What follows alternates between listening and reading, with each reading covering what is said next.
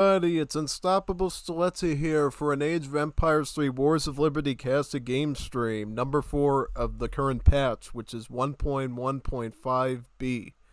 So yeah, Gommiustan really came through and delivered us a whopping 9 games to do today, on top of a good set of other ones I had going as well. I don't know. I think maybe we should start with his first and then move up the ladder to the other ones, because I know Gommiustan games are quite legendary. There's also a best of 3 that we can look at as well, which I'll probably do second. But yeah, that sounds pretty fun, right? Oh yeah, absolutely. So thank you for coming to the show today. We're gonna have all sorts of good games to look at and talk about. So yeah, for everybody that's new, I'm Unstoppable Stilezzi here, and I will be casting Wars of Liberty today. I know some of you might be coming from that casted game stream I did for the PK tournament, since I started to do some ad campaign stuff for that, but no, today we're just doing Wars of Liberty today, so it's a very different variant of Age of Empires 3. So the Age of Empires 3 you saw for PK Tournament is Definitive Edition, so it's the latest version. Wars of Liberty, though, is on the old Age of Empires 3, so the one that either you got on a disc copy growing up, or you might have potentially bought on Steam. So that's pretty good, right? Oh yeah, absolutely, so that's quite cool. The reason why we still play the old rusty Age of Empires 3 is because Wars of Liberty has a ton of civs. It has the Zulu, it has Canada, Australia, Brazil, Maori, aka New Zealand. You got the Egyptians, you got the Koreans, you got all sorts of civs. That's why we still play it. Also, we have a World War I age where you get tanks and planes and poisonous gas and stuff, all sorts of cool tools that you can use. It's quite nice. So yeah. And basically what I do is I take all those games that people submit to a Discord server, the multiplayer one, and I go ahead and I talk about them, try to talk about strategy, about what I think about the battles, my opinions on the skill of the people and everything. Just yap about whatever I feel like related to those games, and hopefully you learn something from it and you get to see some real action on the battlefield, you know? So yeah, that's great.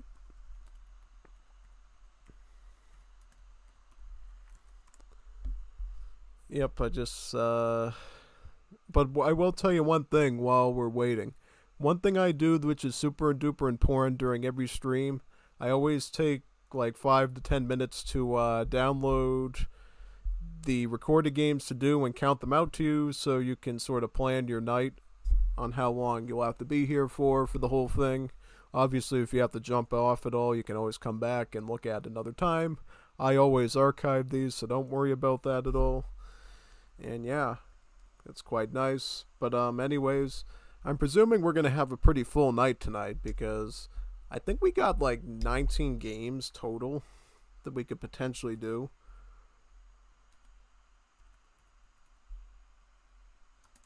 So yeah, that's gonna be quite interesting. Don't mind me though. I'm trying to like write and talk at the same time, and it does something with your brain, I think, where your brain doesn't know quite what to say. And it might take a while, you know what I mean? Because half your brain is trying to do the writing aspect, and the other half of your brain is trying to do the talking aspect, and you're sort of speaking out 2 languages in your mind at the same time. So it's a bit tricky. It's a bit tough, but we get it done either way. So, yeah. Hopefully everybody that came last night liked the Holo plushie skit I did with Fordra Guzin. The developer, Gafas, didn't even look at it yet from what he told me, so he actually says he wants to go back and watch that right now. He was having some familial issues, I think, so he wasn't able to come on. So hopefully he'll be able to do that when he gets a chance and say, hey, this was great, or this was really bad and you need to, you know, do a new profession. I'm fine with either, but yeah, that'll be good. So yeah, I'm almost done. Did you know I probably like share every stream I do manually with like 20 to 30 something Discord servers? It's like crazy. I have to go copy paste all by myself. There's like two really good Discord servers that actually, I think two or three that actually has a bot that does it for me, so I don't have to worry about. But the rest of them, I'm all on my own to do it. So if you all know a program I can use to have it be automated for me, I'd be much appreciated to do that. It'd be quite good, actually.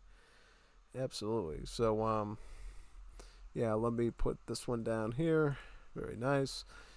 Yeah, keep scrolling, scrolling, scrolling. We're almost done. Don't worry. We're almost through the stack. Now you're all itching to hear me talk about how many games there are tonight. So we'll just speed through these and we should be all set. Yeah. I was actually looking forward to it when I heard that Gommiustan gave us so much material tonight. I was like, I'm changing my plans tonight because the original plan I had for you all was to do that Age of Mythology campaign, the Heavenly Spear one, or at least continue it because I already made it through a fair amount of the missions already. But in the end, I think casted game streams and Wars of Liberty are much more popular to my community because at the end of the day, we're mostly Age of Empires 3 people at heart, you know. Age of Mythology is awesome, AoE 2 is great, but we're really just all AoE 3 people. That's the heart of what we do as players. So I've got to cater to that first, lest I want to lose my identity of who I am as a man and player and stuff. So, very important. Alright, so I think we're all done now with the Discord stream sharing. I think there's one more, and we should be all set there. Definitely. One more here, and we should be all good to go. And then we get to count out how many games we got. I copy and paste them into my game, and then we load them up. So that's what we're going to do now. Let me do that right now with you all. Scrolling right over here. Lovely channel in Discord. So here's how many we got tonight. Just to put it into perspective. So if I go up to the Rec Games channel in the Wars of Liberty multiplayer server, you're more than free to go there yourself and do your own casting of these games as well if you want to practice, want to get good at the profession of being a caster for RTS games. This is a good start for you, but I'm just going to do it myself right now. So we got uno. So we got one game, we got dos, got tres, got cuatro, got cinco, seis, siete, ocho, nueve, it's got 9, and then we're going to go 10, 11, 12,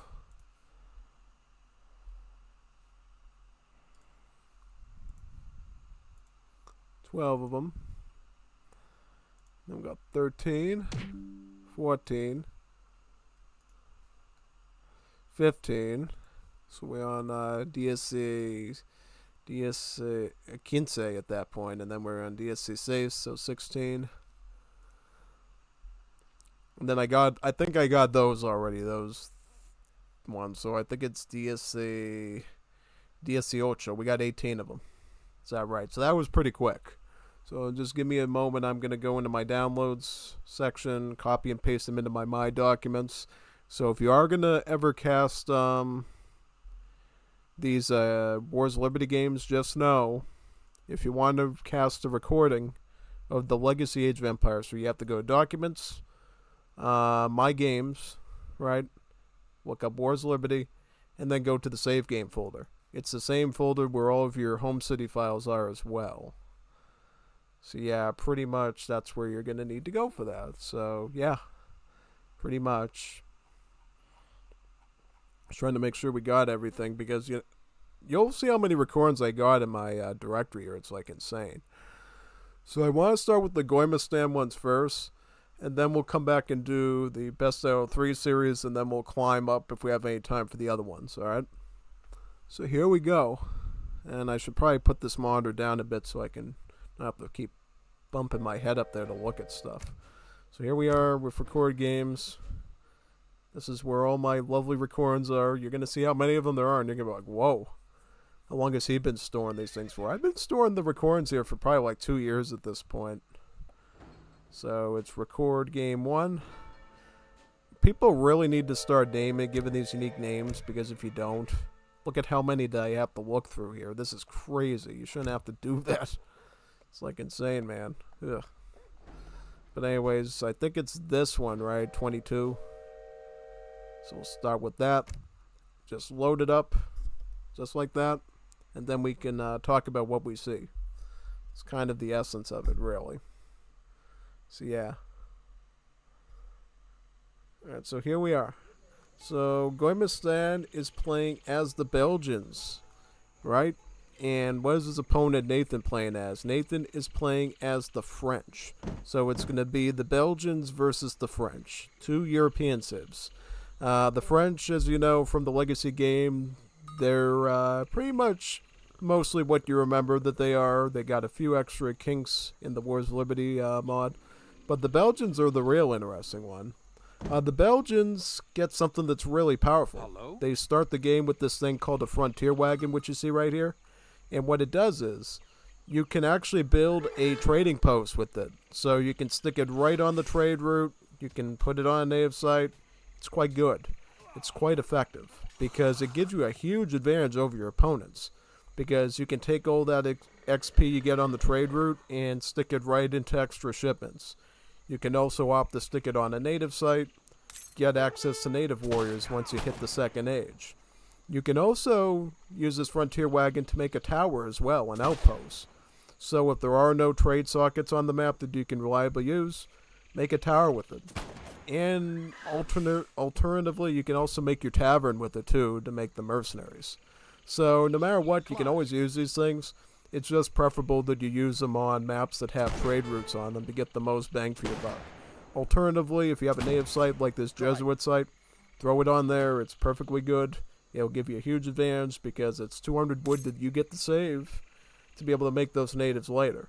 So now, basically, Gommiustan has access to some reliable Dragoon units that he's going to be able to use later. But I will say, I'll be honest, Dragoons are not that good in this mod, because they sort of did a partition of how hand cavalry works. You got like sort of like light melee cavalry called Scout, and then you have heavy melee cavalry called Assault. And apparently the Dragoons at range only counter the heavy ones, not the light ones. So as far as fighting Hussars, you actually have to go into melee with Hussars now to counter them. Whereas the heavy cavalry, like, you know, the Cuirassier, the things with big lances and armor, those you can continue to shoot at range, no problem. So the rules are a bit different, but just know that Dragoons are a little bit less useful now. You're mostly going to want to be using things like muskets a lot more, I think, and particularly spearmen. Spearmen are quite good when you're fighting cavalry, just because they're a little bit more flexible against all types of cavalry, I would say, compared to Dragoons, unless mobility is a concern. If it's mobility that you're worried about, then yeah, Dragoons are going to still be your best friend. Yeah, but either way, Belgians are bringing in their first shipment here. What deck do they got? So this, from the looks of it, is a very native-focused deck. This card here, Colonial Recruitment, gives you a shipment of native warriors from each allied tribe that you got. You see a similar card to this in the vanilla game. It's just reskinned to be more African colonial base. So yeah, pretty much if Gommiustan can also get the Sufi site, he will get a batch of the War Elephants from here, and then he'll get some Conquistadores from here. So he'll get some Dragoons, he'll get some Assault Cavalry, some Heavy Cavalry, which it could be quite good. And that's usually what we see a lot with the Belgians in 1v1. Typically what they do is they start the game with trying to get as much natives as they can. If a map just so happens to have 3 or more natives on it, they're going to try to get one of each of those so they can get a huge batch of native warriors to throw at their enemy to start an initial rush, and then they snowball it with obviously their unit shipments like line infantry, your muskets, and your volunteers, which would be your crossbowman replacement. So statistically, a volunteer is the same as a crossbowman, 1.25 against muskets, and another multiplier against dragoons. So same unit, just a different weapon, you know. Instead of using an archaic form of a bow, it's using an actual firearm. That's basically it. What is he going to age up with? The Artisan.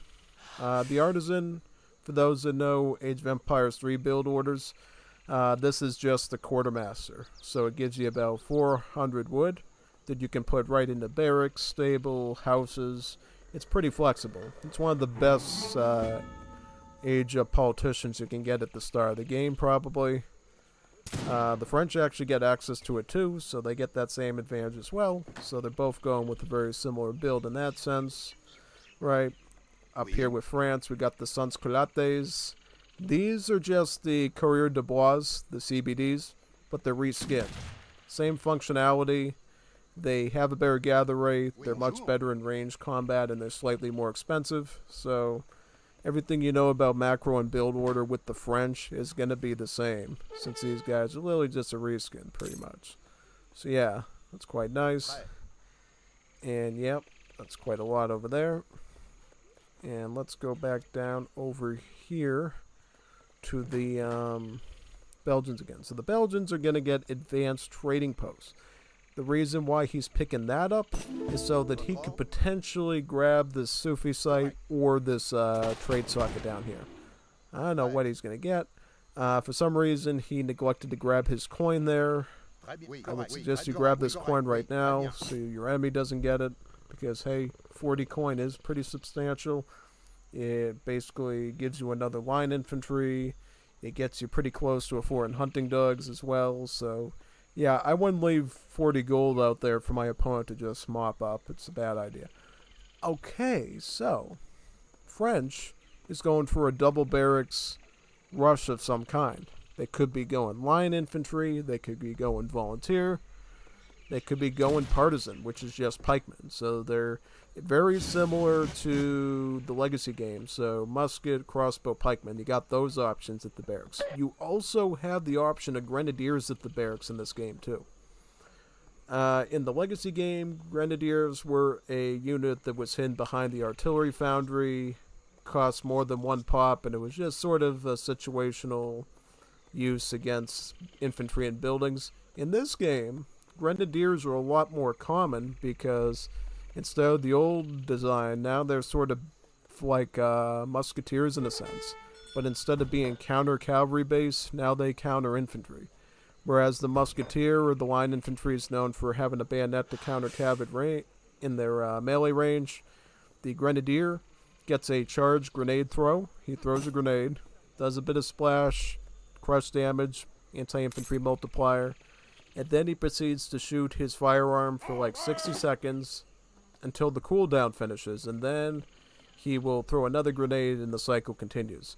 And instead of hand armor, since he's not that great in melee, the grenadier just has some pierce armor. A little bit similar to these guys, the volunteers. So looks like he's going to start out with volunteers, and then he's going to follow up with his pike unit, the partisan. A bit of anti-cav, a bit of anti-infantry. He's also going to be shipping about 8 volunteers as well. Let's see what Gommiustan has in store for us. So right now, he is queuing up Conquistadores there. He already made a batch of them before, and he's raiding his opponent with them. As you know, in Age of Empires 3, majority of ranged cavs do have a malice against Vils to keep them from being Age of Empires 2 Huns OP. Oh no, look at this. Look at what Gommiustan did. He landed right on top of the pikeman. That's very bad. Because notice that the pikeman has a multiplier against shock.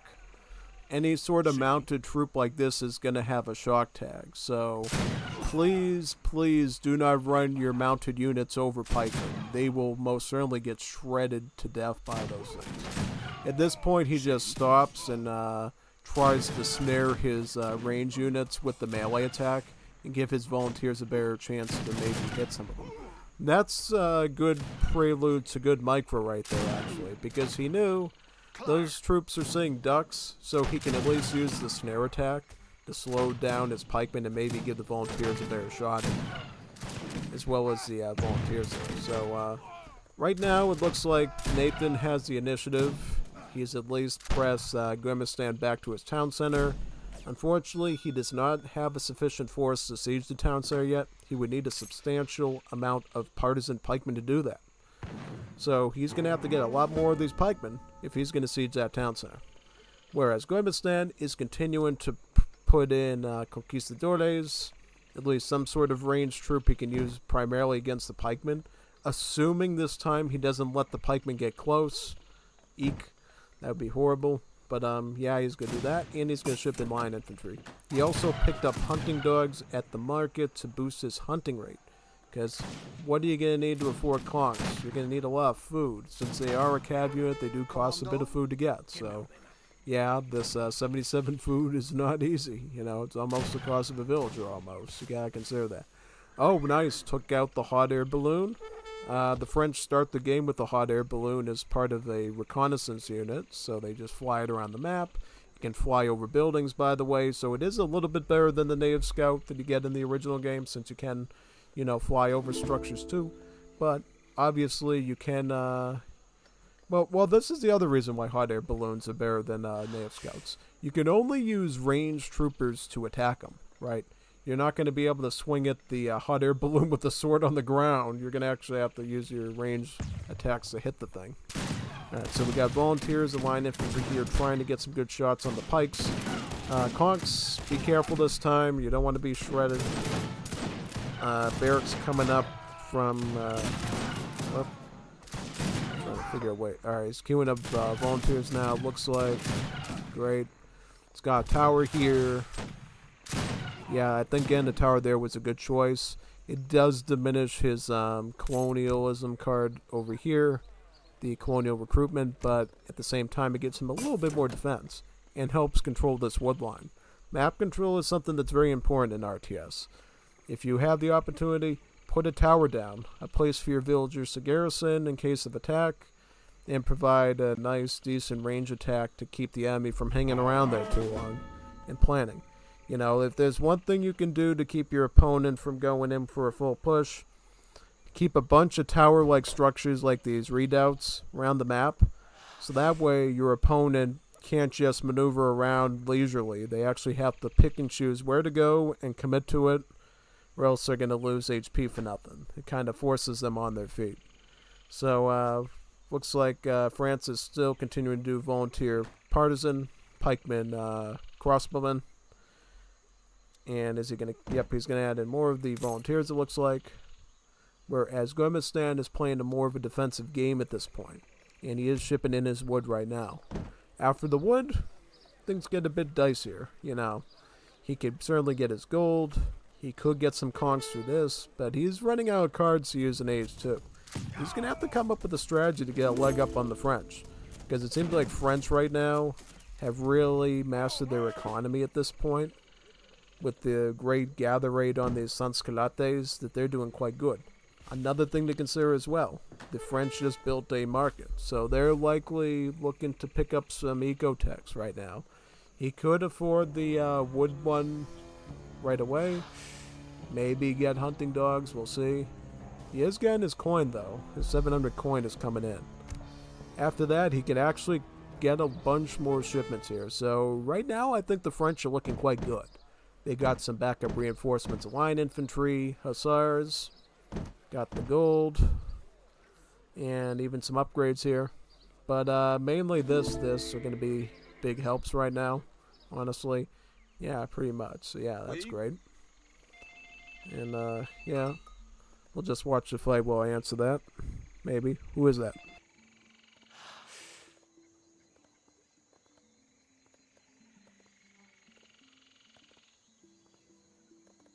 Prêt. Je le ferai. Oui. Votre ordre? Oui.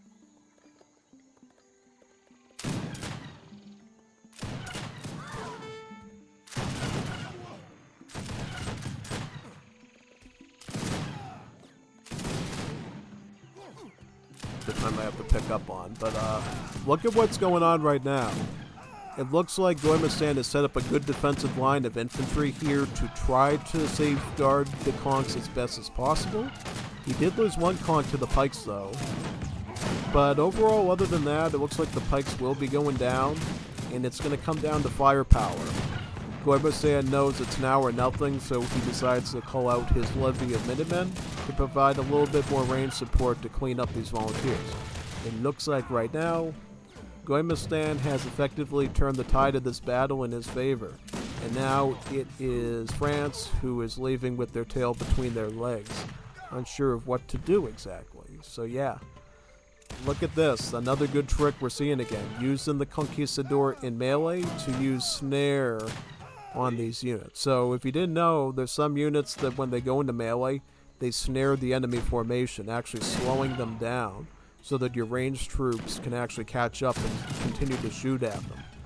It's a good tactic to use if you're a more advanced player, or even just any player. You know, if you have like a hussar or something, or any unit that you could put in front and just like slow them down, go for it. You'll get a lot of extra kills that way in the middle of a battle. It's quite good. Let's see, we got 600 gold coming in from France. I did say they had a little bit more shipments to work with than their opponents, so they are going to try to leverage that as best as they can.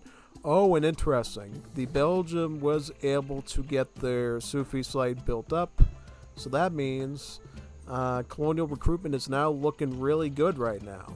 It's going to be able to get a free batch of conquistadores as well as the war elephants, both an assault and a maneuver unit, which is the new name they give to dragoons in this game, the maneuver class. Also putting up a dock and starting to do fish economy. Yeah, Malaysia, which this map is very well known for fish economy. You're really encouraged to build a dock when you get enough wood to do so and start doing some fishing. Because notice how this big body of water is pretty exclusive to the player on that side of the map.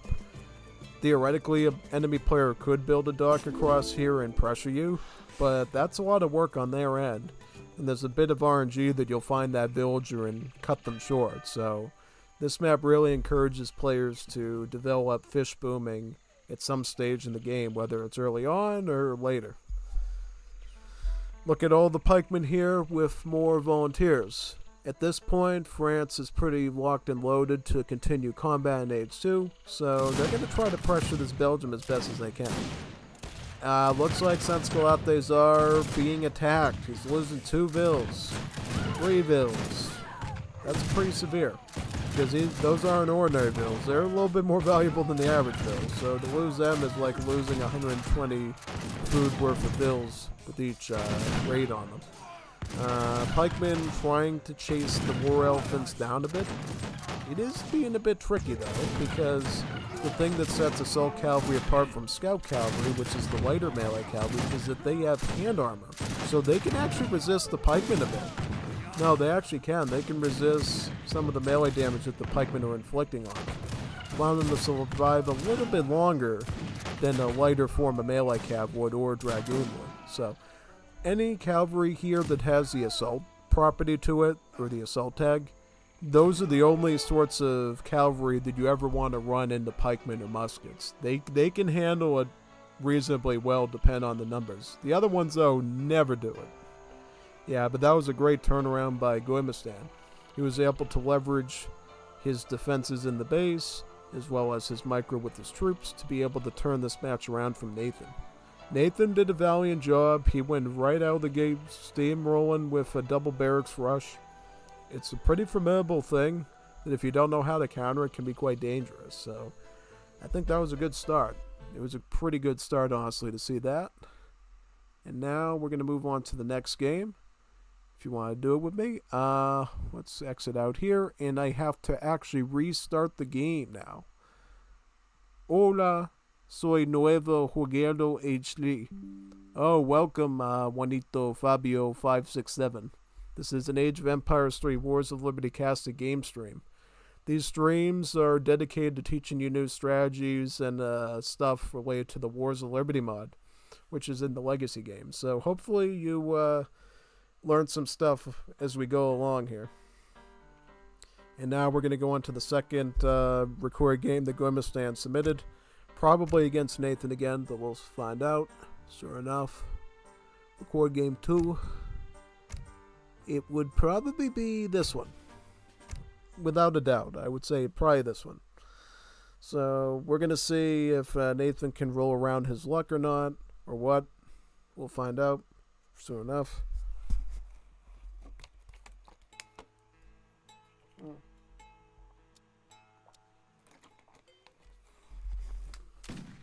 Okay, so now this is indeed a Gommiustan versus Nathan game again. So maybe this is a 9 game series, who knows? So looks like Gommiustan is running the Australians and Nathan is running the Koreans. So Koreans versus Australians.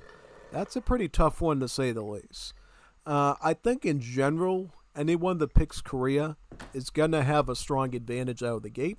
It's because Koreans are arguably the strongest Asian culture civ in the mod, just because of their booming capability, their elite troops early on. It's really tough to deal with a Korea that knows how to play the game properly. So I think this guy playing the Uro Crony civ, as I call it, because it's Korean and we know our little crony bear is Korean. Very strong civ. Absolutely. Very strong civ, that Uro Crony civ. Australians, on the other hand, they're a bit different. So they're one of the few civs that actually has a villager that costs a bit of food and gold. So it actually requires dual macro at the start of the game. So you have to have some vills on food, and you have to have some on gold. It's kind of complicated. But here's another caveat that you need to understand. So the Australian first age up is actually just going to cost gold. So it's ideal with the Australians to minimize your hunting work in age 1 as much as possible and get as many vills onto the gold as best as you can. Because if you don't do that and you have too much on hunts and you're too worried about not missing a villager in the queue, you're going to have a delayed age up and you could die from that. Yeah, Australia forces you to fit things slightly differently with your initial build order. From what it looks like here, Gommiustan is able to effectively maintain villager queue with just a convict labor as well as his starting fur trader here. So that's a good rule of thumb for you players who are thinking of starting their build order with the Australians of what they should be aiming for. So it seems like from this model you can just go fur trader, labor, so just 2 vills, you can maintain that queue. And then from there, just run a constant flow of villagers onto the mine. That's pretty good. That's pretty good. And it looks like he's also going to ship in some fur traders there as well. Quite nice. By the way, the difference between a convict laborer and a fur trader is the fact that convict laborers are your normal villagers for the Australia civ, and the fur traders are a bit of a explorer villager hybrid. So what they can do is they can gather food, they can hunt, they can do berries, they can even do farms.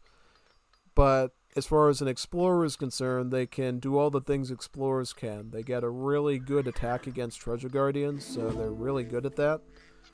They can obviously collect treasures, they can build trading posts, and they can build town centers.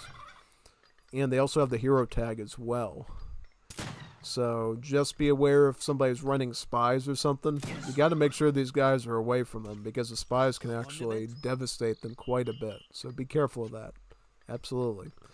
So it looks like he'll be aging up with William Dampier there. So one of the colonial politicians. Australia, as well as the United States, Canada, belongs to a culture called the Anglophonies. And what sets them apart from other civs is the fact that they have 2 dueling factions active in the civ. And depending on which politician you pick with each age up, you get a specific unique unit. So if you pick one of the colonial ones in this age, you get a bushranger, which is essentially an early skirmisher that you can make out of your barracks. So it gives you a pretty sturdy anti-infantry unit that you can utilize right away. Whereas the Koreans, being part of the Asian culture, still continues to build wonders, just like the other 3 Asian civs do in the Legacy game. For the Koreans, you should always build the Grand Palace first. It's one of the most effective economic wonders in the game. What it does, the first aspect of the Grand Palace, which is pretty good, it produces free villagers over time for free. Think of the Ottoman Town Center bonus where they get free villagers. That's what the Koreans do with their wonder here. Not only that, it adds another slight perk that lets you research all the European market technologies from age 1. So hunting dogs, gang saw, your placer mines, as well as the 2 villager ones, for double price. So it's not an easy grab, but at the same time, if you can get them very quickly, it means that your natural resource economy with the Koreans is going to be ahead of all the other civs in the game, provided they're not running cards like Furrier and ones like that. So just thought I'd point that out to you. Speaking of which, this is the Korean deck here. This is a pretty standard Korean deck. Important parts, your resource crates, usually Archer Spearmen. Some people like to run Gabo Reforms. It essentially is the same as the Bushido Principles consulate tech for the Japanese isolation. It allows you to train units in blocks of 10 instead of 5. So you need less military billions to maintain armies, which is good. Diplomatic Intrigue gives you, again, 300 export, and then you can switch between allies of the consulate a lot easier for the cost. This is a very important one to understand with the Koreans. It's called the Lord of the Mountains. So what it does is, you build a monastery like you do with the other Asian civs, right? But this card allows it to spawn tigers for free over time. So you get free military. Free military. The only supposed trade-off is it reduces your tiger build limit. So normally you can have 10 tigers in the game. It cuts it down to just 5. However, the fact that you're getting free melee units, that's very extremely good. And not only are they melee units, they're melee units that don't cost population either. So they don't even house you. They don't even restrict your access to being able to train more vills or military. So it's just an added source of melee unit that you can use to, again, snare your enemy, just like we saw with the conks in the last game. You can snare your enemy with the tigers, and the Korean archers can be right behind them, firing away at the enemy. It's quite good. Here's Australia with the Bushranger, adorned in Ned Kelly's armor, of course. It's the closest thing to a medieval knight you'll probably see in the 19th to 20th century, which Wars of Liberty covers. Quite good. So, yep, pretty much these guys could be considered early skirmishers. So, multiplier is the same as a skirmisher in terms of heavy infantry and dragoon. Range attack 18. Pierce armor is 30%. So, it's a pretty sturdy unit to get early on for range combat. If you're going to be doing a lot of range combat in Age 2, the Bushranger can be a pretty reliable option if you want like a standard traditional gunpowder skirmisher. They do have boomerangs as well, but that's for another match when we see them. Kind of, it's a funky sort of throw an axeman type skirmisher unit, similar to the Sudanese dervish warriors that we see in the DE game in terms of purpose. But yeah, looks like Australia will be shipping in some wood. Looks like so far they've sent their gold, and now they send their wood. It's pretty common in Australia decks to see a ton of unit cards, just because they're a bit slower up to the plate. As I said before, you got to basically start mining right away in Age 1 as the Australians to be able to maintain your economy, because their first age up is just gold, and then of course their villagers half cost as gold as well. So gold is something you always need access to as the Australians. There is a way to help that though. So every time you train a villager as the Australians, you get a free wool sheep. And the wool sheep, you can build a barn, and they'll fatten at the barn just fine. Yeah, because Wars of Liberty gives your livestock pen the option to fatten food herdables and gold herdables. You just have to make sure it's set onto the mode of the animal type you want to fatten, and then eventually they'll fatten up and you'll be able to gather their gold. So wool sheep, as the name implies, have wool on them. The kind you would use to make like a sweater or mittens or a hat.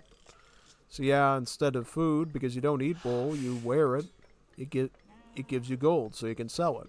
Pretty simple, right? Yeah, pretty much that's the way that Australia is able to maintain a good, steady flow of gold even after their mines are completely finished near their base. Thankfully, having access to all those gold wool sheep gives them a pretty good advantage of making sure they never run out of gold. All they really have to focus on is food if they want to survive in the mid-game, usually. Obviously, eventually, you are going to need to start thinking about plantations with that civ, but it's not for a while. You know, the wool sheep will at least keep you going for a bit, so you can maintain some queue of bushrangers, light cav, whatever you need. Which looks like he is starting to make now, too, the light cavalry from the stable. So, light cavalry, It's just an Anglophone Hussar. Nothing too different about.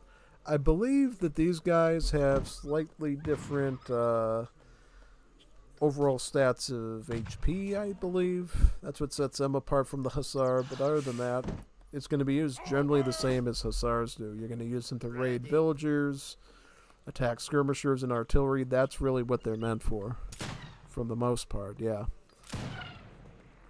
Picking up Deer Hunt. Deer Hunt is actually the second hunting tech for the Anglo-Civ, so he's going pretty deep into food economy at this point, yeah. Another thing as well, Australia is also going for fishing, because there is an opportunity to fish on the Florida map, which this one is. And Australia is actually a really strong water civ in terms of fish booming. I don't think that this deck really has all the good fishing cards, but still, it's definitely something that Australia plays really good into, is establishing fishing economy. Because as I said before, you need a lot of gold as Australia. And one good way you can get gold in the late game, whales. Whales on the water. If you can get a good, safe, secure group of fishing boats, you can put that right into at least 12 or so, maybe 16, 20 gatherers on gold. I think it's quite good. You'll think it's quite good too. Yeah, so light cavalry and bush ranger for them. And with the Koreans, they're going archer mostly. They're going with the Myung. So these guys. So these are longbowmen. If you want to know what they are statistically, they're longbowmen. So they have the 22 range, plus they get the multiplier against heavy infantry and dragoon, obviously, and they get the same rate of fire of 1.5. So they shoot fast and they shoot far. That's why these archers are so good. They shoot fast and far. You back them up with spearmen like these, the Dangpas that you can train, or you can go with the Russian consulate allies and get the Opolshenayes. These Opolshenet pikemen. And they'll protect you from light cavalry or any sort of shock unit like that. So the pikemen do connect with the light cavalry, but what Gommiustan does, which is interesting, he goes into trample mode. So what trample mode does, it causes your units to move and attack slower, but it gives them an area of effect instead of just attacking a single unit at a time. Now, what Wars of Liberty did, which was different, they actually removed the negative effect of trample, so units no longer take damage when they go into trample mode. Well, what I mean by that is you no longer receive damage.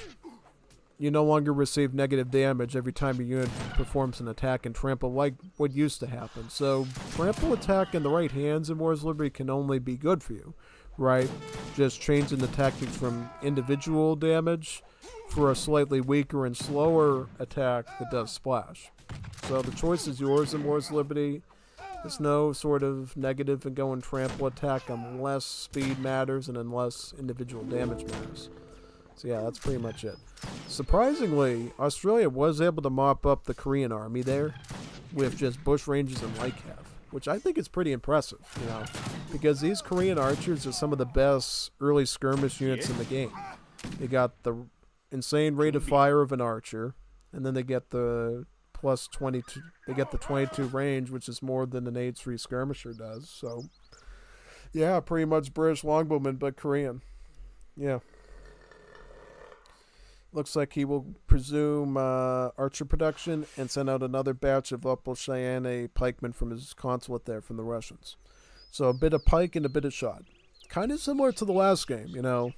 In the previous game, Nathan went partisans and volunteers, so a pike unit and a shot unit, one to fight the cav, one to fight the infantry. He's doing the same thing with the Koreans this game, but it's arguable that it's really the most viable strategy that the Koreans can go with, you know, archers and spearmen, because that's really the main units that they have access to in Age 2. They can build a stable, but they don't get access to melee cav until Age 3, actually. In Age 2, they're restricted to the Gungo Cavalry, which is a Dragoon unit, actually. So they're one of the few civs, like the Lakota, that has access to horse archers in Age 2 that they can use to fight heavy cavalry with. So, yeah. Sometimes it works out really good, and other times it's bad, because obviously we normally think of things like Hussars as being more useful early on, compared to things like Dragoons, which are a little bit more situational and more limited because of the restriction on the range attack. Alright, so we got light cavalry and bush ranger for Australia. So a skirmish unit and a scout unit. So this is a scout cavalry. You saw the elephants last game, they were assault. These are scout. So these guys, better against skirmishers and muskets. Assault units are kind of the opposite. And these guys got pierce armor instead of hand armor too. So yeah, they're a lot better at charging at ranged groups, usually. Looks like light cavalry's looking for an opening against the archers. It's a bit tough though, since bush... Oh, yeah, because those spearmen keep trying to smother those archers effectively. More archers do come out. Very nice. One little trick that you should know for the Koreans. They can actually garrison military inside of buildings. So you can actually hide spearmen in your consulate. You can hide them in your barracks. You can hide them in your town center. Yeah, it's a great way to surprise your opponent because out of nowhere, spearmen can come out of this consulate at any time and run right on top of this cavalry. Which I think he's trying to do. He's trying to let the cavalry get comfortable and cozy there. Then he's going to run right out with those spearmen and then poke them right where he wants them. Vills need to watch out. I would pull my spearmen out now and try to save these Vill. Oh, he's got... trample attack. Watch out. Trample attack. Gotta watch out for that thing. He's like devastating your HP. He's going to get a ton of kills there if you're not careful. Yeah, he's got some youngs there. A couple of archers to fight the bushrangers with. He got a few spearmen here. He could use these ones to stick over... Wait a second. So he's got spearmen over here now. He's got to pull these ones out, though, to protect the archers here. Otherwise, he's going to take too many losses. Alright, so he's going to garrison them in the barracks. Good choice. Keep them nice and safe until you can get a reasonable army size and then pull them out and start fighting back. Yeah. Korea gives you that flexibility of being able to hide your military inside of the structures. Something you can't do with any other civ in the game, so be grateful that you're the Koreans here. The blessed Urochrony civ. That's really what they're really specialized in, for the most part. Alright, so archers and spearmen come out together to fight the bushrangers. Very good. Now archers will make sure that they're microing down the bushrange. That's some good micro from Nathan. He's making sure that he's spending the most time targeting the range infantry with the archers and letting the spearmen do their job against the cavalry. So he clearly knows what units he's using and how to use them good. So that's great. Really is wonderful. How is he doing in cards though? He's shipping in his food now. And after that, all he's got left is his gold, his villagers, and of course Lord of the Mounds. Should he want to get a monastery up and start getting some free tigers, which I recommend he does, because the tigers could be great for pressuring the bushrangers, because these guys don't have any hand armor. He could also even meat shield against the light cav a bit too and divert their attention a bit, so that's great. Yeah, no, this is pretty substantial here. Also, let's see what the resource count is on this Australia as well. So, food-wise, he's doing quite good. He's been fish booming for a while. He is actually starting to get aquaculture, which is the first fishing boat upgrade for the Anglos. He is shipping in some militia, so he's getting an additional skirmish unit to come in. Quite good, while still maintaining bush rangers. Yeah, it looks like Korea's in a real pickle right now. They're really trying to hold on as long as they can by hiding the military in the buildings as they should, and only taking fights that they can get favorable odds on, which I think is a great idea. But obviously, you got to make sure as soon as the light cav is there, you got to get in the building. Like, don't let him use trample attack right on your troops like that. You know how much splash he's getting on you right there? That is really bad. He's making a huge advantage on you doing that. You don't engage with the light cav unless your spearmen are there. That's a good rule. Us Koreans. Do not try to fight melee cav with archers. You can do it with... If you outnumber them, you can do it, because again, your rate of fire is so good with those archers that sometimes you can beat cavalry, but you can't do it if the numbers don't match. If you get a big stack of light cav like that, definitely don't send your archers into that mess. It's really bad. Super duper bad. So you gotta be very, very careful with that. Yeah, exactly. Big time. Yeah, 100%. Looks like we got some more fishing boats coming out now. Bush ranger there. Spearmen coming out too, Spontooners. Bit of anti-cav. Honestly, kind of useless in the fight against Koreans because Koreans will very rarely have any sort of cav units at this stage. It's mostly going to be infantry. Also picking up the fencing school card to make training of infantry faster, which I think is good. This is faceting, by the way. This is your second mining tech, is the Anglophony Civ. Anglophonies are one of the only cultures in the game to have 3 mining techs. They actually get an H3 mining tech as well. So they're actually really good at collecting gold on the map if you can maintain the map control. So that's one thing I would consider with the Anglophonies. They're really good mid-game with mining because they can get that third technology and it gives them a huge advantage over other cultures. The only one that's comparable would obviously be Koreans because of the Grand Palace and the whole research European market text thing. That's the only comparison I would probably give you there, actually.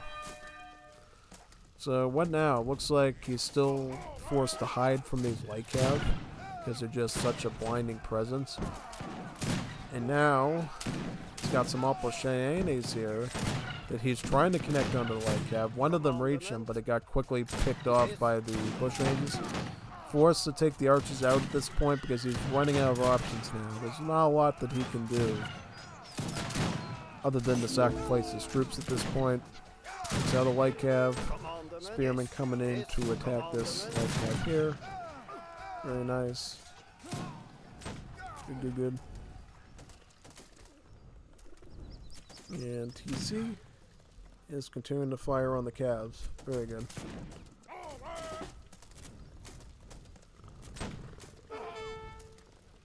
Oh boy. Same. What about that town center? Is that town center going to be able to continue shooting at the units? Yep. But it doesn't matter though, because at this rate, he's so outnumbered in his base, there's not much he can do to survive this.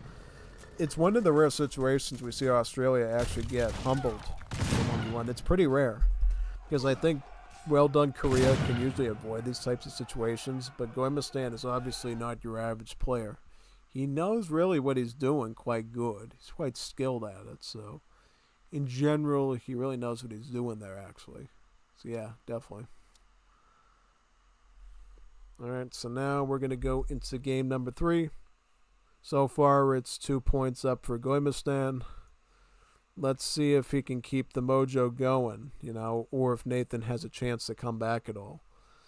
Yeah, so this has been a pretty good series so far. No new messages yet from chat, which is totally cool. If you have a question about Wars of Liberty, always post it on there and I'll answer it at some point, even if it's before the next game. Alright, so here we are looking for record game 3. And that should be right over here. Yes. And we're on game number 3.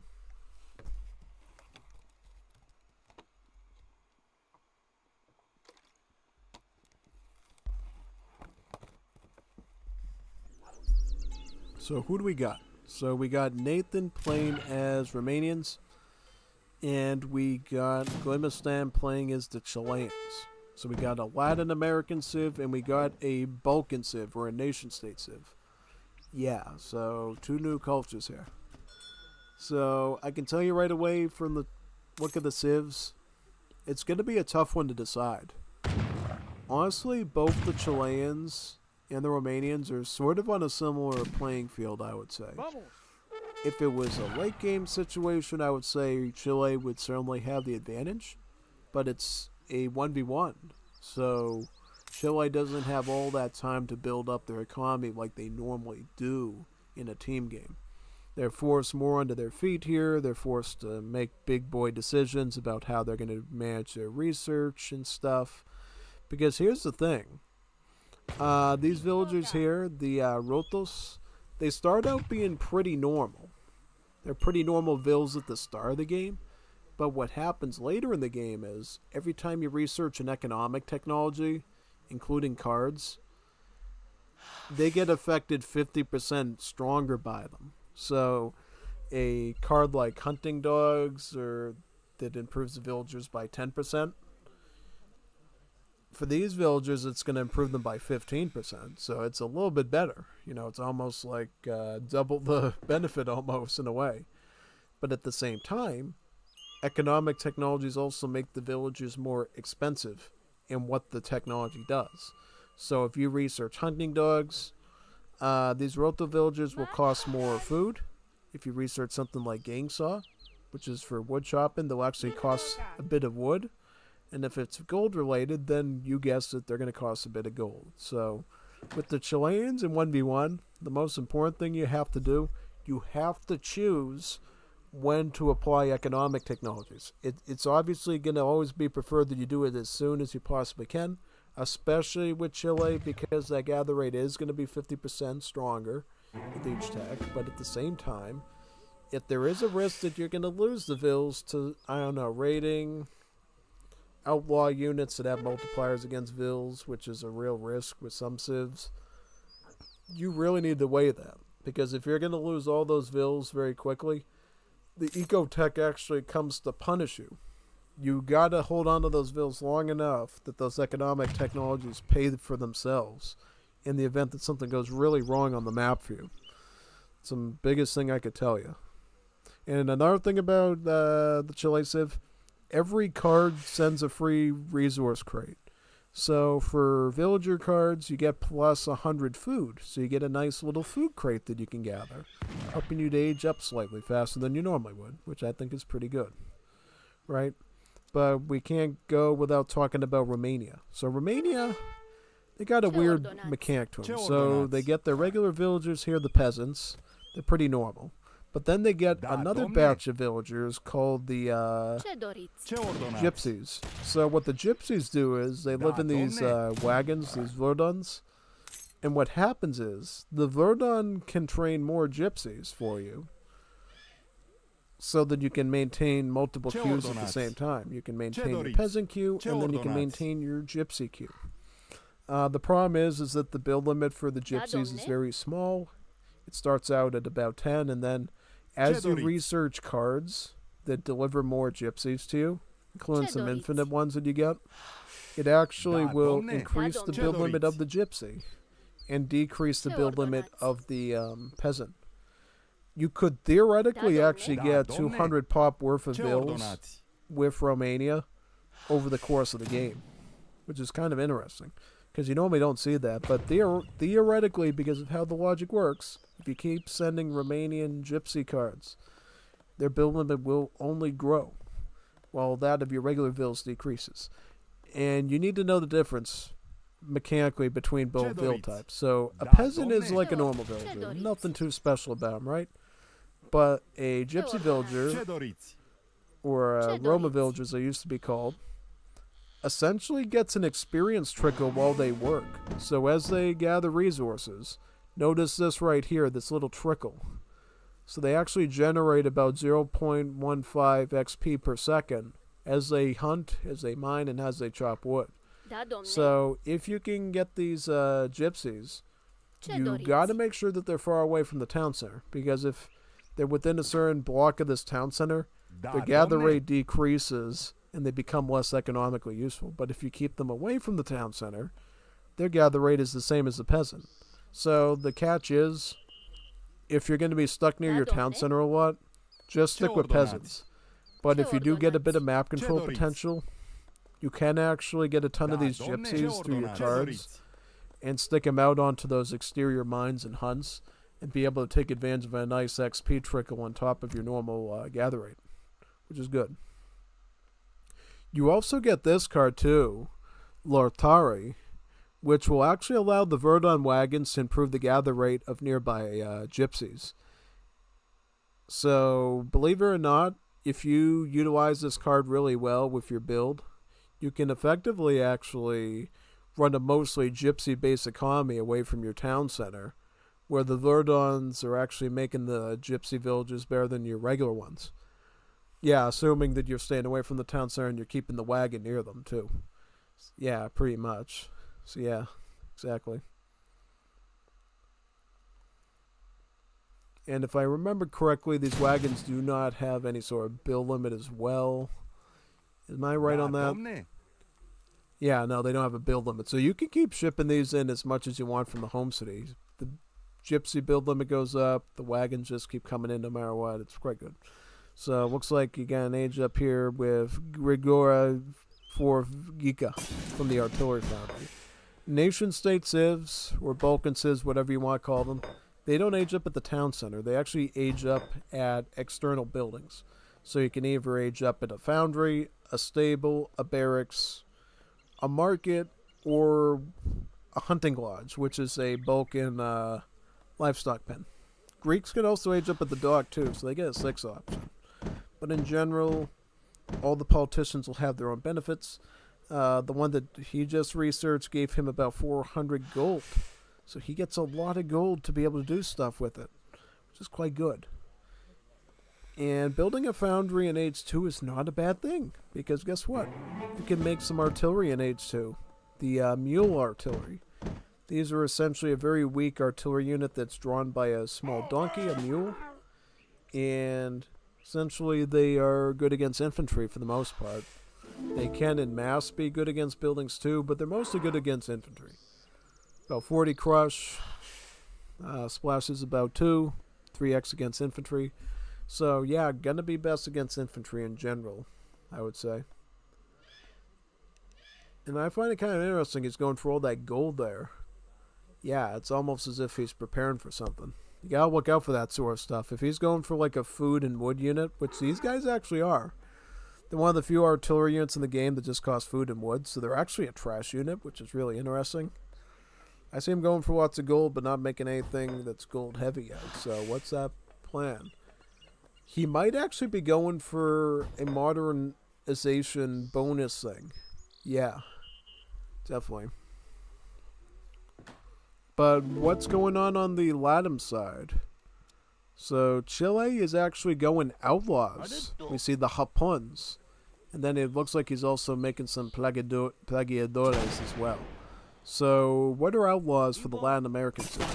So there's this mechanic with Latin American civs like Chile and others, where if you build this structure called the Town Hall, it gives you a free Codillo, or a colonel. And what the Codillo is, he's a hero unit like your Explorer, but he acts like a daimyo for the Japanese because he trains troops. Instead of normal troops, he trains outlaws, sort of criminals, to do work for him. And what sets them apart from regular military is they cost a ton of population to make compared to normal counterpart units. So notice how this guy, for what his stats are, is a 4-pop unit. Kind of insane, right, to think about? Yeah. And normally, there's a card called Codizimo that you can normally research from the home city that will actually reduce all the outlaws' pop cost by 2, which for some reason Gommiustan actually didn't get.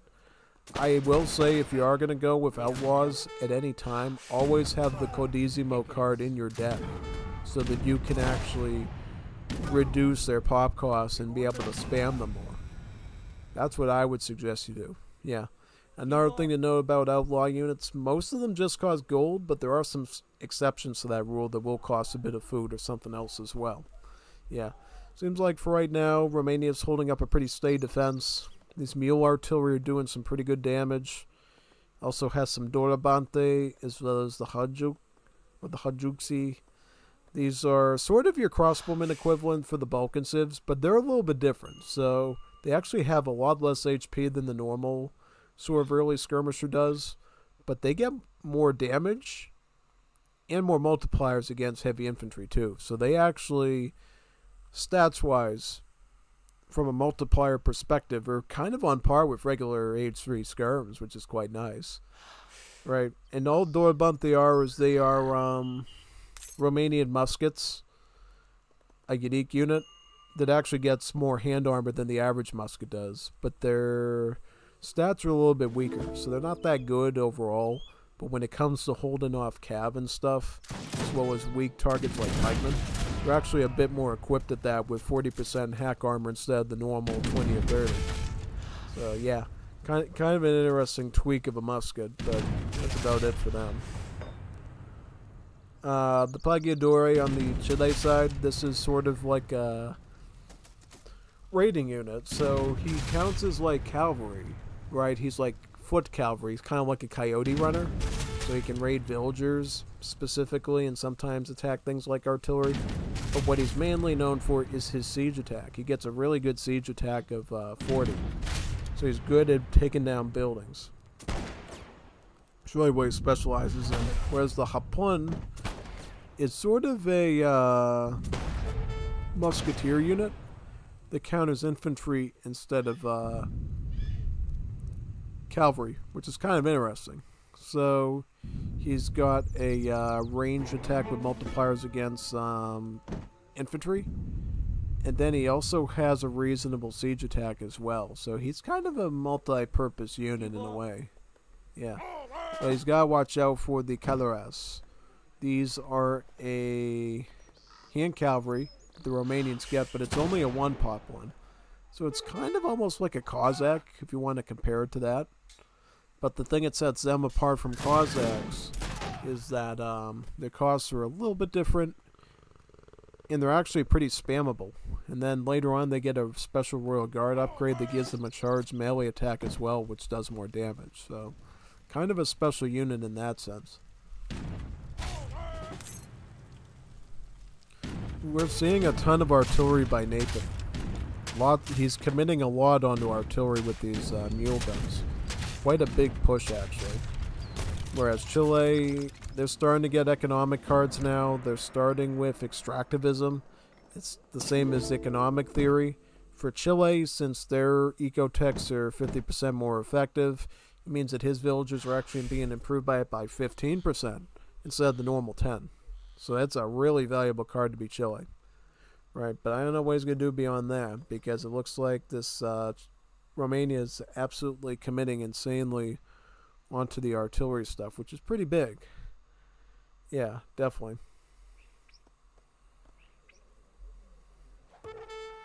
Looks like Caleras are now slicing into the vills. Quite nice.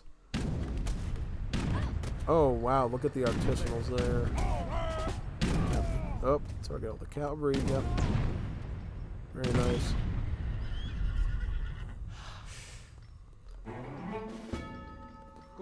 Ooh, el lanciero, very nice.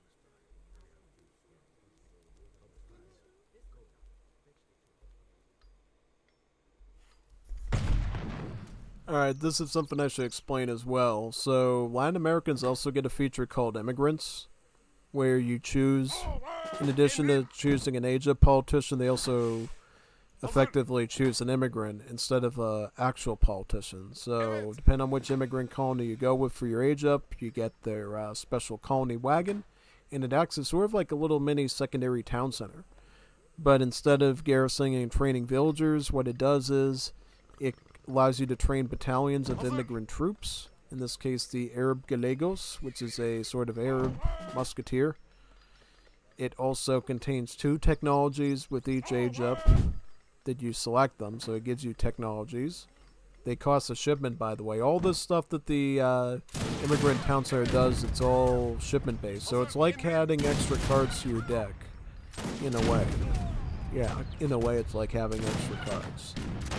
And it can also train some immigrant workers too that specialize in one task. But let's see right here how the artillery micro is. It looks like Romania is theoretically gaining ground with his mule artillery against the artisanals, it looks like. Yeah, range-wise, they're the same. Damage-wise, the artisanals actually dish out a bit more damage and they have more HP. I mean, these mule artilleries are kind of the trash unit artillery, if that makes any sense. Whereas the artisanals are kind of a more dedicated, cheap, early falconet that the Latin Americans do. So yeah, surprisingly, it looks like Nathan is able to beat Gommiustan's artillery, but Gommiustan is using his villagers to actually go into melee against the artillery and to knock them out. Which I think is a clever idea. I was looking at how much hand melee damage the villagers get in melee, like 10. So they like punched all those donkeys to their deaths. Quite good. But now he has to fight some infantry here as well. Looks like, unfortunately, he's going to lose a few more. He's going to lose another lad. Yeah. So far, it looks like Gommiustan is able to survive at least, and he is actually starting to pressure his opponent with some raiding with the outlaws, the Hapuns. Look at how many Hapuns these guys got, 6 of them. So he's effectively tanking up. Oh man, but then the mule artillery arrives to scare them out. Yeah, that's not good. Absolutely not. So yeah, you gotta watch out for your base, because sometimes players will learn how to get good raiding units like hand cav or even these outlaws into your base to take out a ton of vills while you're trying to fight the opponent. It depends on how good they can maintain their control groups and different aspects of their micro. But in this case, Gommiustan was able to make his opponent bleed out a bit in villagers there, which I think was pretty good. Yeah, definitely pretty good. Looks like more Lancieros are coming out for Chile. Also another batch of Gallegos continuing to queue up the Hapuns as well. You should try to keep your Caudillo near your outlaws when you can, because the Caudillo actually gives a aura to the outlaws to boost their stats when nearby. So, believe it or not, if you can keep your Caudillo near the outlaws, it's going to give you a good advantage to do so. Obviously, in this case, he has to veer him off onto the edge of the map so he can stay hidden and not lose him to any of this artillery stuff. But yeah, if you're going for like a major push and you have outlaws mixed in with your army, just keep the Caudillo close to him so that those outlaws will do a bit more damage and they'll survive a bit longer too. It's a good trick for you to know, basically. It looks like right now, with all this military presence from the Romania, he might have to pull out real soon there, or not. Yeah. Okay, so he's got Caudillo 1 there with a Hapun. Yeah. What has Romania got for troops? So they got the mule artillery, so they go in artillery spam, and then they got some Hajusi. Yeah. Oh, he is actually gonna age up. He's gonna age up with Dmitry Katamir. Is that right? He's aging up with an age 2 politician? That's weird. That sounds like a bit of a bug. He's actually aged up with a age 2 politician. That's strange. Because see, Romania gets this cool bonus where you can research technologies early for double the price. But every time you research a technology, it actually makes your age up cheaper. And every time you age up, it makes your technologies cheaper. So it's this weird cycle of the tech tree web that the Romanian Civ is really known for. That being said, though, the choice of hand cav by Gommiustan completely disemboweled Nathan's entire army plan there, which I think was a pretty good move to do. Quite strong. It's going to allow him to basically clean all that stuff up very easily there. Yeah. Definitely. Would be good if Romania could get to like age 3 and start utilizing infinite shipments like the Venatori, which is their age 3 skirmisher. That could be pretty solid. So it's definitely something that I would be looking out for there actually. So yeah, definitely. Should also try to go for maybe the big batch of Calarasi as well. It's usually what you try to do with the Romanians. Yep.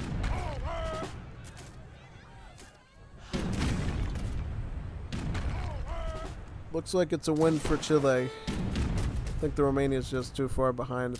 Yeah, I believe the Romania found a bug there with the politician because he's still in age 2 and he kind of just did a loop for nothing. That's unfortunate. Stuff like that happens. Hopefully the devs fixed it for the next version. Yeah. It is a fan-made project, so occasionally you'll find bugs in it. Not too many of them, though. I think in a way, sometimes it feels like Wars of Liberty as a mod actually has less bugs than the Definition game does because of how random they were with dropping support for it. You know? So, yeah. Getting Seifman a little bit too late, I think. Romania should have had him a bit sooner. These are basically your Balkan pikemen. And how they work is they basically have a splash attack, which most pikemen don't, but they have a splash attack, so they can actually attack multiple units at the same time, which is cool. Obviously, they're still good at siege, they're still good against cav, but, you know, they feel a little bit more melee, good in melee, you know, essentially. So they're quite good.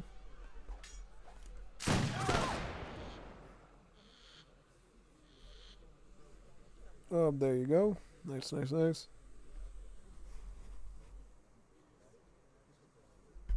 We'll be going to our 4th Gommiustan game now.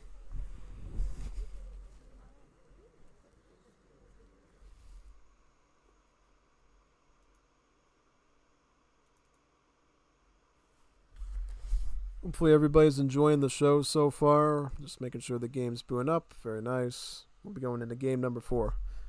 It looks like Gommiustan is up 3 games now against Nathan, so he definitely knows his stuff. He's, like, quite skilled. I've faced Gommiustan a ton of times, both in Wars of Liberty and in Age of the World on the Definitive Edition side, so I can tell you for sure he knows his stuff. We're looking for record game 4, which should be somewhere around the corner here, yeah. I think it is this one right here. Very good.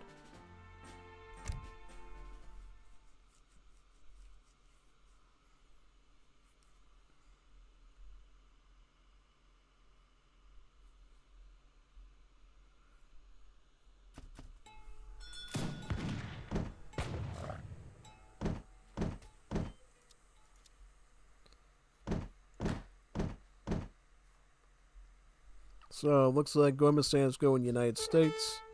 Nathan is going Ottomans. So, Ottomans versus United States. For all you Definitive Edition people out there, this is not the same matchup as it would be in Definitive Edition, because the United States of here, as you might imagine, is a very different civ. So, yeah, this United States is part of the Anglophony culture, and thus, kind of similar to Australia, they just have a bunch of politicians where they essentially helps them to choose what unique unit they go with. And actually, politicians for Anglophonies also come with a unique technology that varies from politician to politician. So, not only do you have to really decide on what faction you want for the unit, but also the individual politician and what technology he gives you too. So, yeah. Ottomans are basically the same civ as they are in any rendition of Age of Empires 3. Town Center gives you free villagers. The military roster is very close. It's a little bit different, but kind of the same. You know, Janissary, Abbas Gunner. They even got Zelis from Definitive Edition. They got Humbarasi from Definitive Edition. They got really the whole Definitive Edition roster. Cav Archers. Yeah. Basically looking at the same civ there. They even got the Nizams, but the ones here are not that good. They're kind of just like a later game version of the Janissary that just... I think they need a rework, personally. I'm just saying. You're better off really just going with Janissaries for the most part when you're playing these Ottomans, I think. But they do get some weird bonus that usually works against them.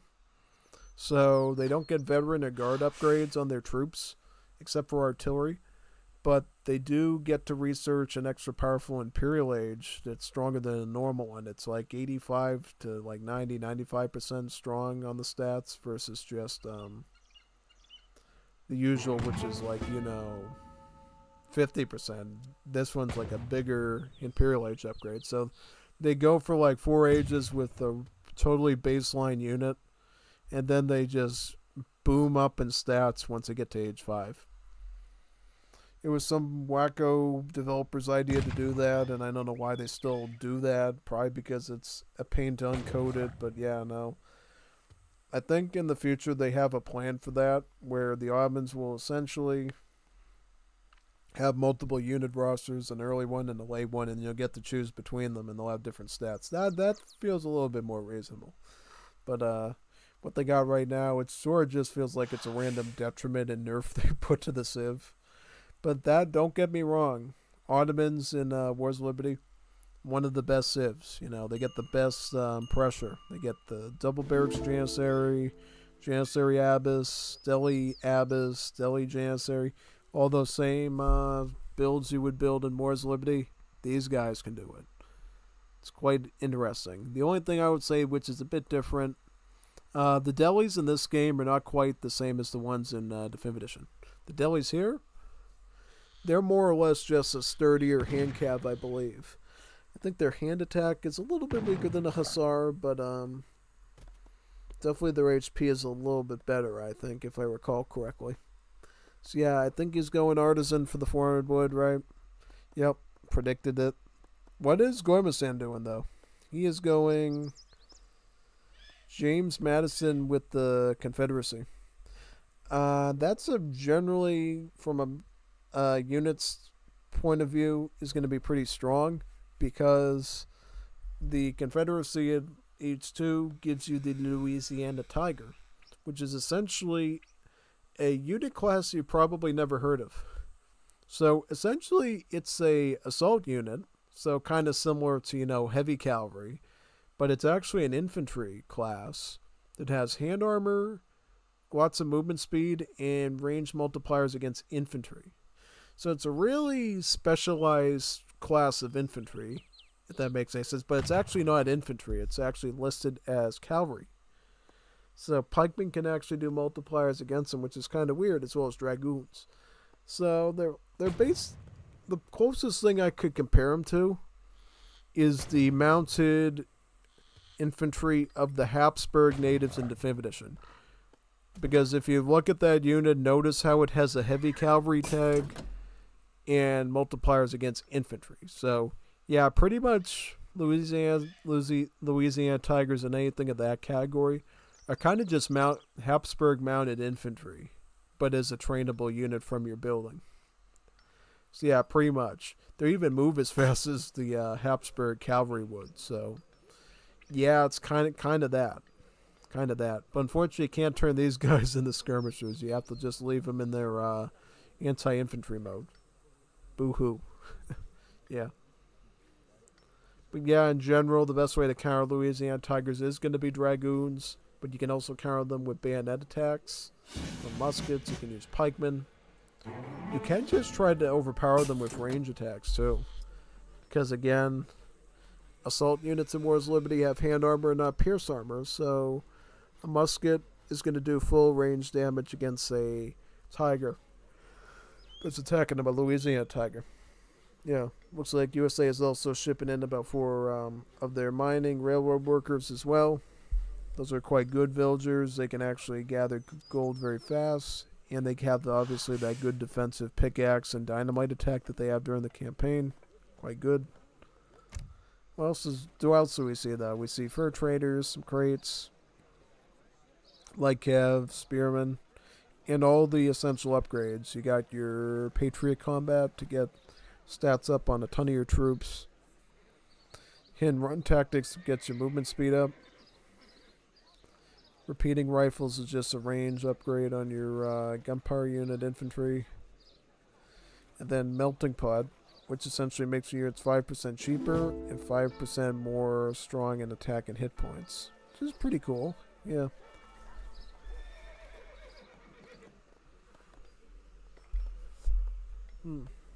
So it looks like USA is going to go Spearman with the Spontuner. What's Nathan up to? So Nathan's going to go Janissary. So he's going to start with just a 1 barracks Janissary setup. Pretty okay, actually. I do like that he went for a trading post, though. Ideally with the Ottomans, you tried to grab up all the trading posts.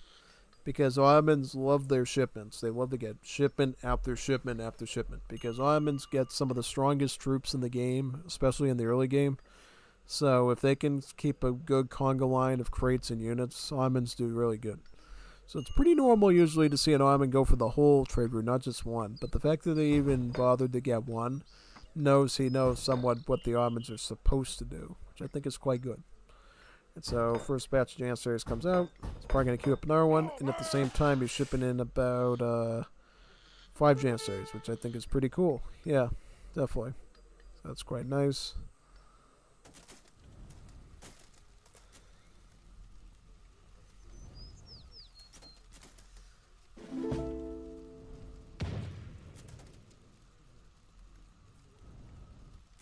TP is going down now. Yep.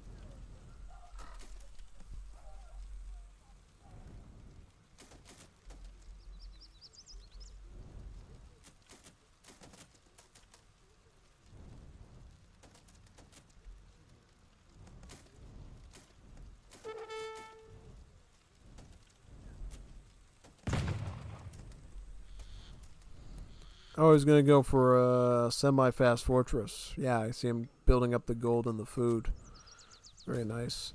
Looks like USA did do a few militia as well. So Gommiustan is sticking to the pike and shot format, you know. Going with some militia, which is essentially Anglophony crossbowmen. And then the Spontooners, which would be the spearmen, the pikemen. Unfortunately, he's not... He's going for destruction of the TP over defending his own troops, and he decided just to rip that thing down.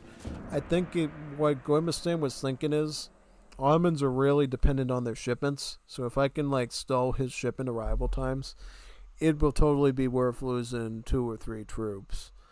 Depending on how you look at it, it can be pretty good. So, yeah.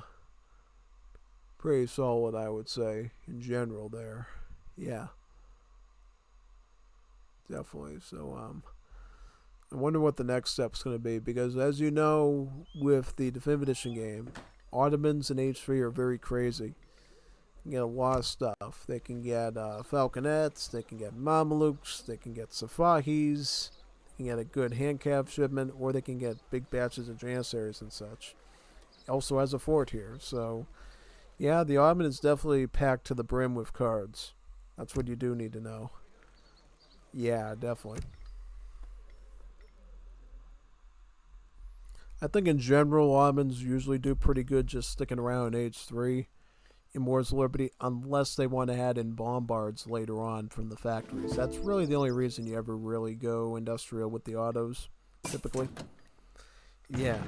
And if you have a ton of housing space, sometimes you can go with Nizam Al-Sassids to replace the Jans, but it's very rare since their stats are really laughable. I'll say laughable.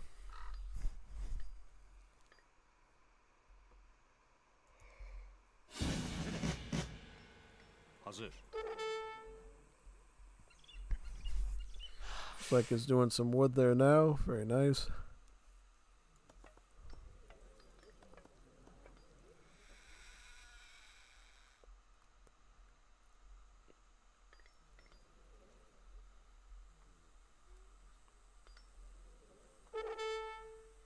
Evet.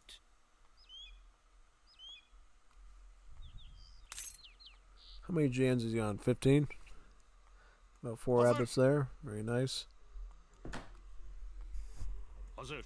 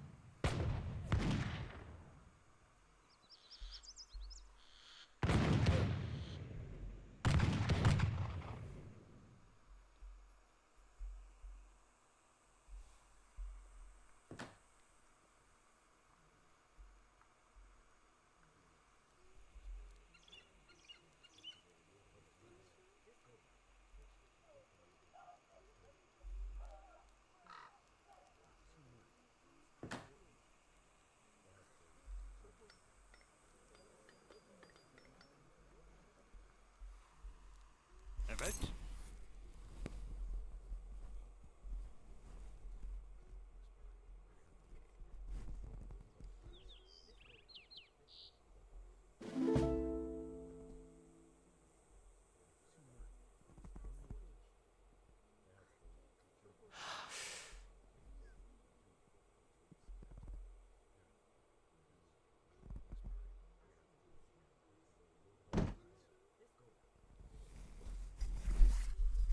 What did he just ship? He actually shipped the hand cav? I don't know about that. I would normally go for the falconets first. Or one of the hand... like one of the big hand calves, like Safai Mamluk. I guess he doesn't have the resources to send one of those, since Safai's cost food and the Mamluks cost gold. But yeah, no, I mean, I was just like, wait a second now. You should be getting artillery so you can overpower the militia and maybe the spearmen. Because right now what he's doing is he's going in with really just a normal army of Jans and Abyss without any sort of major upgrades against all this USA stuff here. So I don't see where the big advantage was in going into the fortress age, you know. And now he's using his dog to snare the Janissaries down. Is it snaring him though? Doesn't seem like it. If it is, it's very slight. Yeah. I think at this point he's just forced to go back to his base and try to regroup. Whoa. Good raid there with the delis, by the way, while Gommiustan is busy pursuing. Got some free kills there on his vills. I think that's pretty nice. More Jans coming in. He's probably going to ship in Safai next, if he knows what he's doing. While these delis down there continue to pressure the vills in their positions. Yeah, now Nathan's going for the whole trade route. He's got this half done, and then he's trying to... He might have to sacrifice this one again, but he could probably get it back once this army's out of here. Now he's getting coin. What's he getting coin for? Is he going Foundry, Abyss? What is he doing? What has he got planned, man? What's up with the lack of elite troops here? No heavy cavalry, no artillery. Maybe he thinks he just doesn't have the backbone army yet to justify expending such elite troops. That could be possible. Who knows? We'll have to see here, actually, where this is going. Yeah. Emrin?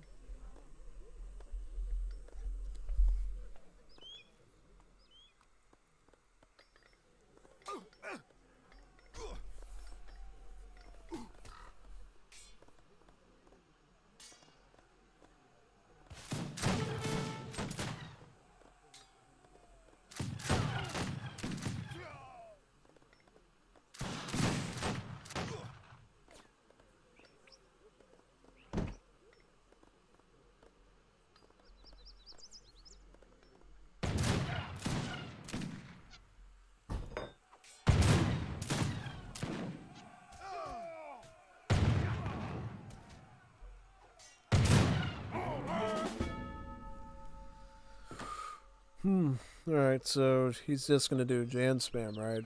Probably gonna send this in next, this one. That's my guess. Oh, Falks. That's okay too. Let's see how this fight goes, because it looks like Gommiustan's not gonna give him any time to get a really good shipment. He just wants to end this real fast. Right now. Alright, hits the dogs first. There. Throws the delis in the front, and he positions Jans to go after the range infantry. So far, it's about even, Steven, I would say. Yeah, Spearman coming off to the side there. Alright, now he retreats back to the TC because he knows the Falconets are arriving.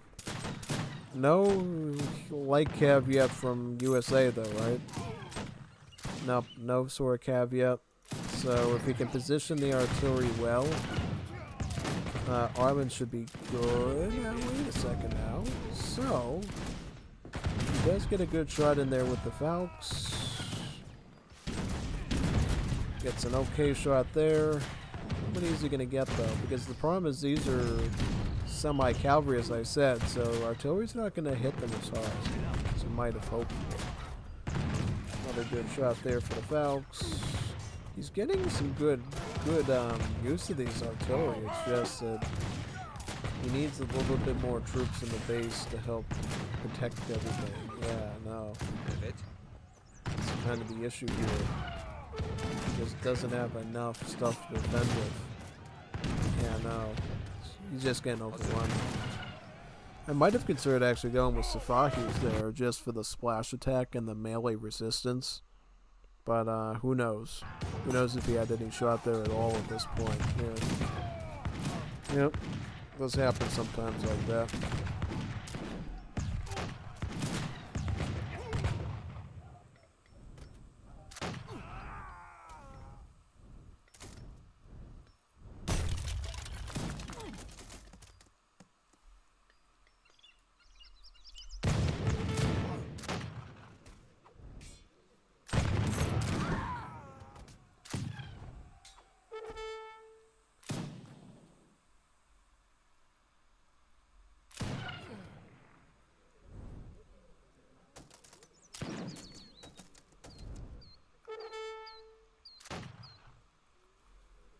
Hazır.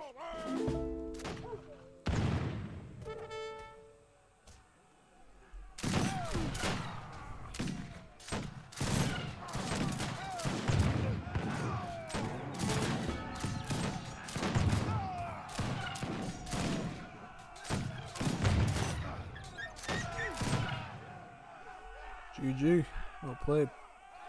Good job there by USA and just applying good solid pressure against that Ottoman before he could become a real threat. I will say Ottoman should have probably prioritized their stronger shipments first and then kept the delis and the Janissaries last.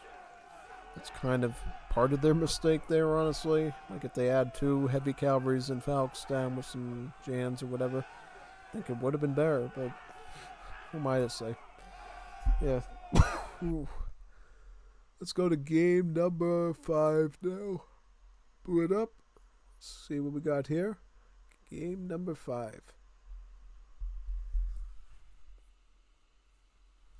So far, this series has been pretty good. I mean, obviously, Gommiustan has always came on top, but overall, his tactics have been pretty strategic, I would say, across the board, yeah.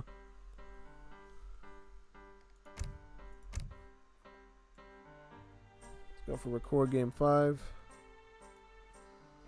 I believe it would be this one, right? Yep, this one.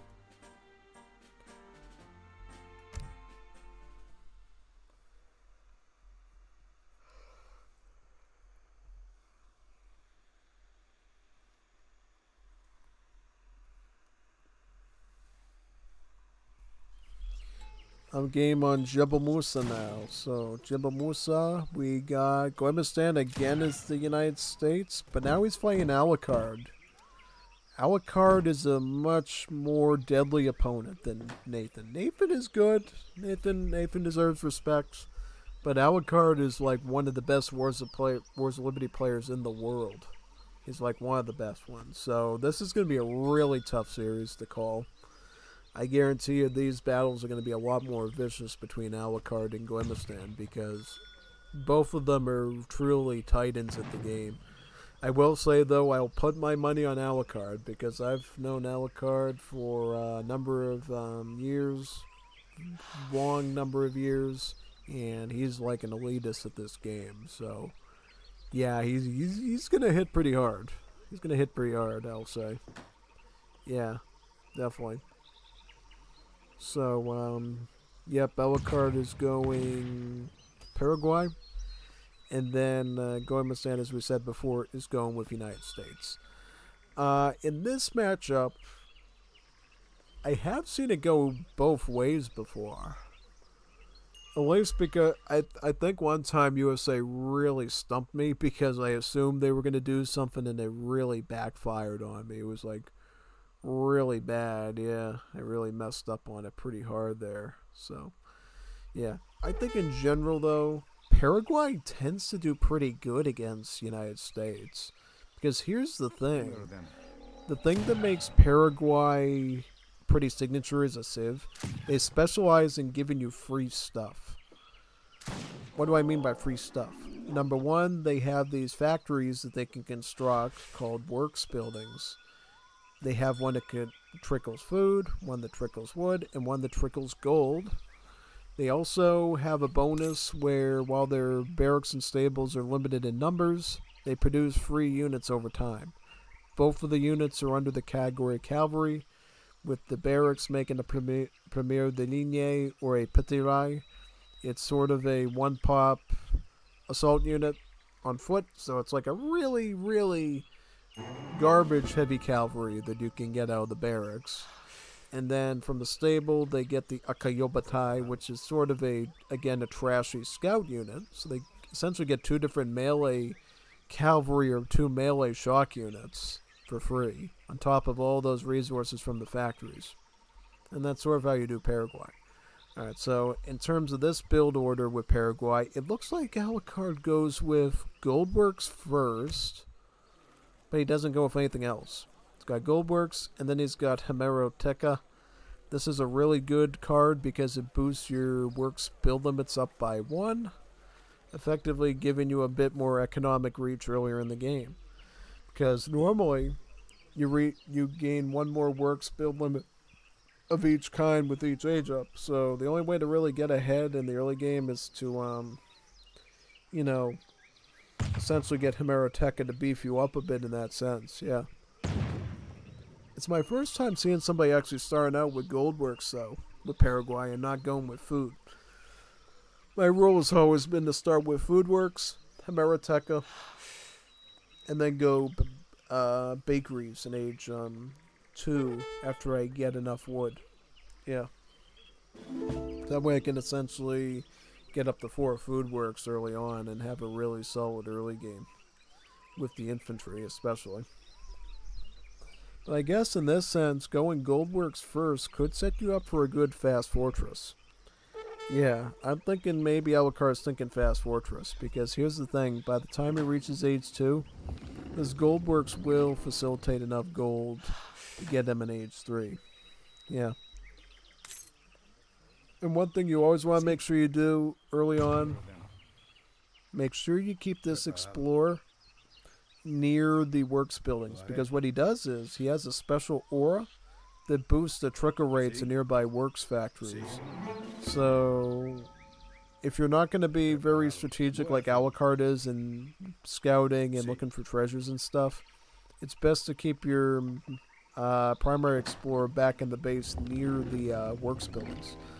What's a little bit different about that explorer is he actually has a villager tag instead of a military one, so that when you try to call up all your troops using the attack move and stuff, it doesn't actually move the explorer along with them. He can actually stay near the factories and do what you want him to do economically, and only call him out to do combat-related stuff if that's actually what you're looking to do, yeah.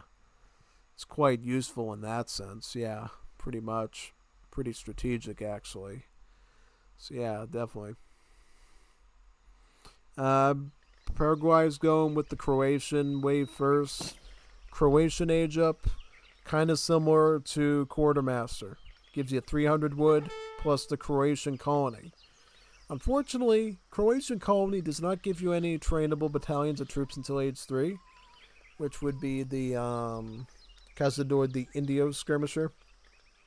But it's mostly just good if you want to start early on with some good early game economy stuff. Because one of their texts is giving you a higher build limit on your churches. Obviously helping you with the XP trickle and stuff. And the other option is giving you a gold mine, which you can stick in your base to get a ton of coin.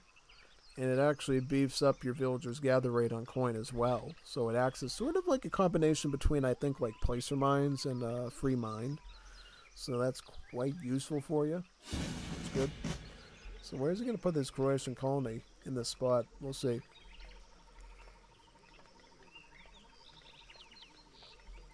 Oh, right by the mine there. Not bad. Pretty good spot.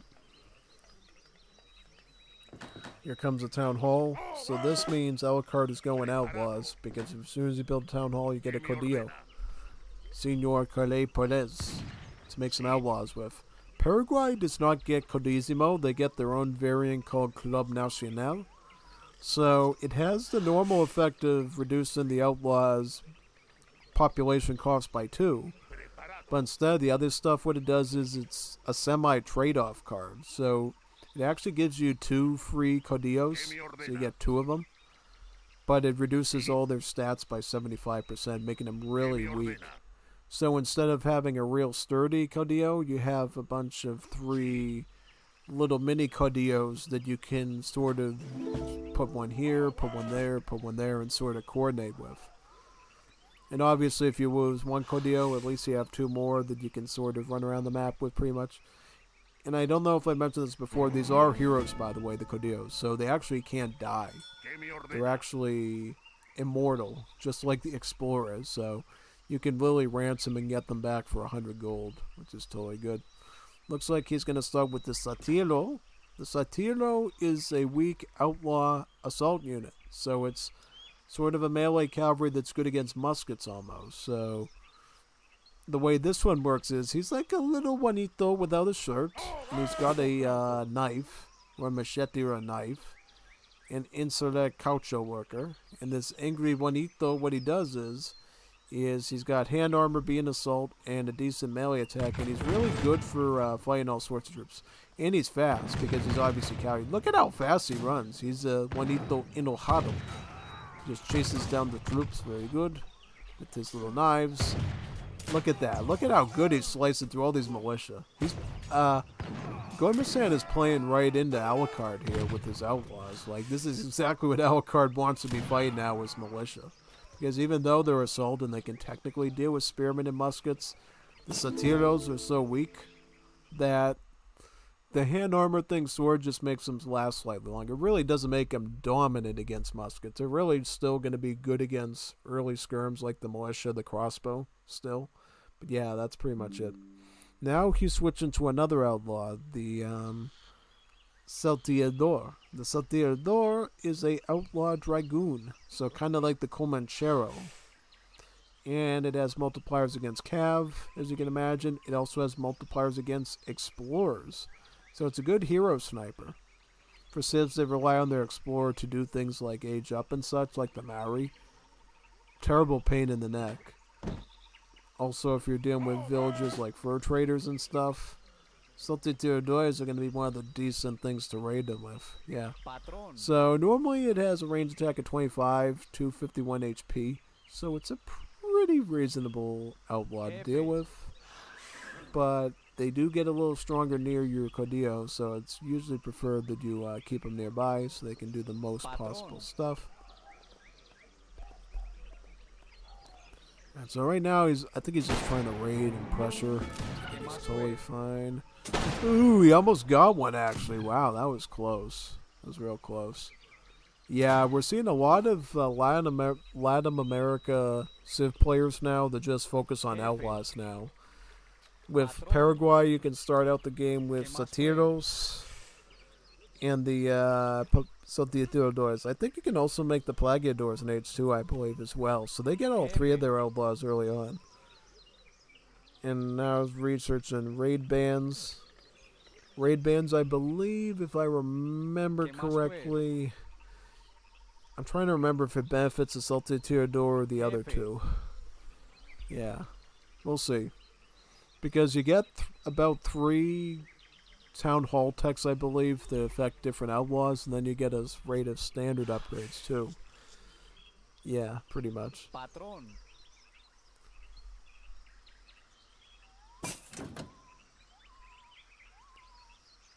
I think his thing benefited the Satiro or the Plagiador then, because I don't really see any stats change with the these guys at all. Yeah.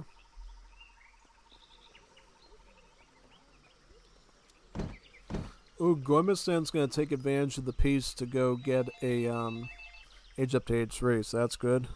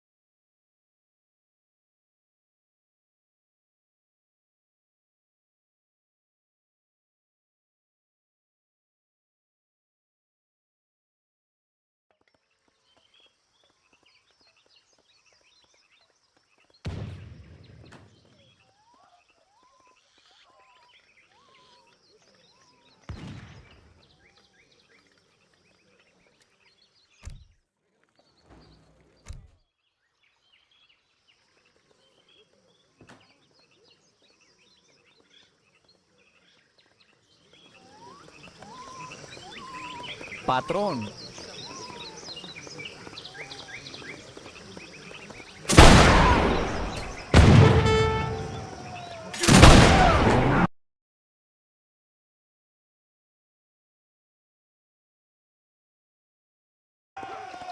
Jefe.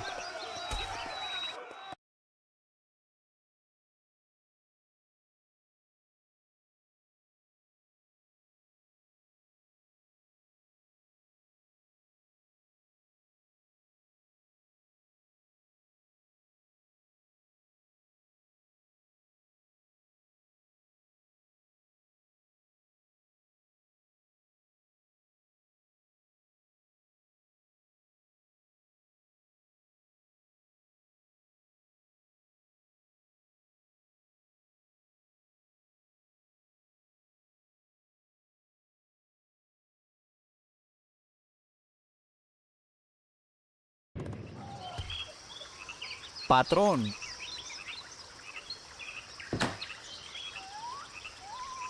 Jefe.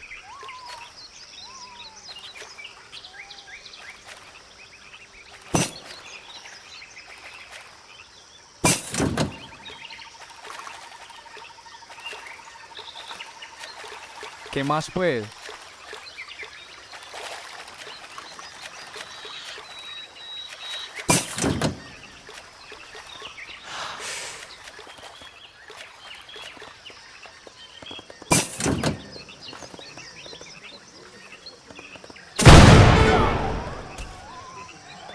Patrón.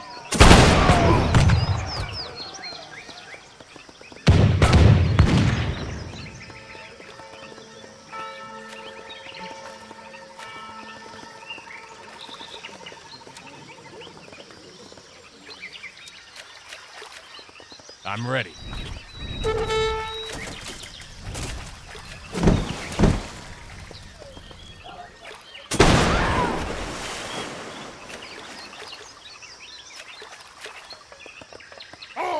What is your command?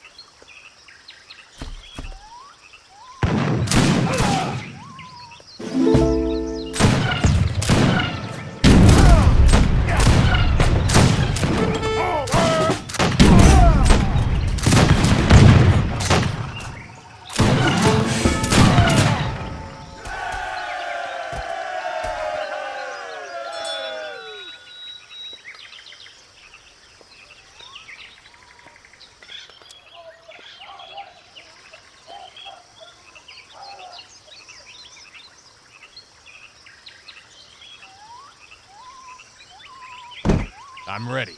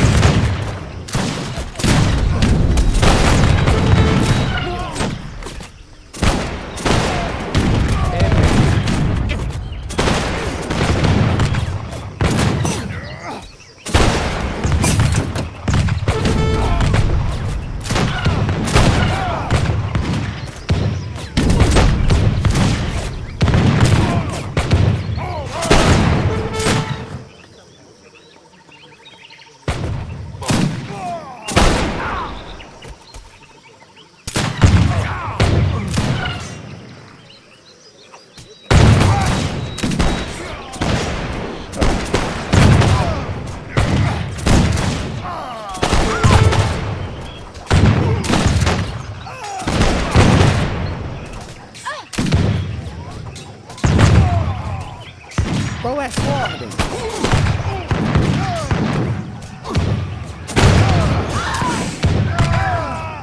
Estou pronto.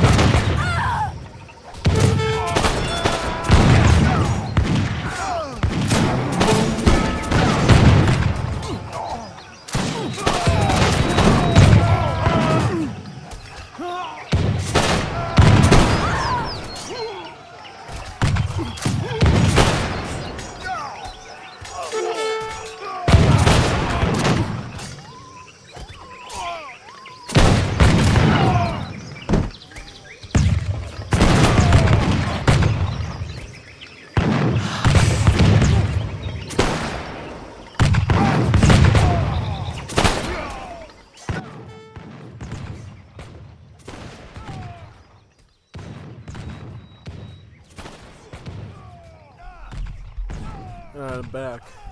Just trying to showcase as best as I could. But as you can tell, outlaws are very dangerous in Wars of Liberty. Quite a dangerous unit. You know, look at how good these Satiros are against little groups of infantry and just wiping them out with their reasonable hand attack and then their hand armor. Quite a formidable unit. The only thing you have to worry about is riflemen. The thing that we saw the United States using there. Because riflemen, they're kind of a weird musket unit.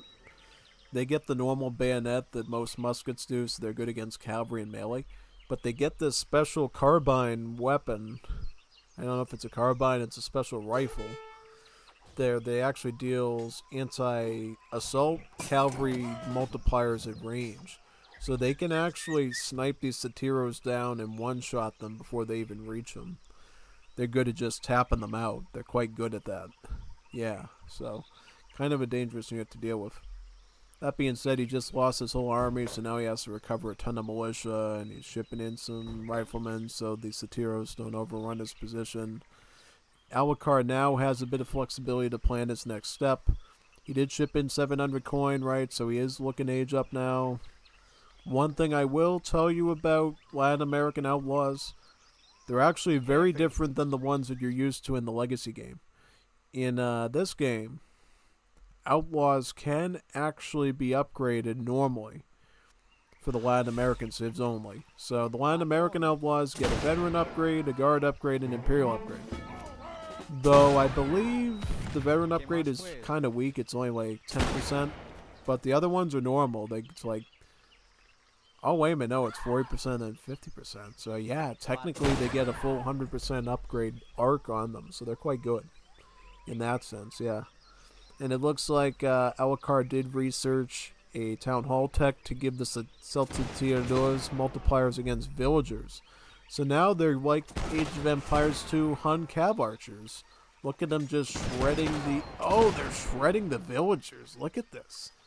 This is something we normally don't see in Age of Empires 3. In Age of Empires 3, they sort of set the rules and say, oh no, we're going to give all the ranged cavalry a malice against Vils so they can't act like the Huns and the Mongols.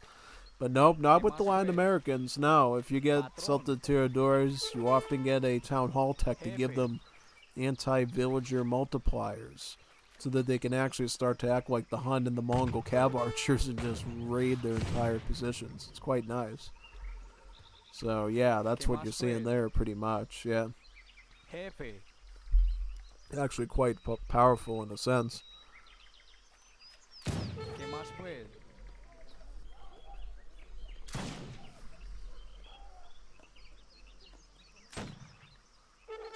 What is he aging up with? He's aging up with 2nd Croat. So that will give him some water control there, because notice how before we saw that Gommiustan was actually going with some water booming on the water. In this situation, essentially Croats will be able to counteract that by effectively putting down a special boat that they get when you get some of their later age ups, so that you can actually use those boats to fight off the fishing boats there and plunder their economy. It's quite good. Yeah, it does look like Alucard's going for some risky maneuvers there, and he is losing some outlaws though, so maybe be a little careful. But then again, he has 3 Codillos to recover his outlaw numbers rather quickly, so yeah, pretty much. Where is he on works? So he's got about 4 gold. for food. 4 is the max bill limit of works you can get in age 2 if you send him Eroteca, so he's technically maxed out food and gold. He doesn't have any wood yet, though. That's one thing he doesn't got, so yeah, that's good. And it looks like Bill's here are gonna hunt the food. Very nice.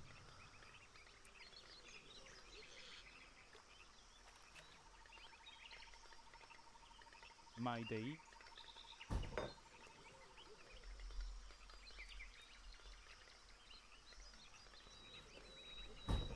Barracks, stable. So he is gonna start incorporating some normal military, it looks like, at this point. Again, some of those free troops that I mentioned before, too. He's also sending the Fundaciones card. So this researches what we call an ultimate building. It's a unique building that Latin American civs get for their particular civ, that they only get one of, and it comes from a wagon. And if you lose it, you don't get another one, except in rare circumstances. So pretty much, this is like a little factory that produces free artillery for you. Cohetes, which are these sort of little mini rockets. Kind of like the British rockets, but very small and very, you know, good at smaller maneuvers, basically. Also training some vivendelas, essentially Latin American skirmishers. I called them Juanitas Muy Bonitas myself because they are Juanitas Muy Bonitas from Latin America. Yep. But pretty much what makes these skirms a bit different than the other ones is they're statistically a bit more mediocre, but they get the ability to heal. They get the ability to heal, but they don't get the ability to hide this wagon from the enemy army. Alucard is taking a little bit... Yeah, alright, good. I was worried he was going to idle his wagon there and he was going to lose it for free. That has happened to me before because of phone calls and wacko stuff like that. So, thankfully, that's not happened to our little Juanito Taco here, Alucard. 3 rockets shipping in. More Vivenderas, more free units. We might see some outlaws be put in as well since he is floating a ton of gold. One of the rules of RTS, you get 1 billion resources. Don't leave it in there for nothing. Just make something, you know? Floating resources is a bad principle in RTS. You gotta make stuff. And I think in this case with Latam, you're either gonna make artillery or you're gonna make some sort of outlaws with it. Yeah. Looks like USA also shipped in some filibusters. One thing you'll notice that's interesting about Anglophone civs is they don't have the ability to ship mercenaries in like other civs do, but instead they just ship huge batches of immigrant battalions, you know? So these are an immigrant battalion you could get with potentially another civ, but in the case of USA, they just get a few chances to ship them instead. All they are is just like an early skirmisher type unit, the filibusters. Yeah, so they're mostly good against muskets, dragoons, and they can sort of go toe-to-toe with these Juanitas Bonitas as well. Yeah. Look at how many rockets Alucard is on, though. 5 cohetes, and his heavy works is starting to produce more in the back there as well. Alucard is getting some Yanets now, too. He's got Vivenderas, he's got Yanets, tons of free shock units, too, from both the barracks and stable. He's also researching his steam machine. Steam machine slightly speeds up the queue of these cohetes. It's good. And the other tech you saw there is just a upgrade for one of the works buildings. So it looks like he does have some woodworks now, so he is starting to max out the works. There is a time and place as a Paraguay gameplay where you're just going to max out all of your trickles and you're going to go for kind of everything under the sun and upgrade it. I feel like the biggest challenge is understanding early on how many works you exactly need, but once you cross a certain threshold, it's build, baby, build, baby, build. Get as many works as you can, get the upgrades out in sync, and then you kind of get to the next phase of Paraguay where you really don't struggle for resources anymore, and it's really just about making good unit tactics overall, which I think is pretty important there, yeah.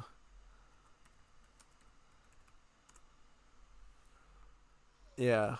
I was talking to the developer of Guzin in the Discord, and he was telling me he's going to add Ollie as one of the new Hologirl plushies, and I'm like, let me think of some other ones for you.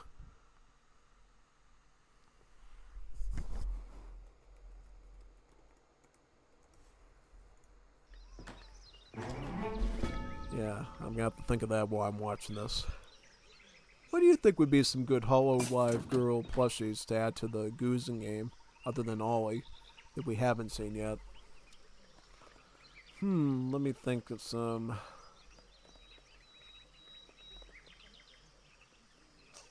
Good question. Ah, I'll have to think that one out a bit. ¿Qué me ordena?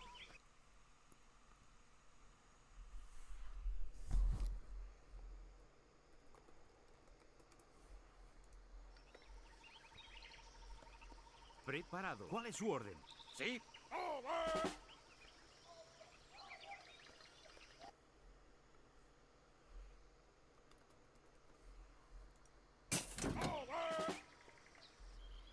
¿Qué me ordena?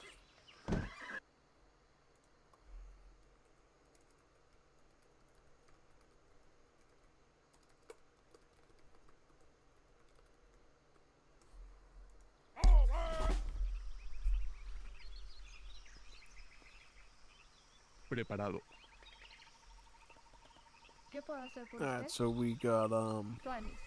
Vivenderas, Yanettes, a bit of trash, and then rockets. Good. So, Gommiustan was smart enough to wall up his base, which is gonna, give the rockets one more test that they have to perform. And then he's likely gonna drive right into his base. What Gommiustan can do, he can take advantage of his skirmisher range to try to lure in a lot of these melee troops in the nets and try to shred them down. And then try to weed out the artillery. He doesn't have a lot of counter artillery in his army right now. He's just got hand cav, light cavalry, that he's upgraded to privates. United States, they're a bit different than other civs because they actually upgrade with extra techs. Whether it's economy, military, they get extra upgrades. So in the case of military, they upgrade very similar to the U.S. military. They get privates, and then specialists, and then corporals, and then sergeants, and then lieutenants. So 5 upgrades instead of the normal 3, with the private and the lieutenant upgrade being kind of weak, but just a nice little add-on to make the unit a bit better across the board. I think both of them combined boost the unit by like 20% overall, which is kind of like a normal upgrade, but kind of nice. Kind of nice to have 20% additional stats on your troops either way.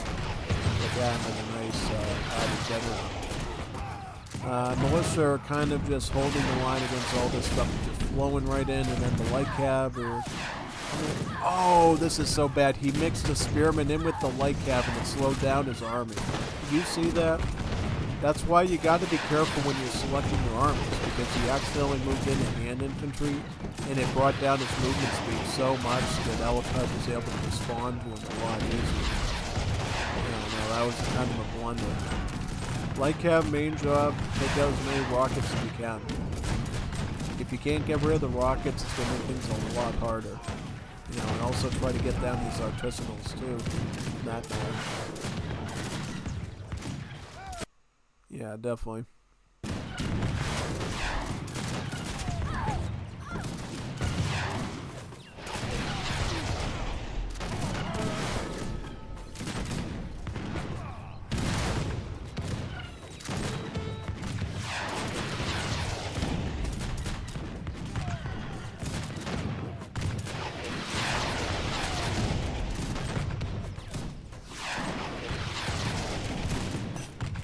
Oh boy, look at all that, whoa. I think, Gommiustan survived that. Just barely. He was just barely able to clean that up. Yeah, definitely. Good work, Gommiustan. Good work. Good work on that. Yeah. You absolutely work. Just has one more hand cab to finish off that rocket with. Very nice. Ooh, good. Alright, now we're safe. It's kind of even, though, because both sides have sort of destroyed each other's armies. But I think Alucard economically is in the much better position because he's got all these works factories working around the clock to get him resources. He's even got enough resources to actually go to age 4. And he's actually able to start maintaining farming economy as well for his coiguas as well. I didn't really talk much on the Koiguas yet. What makes these vills a bit different is they actually have a shotgun instead of a regular rifle, and they actually do really good high splash damage in combat, and they even have pierce armor too, so they're really good. They're like this Courier de Bois that has like a double barrel shotgun. That makes any sense. They're really good ranged combat vills that take advantage of that splash attack. That's mainly what they do. It's mainly what they're skilled at. Yeah. Local production is a good arsenal tech for Paraguay because what it does, it reduces the training time of artillery, which in turn I believe slightly improves the heavy works with the Cojete rockets as well. So for Paraguay, it's a great one there.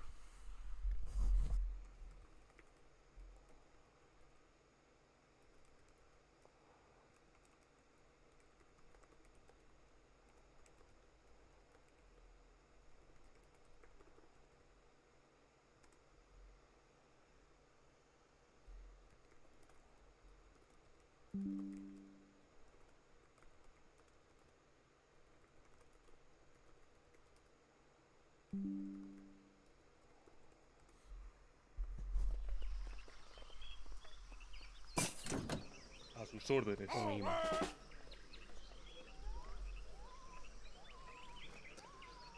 Analytical machine is being researched now at the Heavy Works. This is like a second training upgrade you can do for the Heavy Works, so the Cojete rockets come out really fast at that point, quite quickly. Also researching the guard upgrade on the Yanets, basically your Dragoons. Shipping in the 5 Cojete rocket shipment. Now that's very big. It's going to be a huge rocket spam there, yeah. Whereas USA, what is USA going to try to defend with? Well, it looks like they're forced on the farms at this point since they've just burned through all the hunts in their sort of vicinity, except for these 2 animals. What do they have for cards? They could get mounted riflemen, so he win Union on that. That's not good. What do you got on this? Louisiana Tigers and mounted riflemen. I feel like mounted riflemen are going to be great for downing the Primero de Líneas and really not much else, really. Because Paraguay doesn't get any substantial assault units, pretty much, yeah.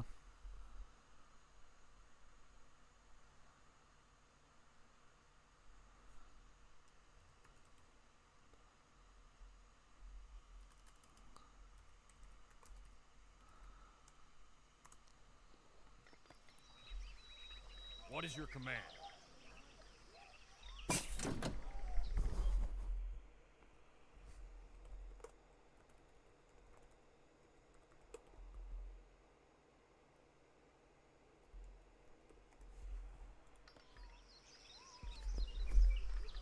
Ugh.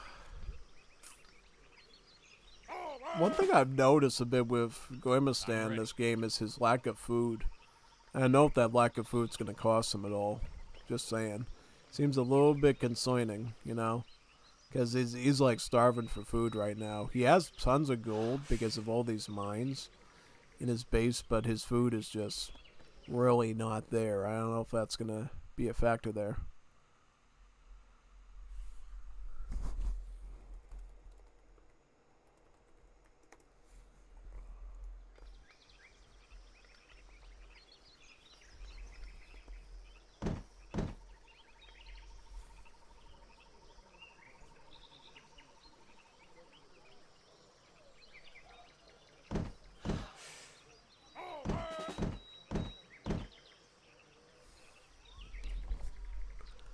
Oh, interesting. So he's getting some of the mourners now.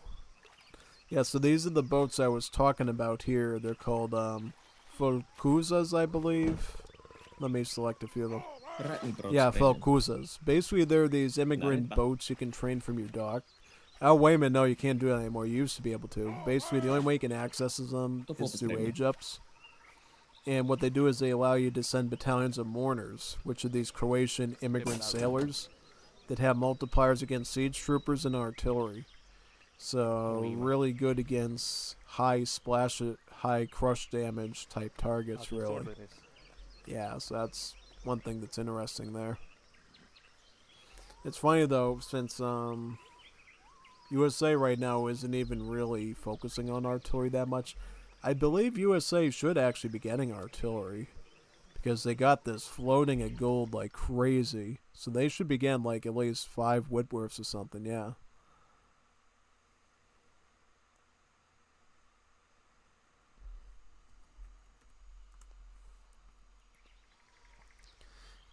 Oh, wait a second. Did Gommiustan know that he was going to the Imperial Age? That might have been a factor in why he resigned there. Yeah. Interesting. Interesting. Ooh, yeah, that's a spicy one to deal with. Let's go into game number 6 of Gommiustan series.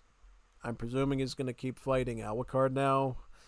Quite the shift in the calculus there. When he was fighting Nathan, he was doing great, but now that Alucard is the opponent, you can see a huge shift.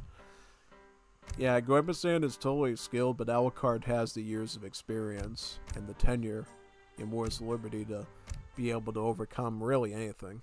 So that's why you're going to see Alucard really, do a phenomenal job, I think, in this situation. Yeah, big time. Definitely. Alright, so now we got Gommiustan is United States again. But now Alucard has shifted to Haiti. Haiti is a very militaristic civ, but they have a bit of voodoo magic as well with some of their bonuses. So they're kind of a mix between voodoo and military focus. The biggest thing you need to know about Haitian villagers, these guys, the Civites, is they actually get a second life.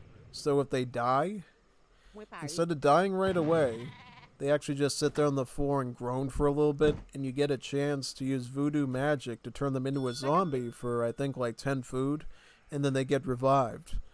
And as a zombie, they're stuck in a trance where they move very slowly, but they have the same gather rate as a normal vill. So it's essentially a way of maintaining your economy after raids, which I think is a really cool feature. And then the other thing that Haiti does is they have a military bonus where if your military units are far away from your town center, those military units gain an attack boost, so they do more damage. So let's just say you do a musketeer rush across the map somewhere. Your musketeers would have a range attack of like 27 or 28 instead of the normal 23 or 25. So it's kind of a neat thing there, basically. Definitely. And I just heard from the developer. He said the next Order of Guzan version, we are getting Ollie, Raboko, Wadame, and Neneche. So 3 JPs and 1 ID member, which is good.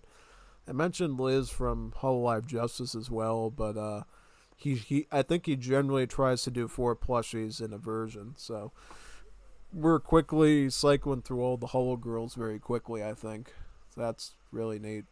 Really is awesome. Definitely like it, so that's cool. Definitely.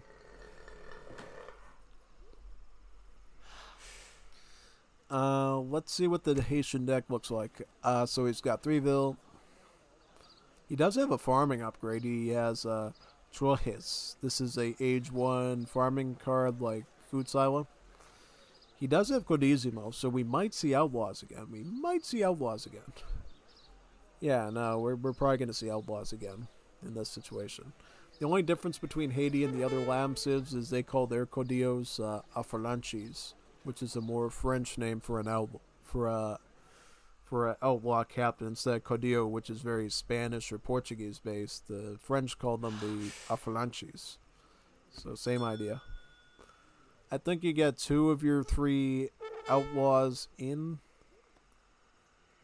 age 2? I'm trying to remember now.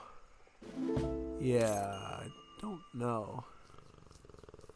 I think you only get the Kuros in age 2, so maybe we'll just see that at the start. Yeah. Other than that, though, pretty standard. You got your military cards, fencing, hand infantry stuff, riding school, and your advanced arsenal as well, which is quite a bit different than the European one. Wait a minute, who am I trekking United States? So United States is going to run the same deck they've done about 3 times at this point, so nothing's really changed there. This is indeed the standard consistent Gommiustan United States deck they'll be running.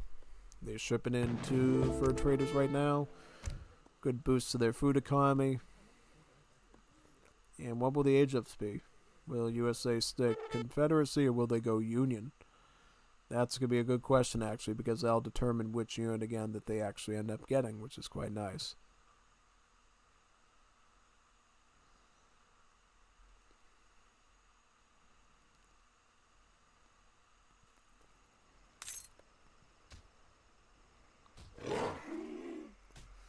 Oh, look at that. Look at all of the jaguars there. Wow. A lot of kitty cats, yeah.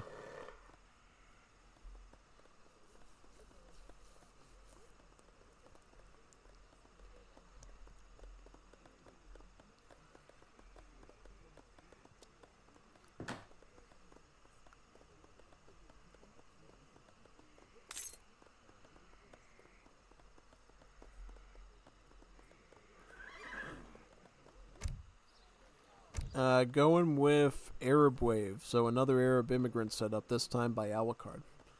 I didn't really touch on it much, but another reason we see a lot of Arab immigrant selections for age ups with Latham Civs is because Arabs actually give you a trading post rickshaw that you can put right onto the trade route. So looks like Alucard already built the TP. He's going to be able to build a second one right away and take over this whole route and potentially stagecoach it for resources.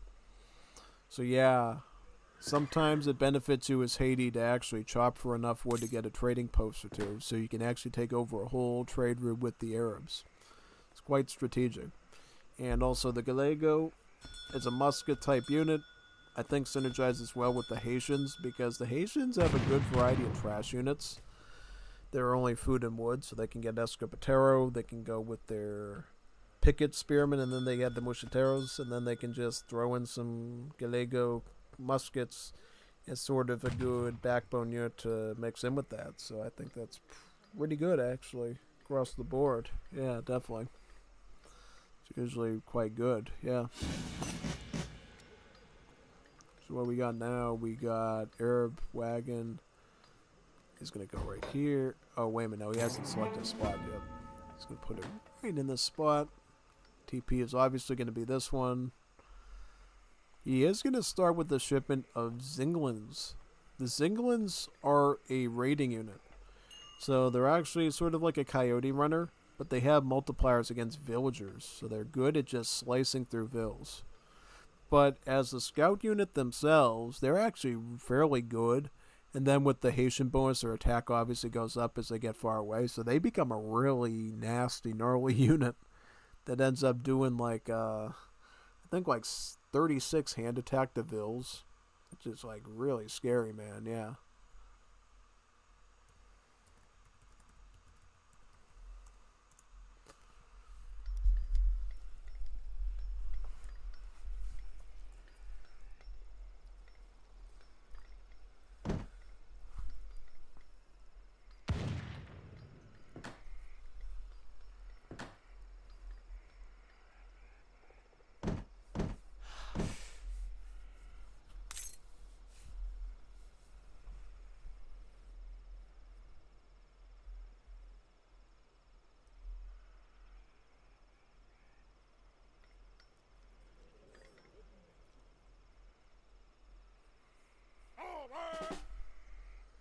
Going for the silk trade, I see.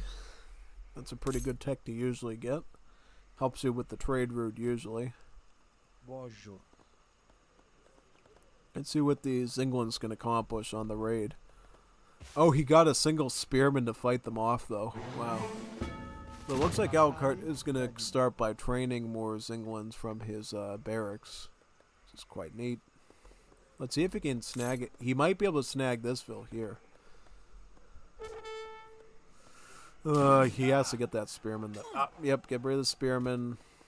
Fortunately, town center's on him now. He has to kind of book it out there. Unless he wants to lose vills.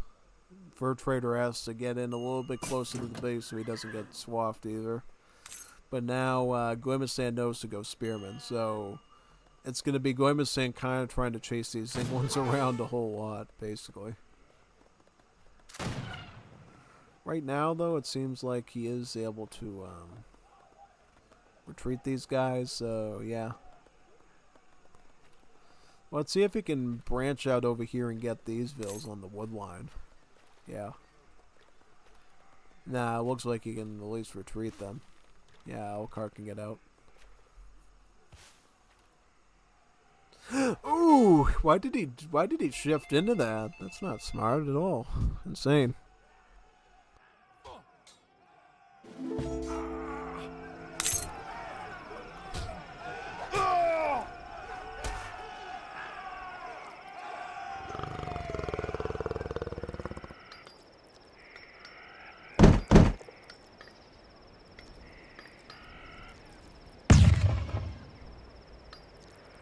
Bojo.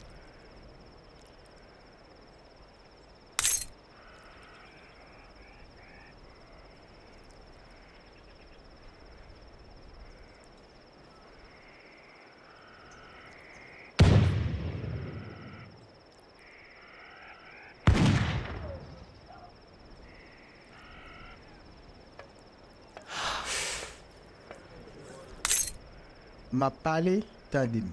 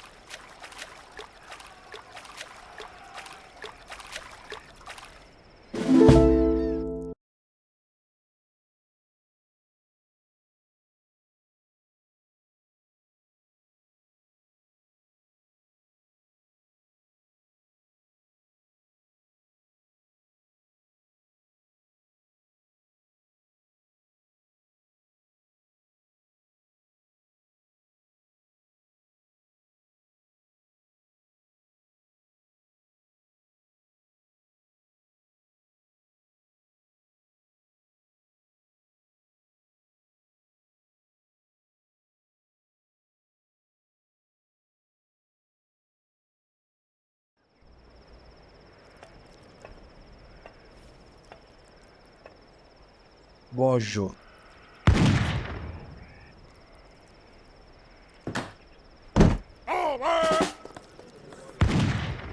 Ma pale tadim.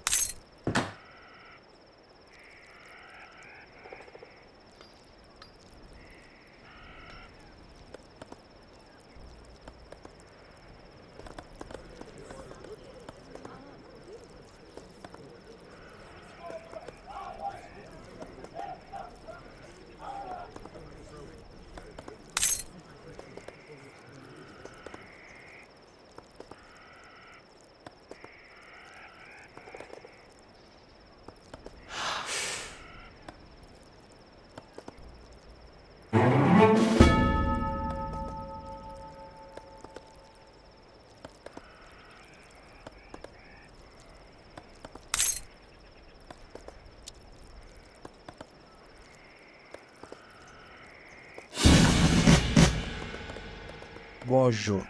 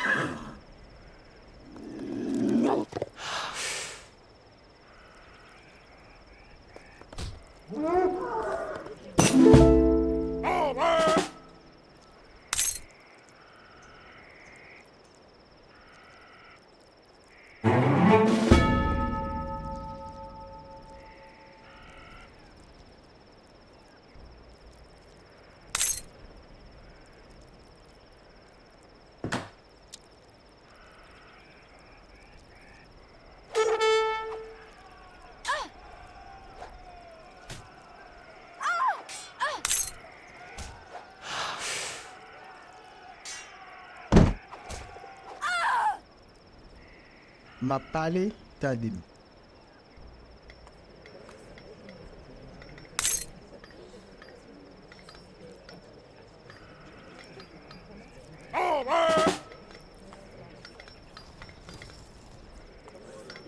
Bojo.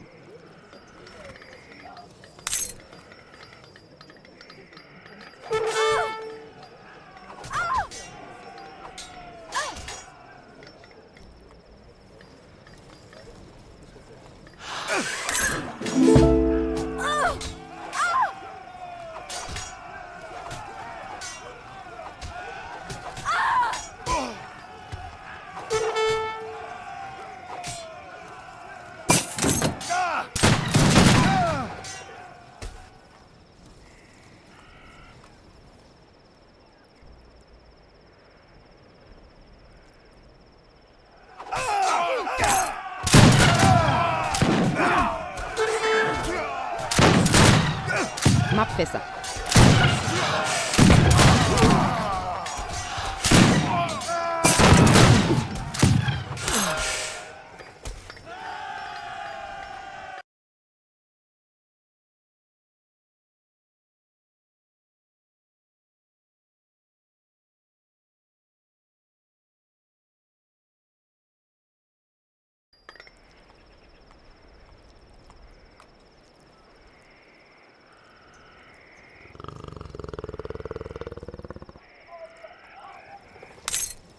Mapale tadim.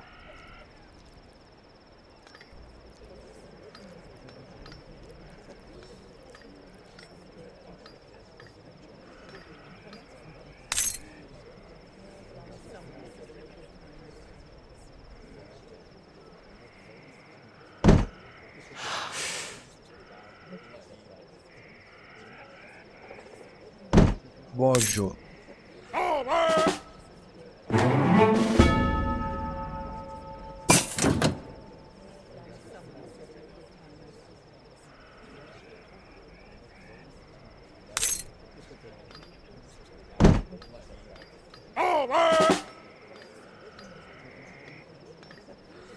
Mapale tadim. Bojo. Mapale tadim.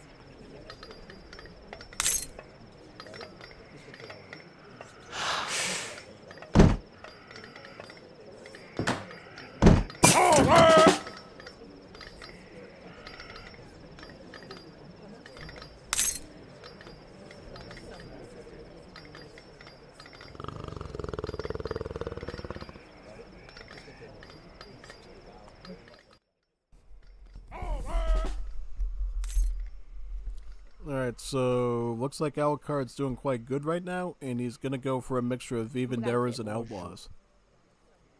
He's got the Culo. The Culo is sort of like a Mapuche Blackwood clubman because he's got the big stick. He's good against cavalry, and he's good against buildings. He's great at sieging. Mapale. This guy, the Bakor, though, is the real special one because he can actually turn defeated villagers into zombies that you can then salvage as your own villagers and then use them to beef up your economy. Not only that, he has multipliers against villagers, multipliers against artillery, Bonjour. Ma palais and overall just a decent hand cab, you know, like a decent coyote runner. So Bakor's really good combat-wise, but you can only build about 10 of them though, just so you're aware. Can't stack them too bigly, but for what they do, they're pretty reasonable. Yeah.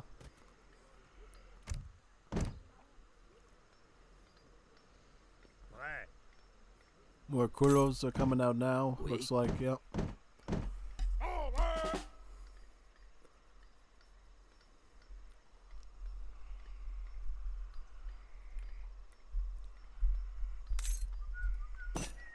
Picking up the Abaladeros now.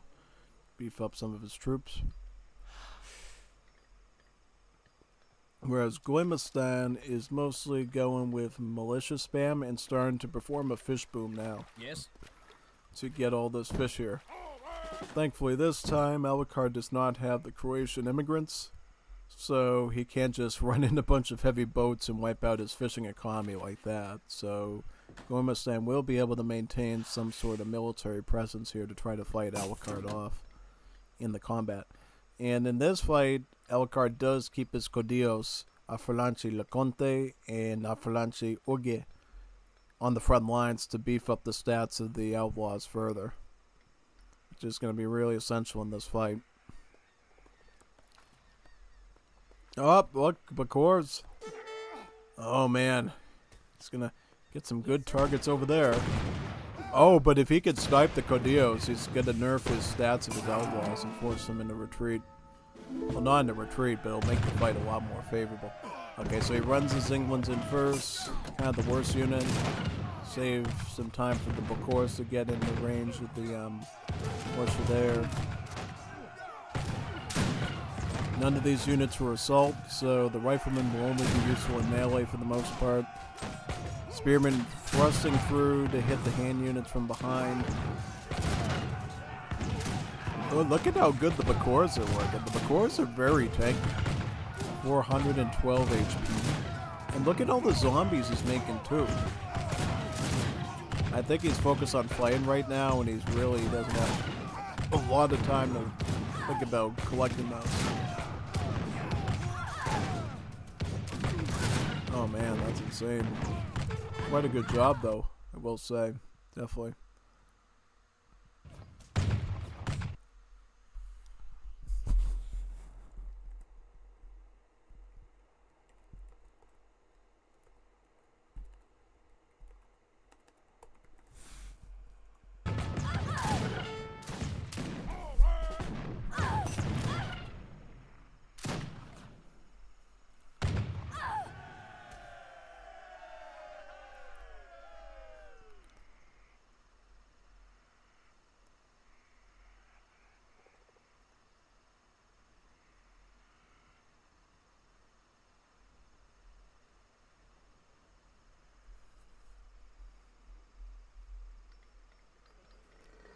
Still doing 3Q militia. He's also adding the Team Revolution Combat, which will beef up the militia by 20%, which is a really good upgrade. It's like getting a free veteran upgrade on them.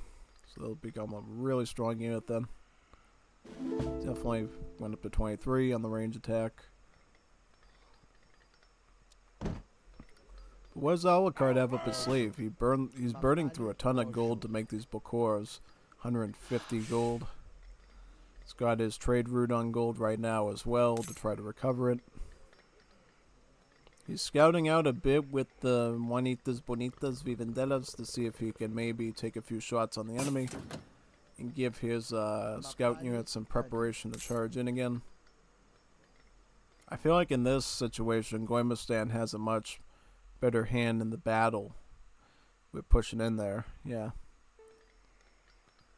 Alright, let's see. Got there.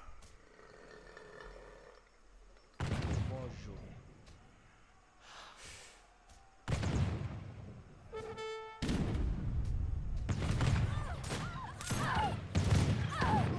Ma Okay, so the scout do connect with the skirmish targets. A few zombies are made. Nice. Look at all the zombies he's popping out there. If only he could pull them away and actually use them. His economy would flourish. Big time. Unfortunately though, just not enough stuff there to fight the army with. Yeah, unfortunately no. I mean, you saw how good the Bakors are performing, but yeah, I just don't think that they can effectively... Oh, man. Yep. Yeah, GG. Well played. Very nice. Alright, so now we'll just look at the post game there.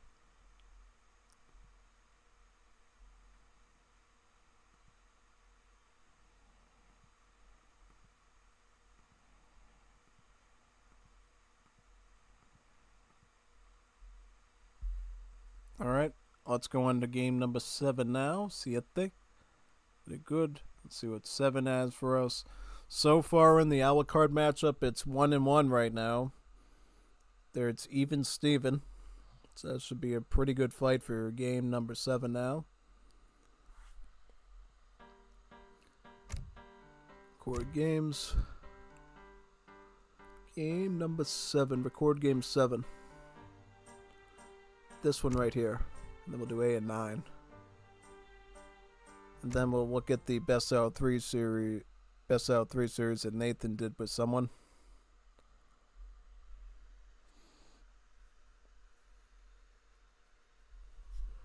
Okay, so it looks like Gommiustan is playing as United States again. And Alucard is playing as Brazil this time. So same map positions, but Alucard is Brazil. Brazil is a very fascinating civ. So basically what happened in Moore's Liberty is the Russians lost their block training bonus on the villagers. So now Russians train villagers 1 by 1. But now Brazil actually trains blocks of 3 villas at a time, as part of sort of their slave trade mechanic. So what they do is they train about 3 villagers for about 210 coin. So yeah, just like the Russians, but they're paying for coin instead of food to create those blocks of villagers.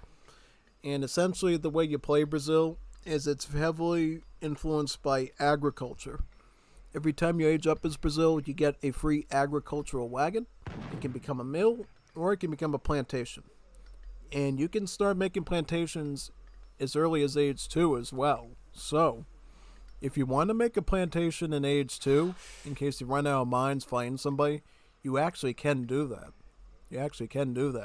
And in fact, it's often recommended you get the plantation instead of the mill, because the mill, or what it's called sometimes the hacienda, is a 400 wood structure. The plantation, a 600 wood structure. So you're actually saving yourself more wood by getting an early plantation than you are getting a mill. Though it may seem enticing because the mill has more early game use because it gives you tons of food. In the end, I think the plantation is always going to be the better choice, especially since you need constant gold as Brazil to maintain their slave trade, so to speak, their queues of 3 African slave villagers coming in again and again and again. On top of needing that gold for other things too, like being able to make conscriptos, lancieros, cazador montados. Because the thing is, you can totally play trash units if you want to go voluntario and pardo, and maybe add in a few mochateros. That's something you can totally do. But overall, you need a lot of gold as Brazil to really unlock their potential in the mid to late game with their cavalry. You know, you got escoltas that are pretty good in stats. You got the lanceros, which are pretty good in stats. The cazador montado unique skirmishers that they get on horseback are quite good. And then, of course, the units. So, yeah, 4 different cav units that Brazil gets to utilize, which is quite nice. And, of course, if you want to go conscripto at all, you'll definitely need gold for that. Or artillery. Yeah. Or outlaw, which Alucard absolutely loves. He loves outlaws. In fact, he has quite a few good cards here for that. He's got Codissimo, so he is going to go Outlaws again probably. Then he has Malangagem, which I believe buffs up Outlaws by 50% or something. Pretty big. Yep. He has Catechismo as well. It actually cheapens the cost of villagers and makes them train faster, so that's a good thing that he's got there as well. Virgin Forest. So yeah, similar to the Russians, the Brazilians actually don't get any villager cards. So yeah, they actually have to send other things, like they can go for the wood upgrade card, they can go for the plantation one with rum. They could actually go for advanced immigrants too to gain access to a Spanish immigrant colony. It's the only way of doing so, and the Spanish immigrants are just a home city exclusive immigrant option that every civ except for Haiti can access. So you can even get with Brazil, even though they have nothing to do with Spain. They're more Portugal, so but they can get as well. It's quite nice. You know, Spain, what Spain gives you for immigrants, it gives you a musketeer as well as a sort of a raiding unit, pretty much. So they give you two pretty nifty options there overall.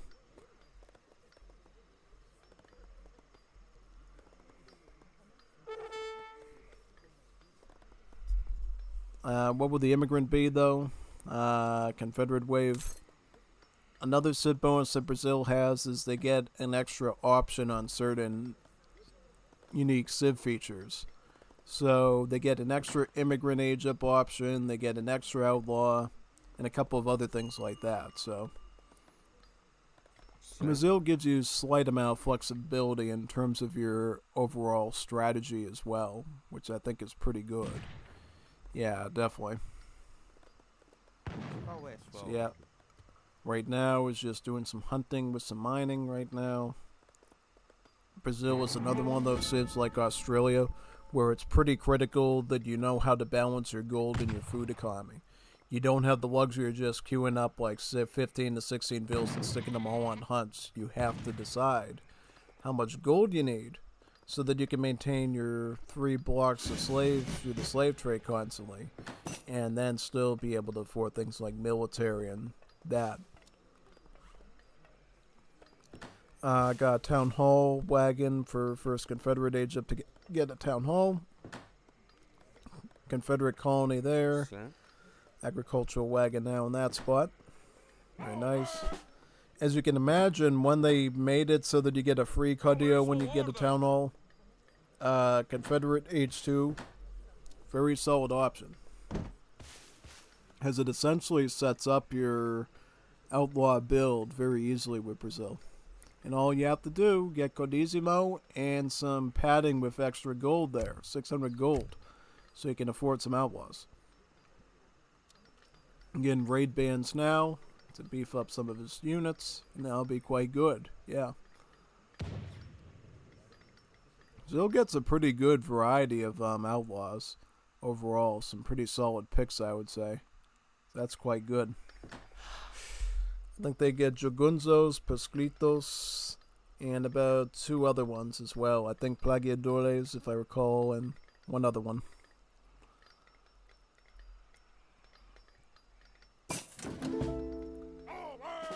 So there he gets his second outlaw now, his second Caudillo now. He's got Caudillo Colonel Pereira and Colonel Ponce. Yep, so which outlaws is he going to end up making here? We'll see very shortly what those are. He is going to make the Saltatiradores again. So those outlaw Comanchero type dragoons. Right? So they'll be great against cavalry, artillery, and now that he researched the raid bands, I think it's another tech, he'll actually be able to get multipliers against villagers as well and turn them into some monster raiding units again. Also getting Catechismo to make the slave trade slightly cheaper and train slightly faster, leading to a bit more of a boom there, which I think is quite nice. Yeah. Since gold is so critical for Alucard with outlaws, he has to make sure they can constantly put the slaves out quickly to make up for the fact that he has to spend gold to get them in the first place. So you see a bit of a dynamic there where training vills faster is actually really good because essentially it sets it up so you can get your stuff very quickly there, yeah. Which is quite nice.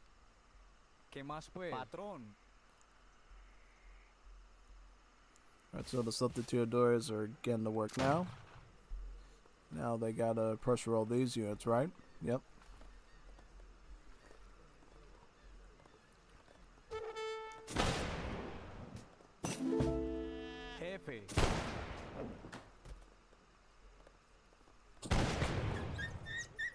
¿Qué más pues?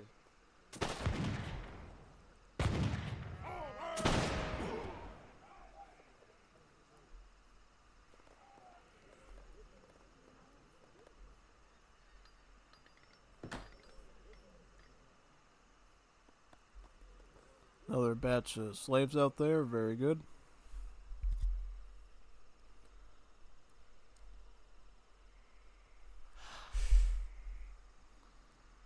Patrón.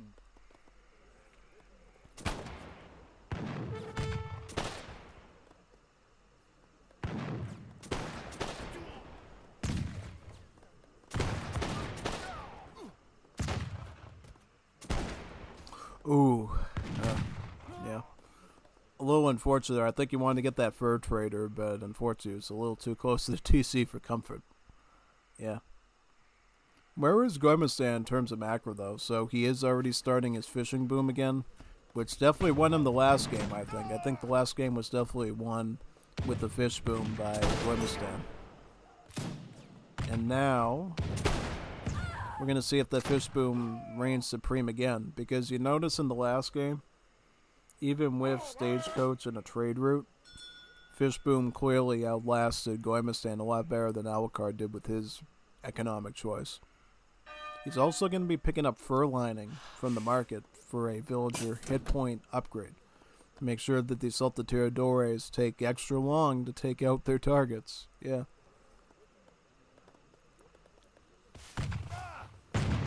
Oh man, yep, get out, get out.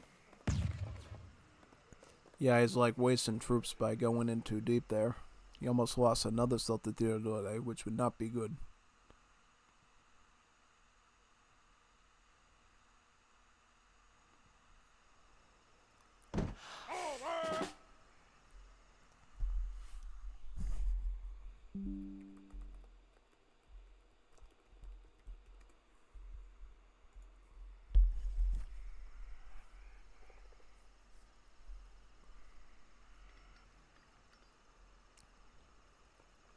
What is your command?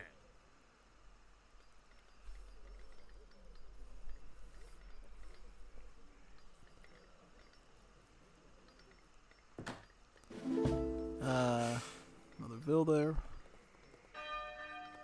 Militia faceting, so he is buffing up his gold economy too. And Alucard. So Alucard's already getting ready to go to age 3, so he can pick up his other outlaw units. Particularly, I think it's the Bosquito or the Jugunzo, which essentially acts as sort of a Escopetero outlaw. So it has a good amount of splash attack there, basically.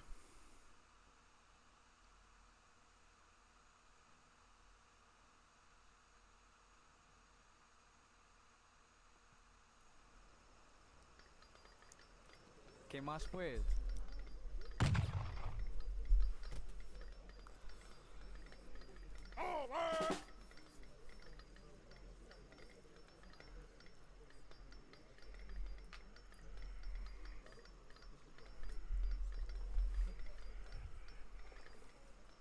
Patrón.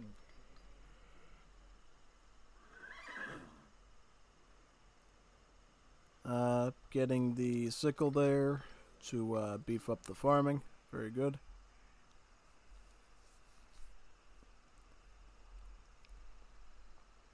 Yeah, I should tell you too about Brazil. They actually don't get hunting upgrades at their market. They actually get farming upgrades. So they get sickle and then plow. So their hunting is a little bit mediocre as Brazil, but their farming is on point. It's really good, basically. Yeah, very good.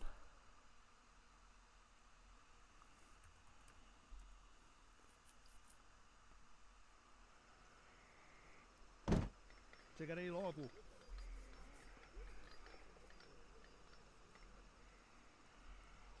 Jefe.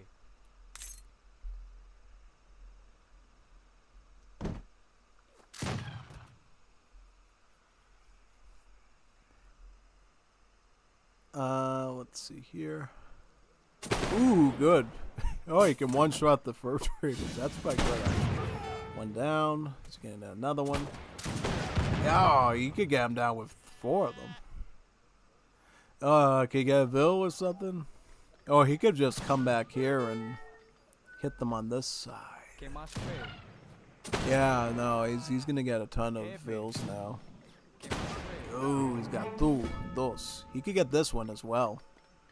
So, Alucard, if he can keep up this pressure, he might be able to close in the gap this time, which he wasn't able to do with Haiti.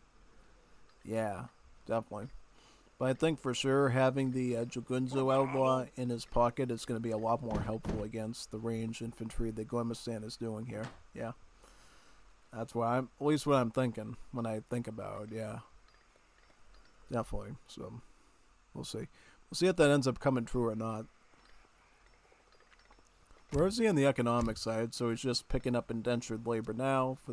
It's the first plantation upgrade. And plantation economy of Brazil is obviously super easy since between age 2 and 3, 2 agricultural wagons equates to 2 plantations. Thus 20 villagers on coin in front of your base not getting raided. So that's quite good. It means that you're going to be getting gold no matter what. And in addition, there's an ultimate bill that Brazil gets, the Engino.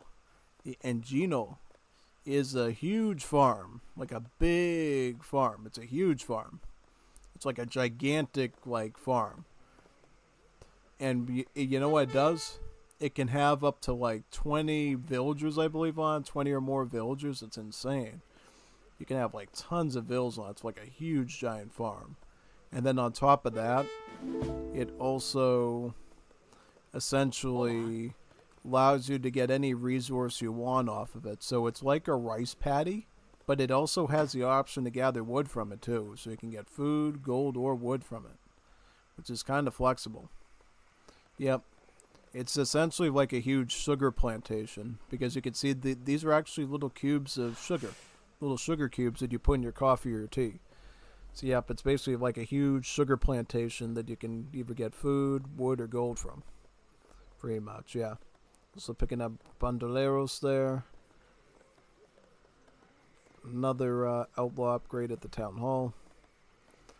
Yeah, I wonder if he's going to be using this for food, wood, or gold. Actually, and it also is the way to train his ultimate unit too. The Guardia. Basically, it is a scout unit, which I believe can go into stealth mode.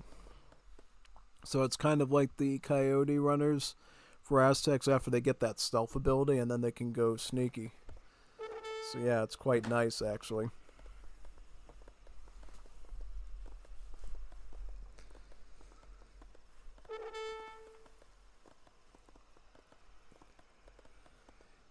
Up here goes the Jagunzos. Here they are.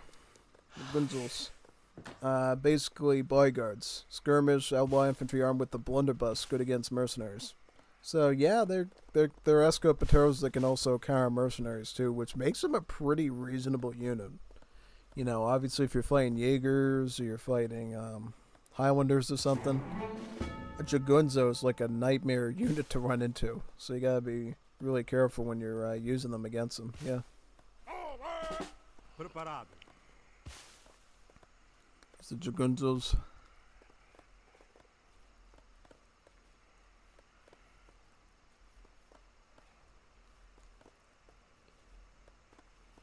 So as you can see, 16 range, 16 damage, 14 range, 1.25 against heavy infantry. Since escopeteros are early skirmishers, sort of like Lion American crossbow, they actually get very mediocre multipliers, but very good just by the fact that they do splash damage.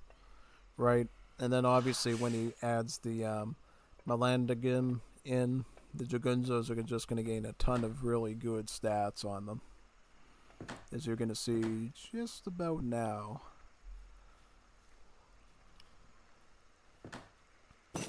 Yep, Willie went up by 2 damage, HP went up substantial, so it's 18 damage now, which is a lot better than what it was before.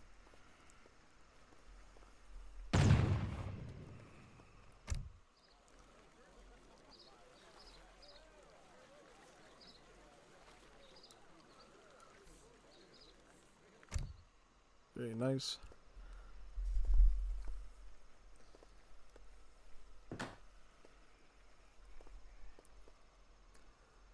Alright, militia spam. A couple of rifles and then 2 cannons. That I don't know about. I mean, it really depends on how many Jagunzos Brazil can deploy very quickly. If they can get a ton of the Jagunzos going, they could probably beat this off very easily and scare them off. But if they don't have enough, it's just not going to go very well. Because one time I tried stacking Jagunzos a lot as Brazil, and it just went really, really bad. Really bad. It was just not good at all. Like, really bad, personally. So, I can't tell you 100% if the Dragunzos will be able to hold this off or not. But we will find out very shortly. So Caudillo's in the front, bad idea. They're just going to get soaked up with bullets from these militia. And there's a good chance that your Dragunzos will now be debuffed as a result of that. So what is this on? He's got it on gold. Okay, so he's getting a ton of gold from Oranginos.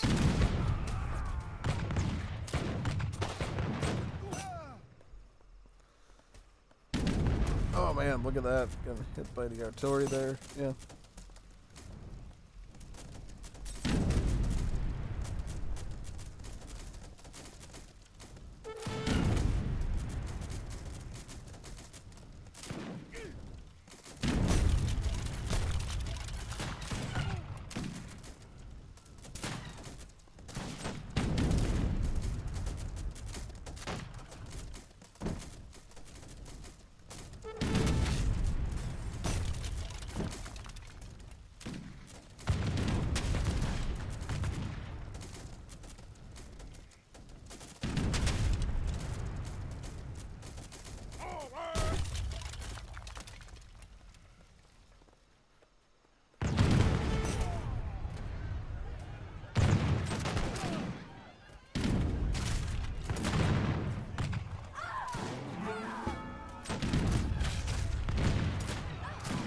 Okay, so the Ingenos are now engaged with the militia. Obviously, the splash attack will be pretty critical. Also, he's using the Plagiadors to flank around and hit the artillery. But unfortunately, they get gutted very quickly by all those ranged troopers there. No, it seems like the... Oh, man, look at that. Yeah, no, as long as he has the Whitworths there, I mean, it looks like the Ingenos can't even really commit too deep into that front. No. It's really not good at all, honestly. Definitely not. I mean, Alucard is going to try to ship in some Volantes, which are culverins to fight him, but at that point it's too late. Yeah.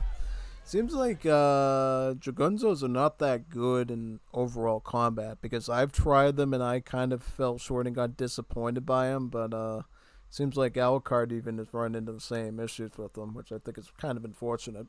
Yeah. Absolutely is. Because it seems like it's such a good potential outlaw because it's based on the Escopatero, which is a great unit. But, yeah, in that instance, it just doesn't seem like it's performing at the peak that it should, you know? So, we will go to Game 8 now of Gommiustan series. Game 8. This one here, and then we'll go to 9. That one.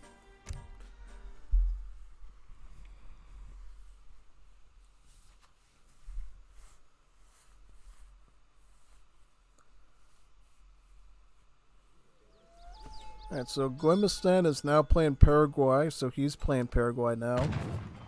And Alucard is playing as Central America. Another outlaw civ. Central America is a pretty formidable outlaw civ too, so... Yeah, it's getting kind of spicy here. We might even see outlaws on both sides, which would be really insane. because you can technically do outlaws with Paraguay as we saw, but Central America is like one of the kingpins of outlaw civs. Dígame, don. They're very powerful, Ab. Like, ¿Qué puedo hacer por they usted? even get a card that even... Let me see. See what cards he's got there. 1v1 outlaw. So, yep, basically with Central America, you get a lot of neat cards. You get Cordizimo, which reduces the outlaw population by 2, and then you get Livingston Code, which reduces one of the outlaws, the Cuchuricos, by a population of 1. So basically, they get some really efficient outlaws there. Yeah, pretty much. It's quite good, actually. And then also these cards, Infantry, Cavalry, Attack, these benefit the outlaws as well. So put that all into perspective, and you have some pretty strong outlaw combos there. They also get CSA as one of their immigrant options, so you can go with the Town Hall, start with Central America as well, which is a very reliable way to start an outlaw push with any lab civ that has access to them. Oh man, oh boy, look at what's happening. Gommiustan is trying to compete for the treasure here, for the wood treasure. It's a good one too. Oh, looks like Alucard was able to secure it. Great, good job, Alucard. Not letting that little Juanito Taco steal your stuff. And now he's got a lot of wood that he can utilize. Now, what is he going to do with that wood? I don't know. Is he going to get a trading post? Is he going to maybe get a market early on and get, like, hunting dogs? Who knows at this point? It's really tough to say.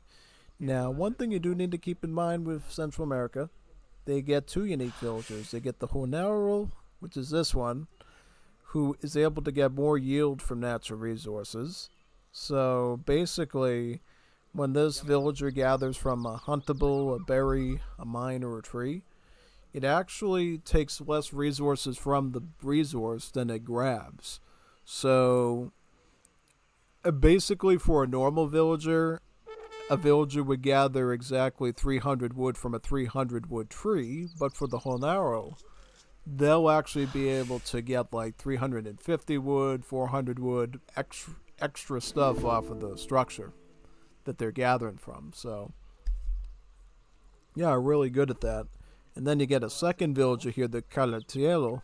The Caletielo is a secondary Central American wagon villager, kind of like a settler wagon in Germany, but Central American, that makes nearby villagers gather faster, and he can build natural resources as well.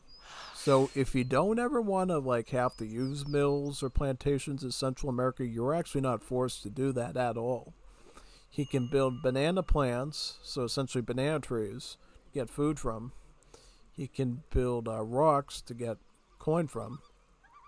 And then he can build, obviously, some tropical Central American trees to get wood from. So if you want to play full natural resources with Central America, you do actually get that option.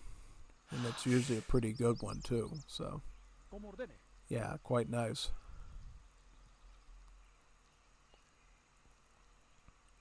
Alright, looks like he is right age up now. I'm assuming he's going CSA, but we'll confirm that. CSA, yep, absolutely.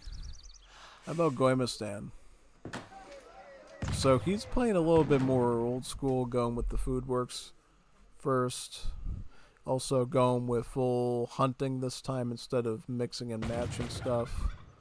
Yeah, because see, what I've sort of learned from Gilder was there actually is an incentive to want to take your vills and put them on wood and gold in age 1 to actually pump out a second food works. So that when you're in age 2 and you have your Chimera Tech under your belt, you can just send bakeries right away to get all 4 food works done. So you don't even have to worry about food when it comes to making Escopetero, Pardo, Premier de Linea, Yakayobatai, and the infantry and cav. You can just afford it. At least in the amounts that I queue them up at. Now, you're obviously still going to have to hunt. Eventually get towards hunting dogs and the other tech, but yeah, no, it's really powerful.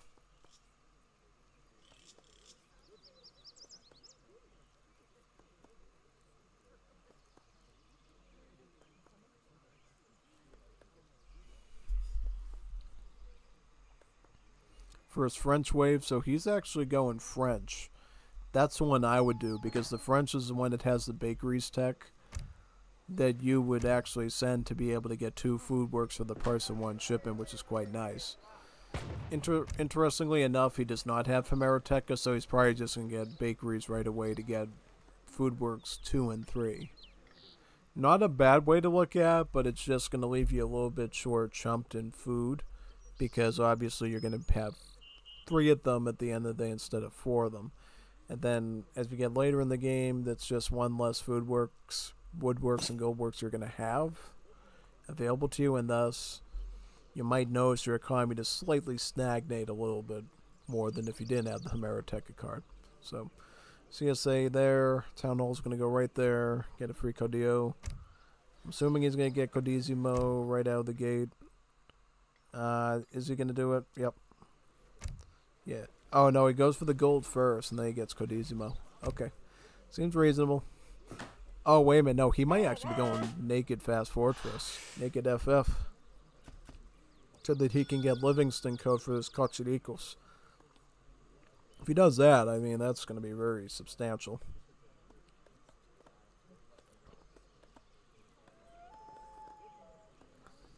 Yep, and I think he has enough. Yeah, he has enough wood for a house. But I was going to say, can he queue up enough vills till he can, like, mop up all that gold and then age up? Yeah, no. Yeah, yep, just has to grab that gold there, and then, yeah, it should be all set. Yeah, pretty much. Pretty much. Yep. Oh, yeah. Market's going up. Very nice in that spot. Great.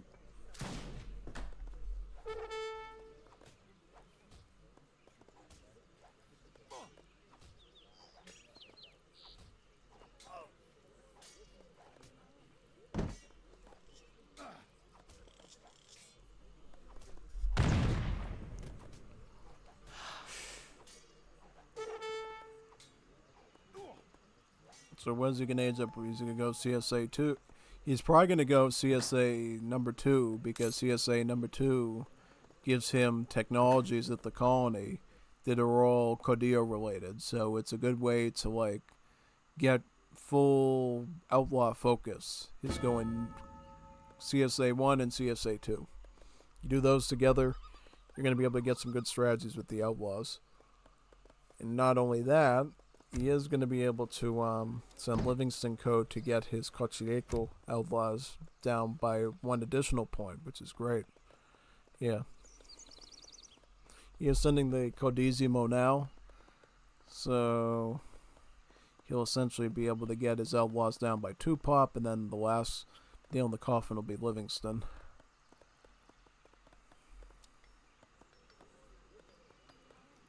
Second French wave, so Gommiustan is also going full French, it looks like. Yep. No bakeries tech from Gommiustan. Interesting. The other good thing about French immigrants in Age 2 is they also have a tech that increases the damage and range on your artisanal cannons. So your primary anti-infantry artillery piece outside of the rockets that they get. So, yep, for any civ that gets access to French immigrants, they always seem to have a good start regarding their artisanal cannons, having that extra range and damage. Makes it a lot more substantial, you know, especially against some of the heavier hitting pieces of artillery like the falconets and the woodwerfs. Yeah, that's one thing to keep in mind as well when you're planning your strategies out with them. Yeah.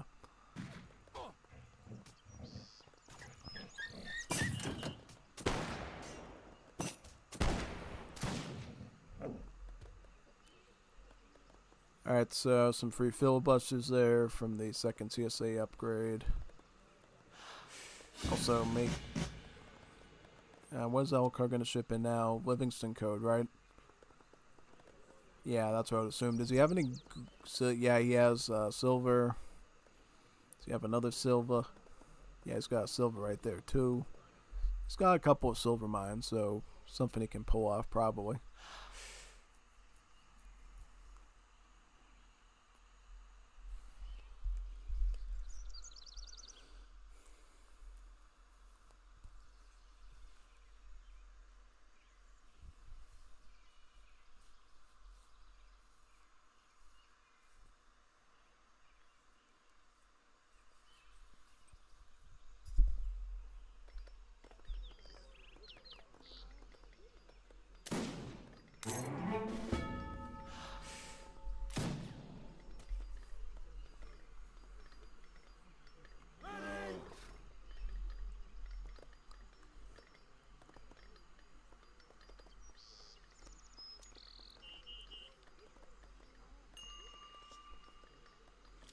8 Honaros, so he's going for the big boy villager shipment there.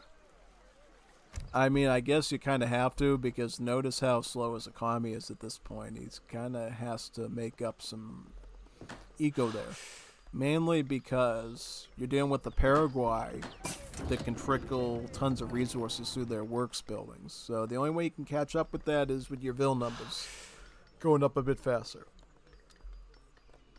And hopefully the Carretilla will be nearby to facilitate a bit of an even better gather speed on that stuff. So, yeah, pretty much. Got 3 equal hit their rockets right there. Machete there, another Corigua. How's this? The food work? You can still get bakeries, right, if you want to, and get 2 and 3 and 4. Yeah. Alucard picking up some basic market techs. He's got stone washing for the mining, and then hunting dogs for, well, the hunting. Hunting dogs for hunting. Yeah. Dígame, don. Yeah, his gold economy is still not quite there yet, but it probably will be quite soon.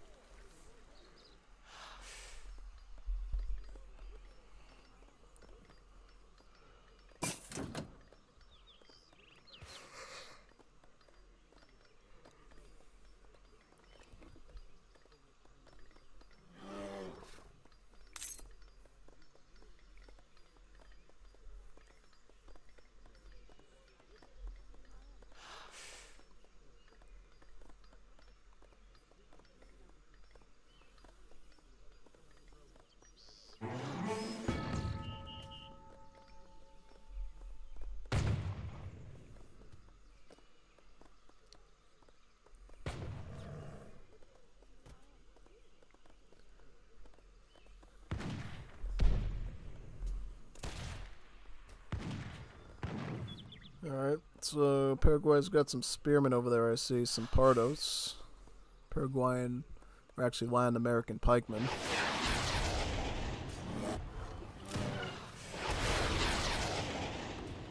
Go hit the rockets, doing a good job of playing the bears off. What treasure's at 80 food, right? Oh no, it's a nearly mature crony bear cub that you can tame. A soft plush crony bear you can hug tight. Very good. And yes, Livingston Code is coming in for Alucard, as well as Smelter House. So the second mining upgrade. Also picking up Bandoleros as well. I get as much of those outlaw techs as possible to go right in.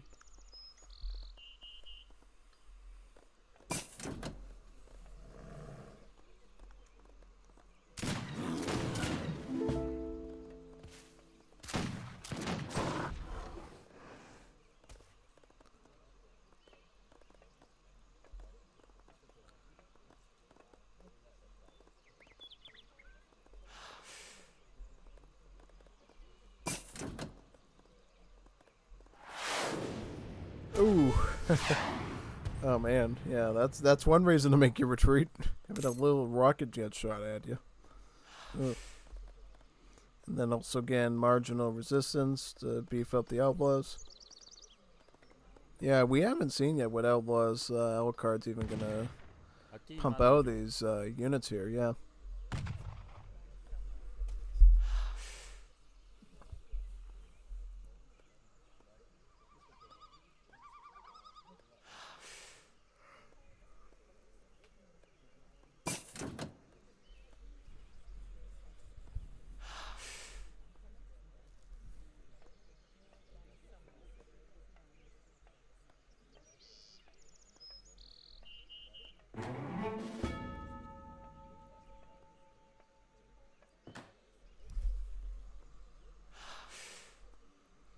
So Leperos, alright, got one outlaw coming out now. The Leperos, I believe they're pikemen ones. They're spearmen, so they'll be good against cavalry usually. At least if I recall correctly. Yeah.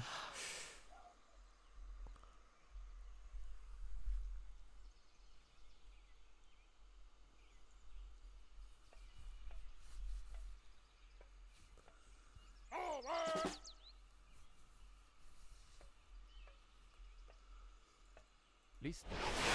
These are Leperos right there. Very nice.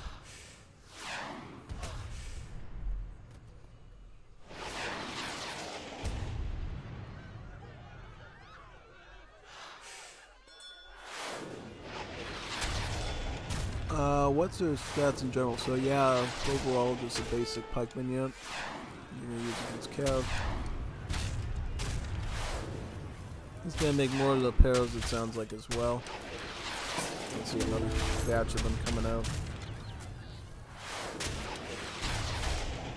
Also, he has his cafetelero out as well. It's a unique building that the Central Americans can construct. You can only have one, and it basically produces free coffee bushes around you, around the building. And you can get a ton of gold out of it. So if you are running an outlaw-based strategy like this, having all those coffee bushes giving you coin is just really useful to have overall. Yeah. Now, I think in this situation, filibusters and the Peros, you could potentially get the rockets, but let's see. Okay, let's see now. So it looks like we do reach the rockets. One rocket is down. Another one's sure to go down there. Okay, yeah, you see, this is pretty scary. They're pikemen, but no, they can fight against rockets. This one almost goes down, but then two more arrives. Huh. So what is Alucard going to do now? Because it seems like there's more artillery replacing the old stuff, and then there's always trying to go at this with his spearmen. Oh, now he's going to make the Cochulicos. Armed mounted men. Skirmish outlaw infantry armed with a musket. Good against villagers and melee. Huh. Okay, so it's actually a gunpowder-based outlaw. Alright. I mean, he'll definitely help against the Pardos and the Inettes, but what are you going to do? Alright, so he's going to ship in Volantes for the rockets. That can work. Just be aware that there's so many rockets at this point that he could potentially go for a snipe on them as well. So you got to be a little bit careful here. A little bit careful, I would say. So look at all these guys, the Cochulicos. Notice he does have a bit of a hand attack against villagers, though I will say, who really cares? I mean, the hand attack is only 9, so 1.5 multiplier is kind of minute. Like, I don't think there's going to be any situation where you're going to take these guys and just go like, oh yeah, I'm going to hit the Aldinos with them. That's a great idea. No, I don't think that's going to be ever used at all. Oh, Gommiustan also shipped in 2 Volantes. So, yeah, there's a good chance Alucard might get negated by the enemy Volantes before he can use his on the artillery. It should be very, very bad. Very, very bad, yeah.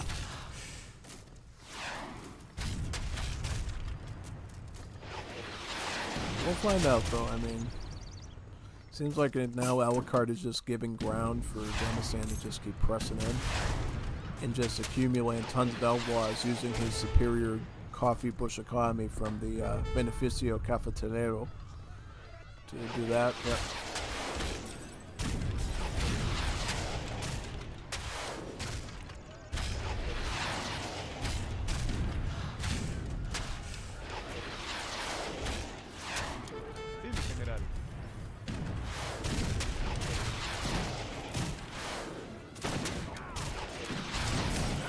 Alright, the Cochulicos are doing a good job showing the infantry there, it looks like, yep.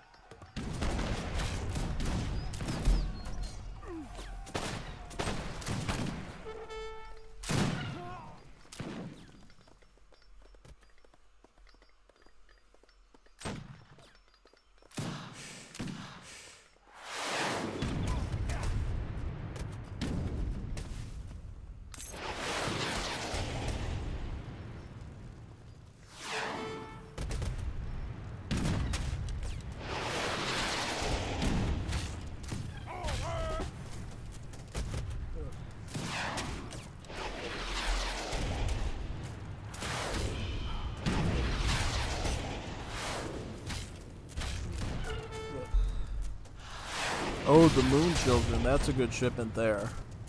Moon Children are essentially native archers to Central America that you can ship in.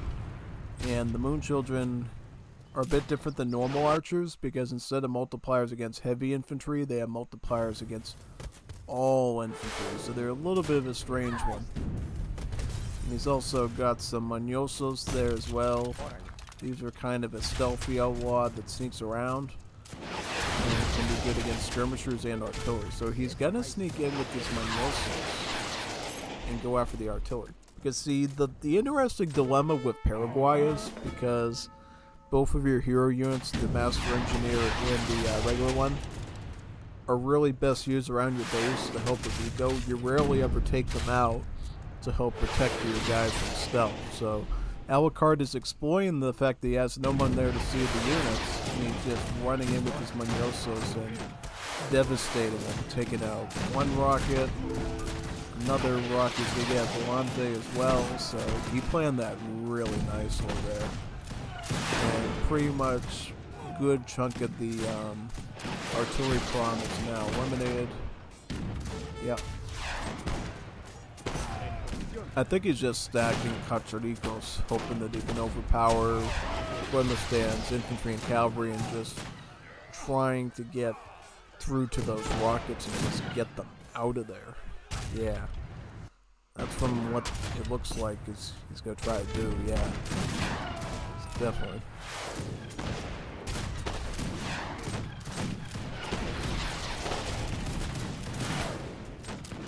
Up here comes the Serenos now. He's probably going to run them right at the rocket there.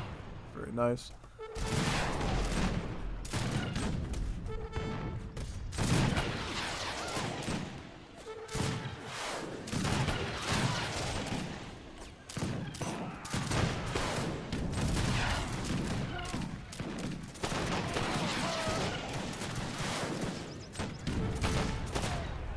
What are the range on these guys too? I'm trying to look.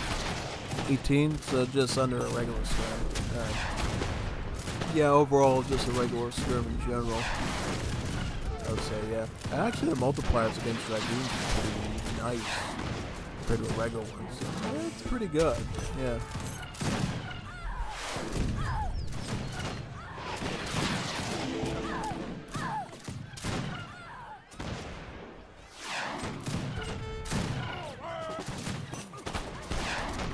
Look at the Moon Children there, using their anti-infantry multiplier as well. Flanking the skirmishers. Yeah, that's quite... Oh, they might actually get a rocket down, too. We'll see, though. They could do that, that'd be quite nice. Yep. Oh, good. Yep, they get the rocket down. Looks like Alucard can push this back. Because he's doing a good job in maintaining his Corchoricos. He's not letting Gommiustan just take them out for free. Especially since Gommiustan is getting a ton of free units now. He's getting the Premier Dominies, and he's getting all these free Akayobatais. So he's got to make sure that he keeps these Cachoricos alive and well to be his infantry backbone. Again, these guys out of here. So far, it's been working pretty good, as you can tell. Get that one out. Very nice. And Cachoricos will now be able to slightly push their way out from here at this point. Alucard also added the infantry cavalry attack to make it even better now. Great.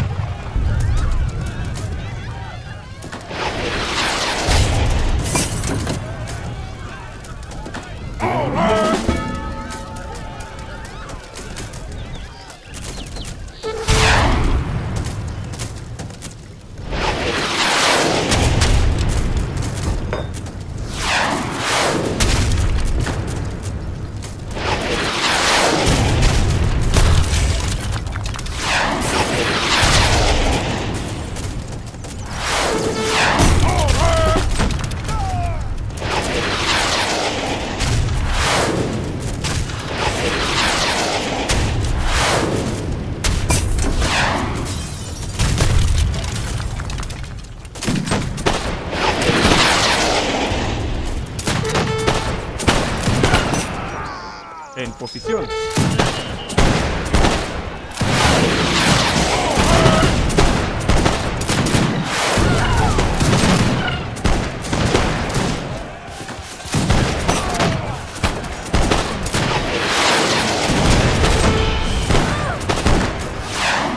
Maestro.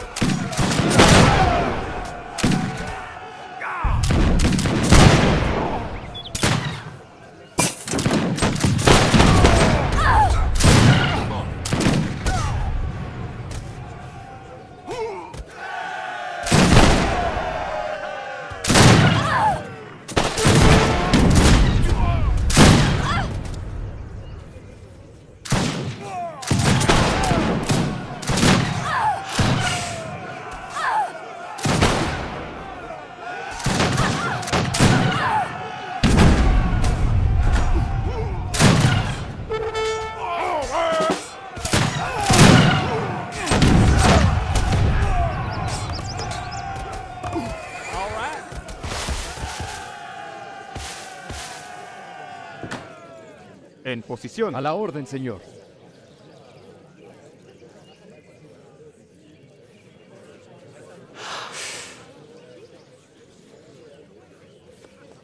Dígame, patrón. Ahora.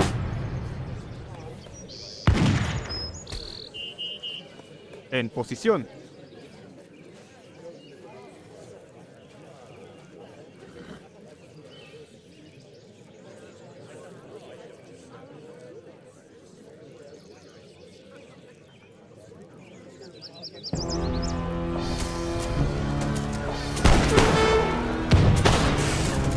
Aún no estoy muerto.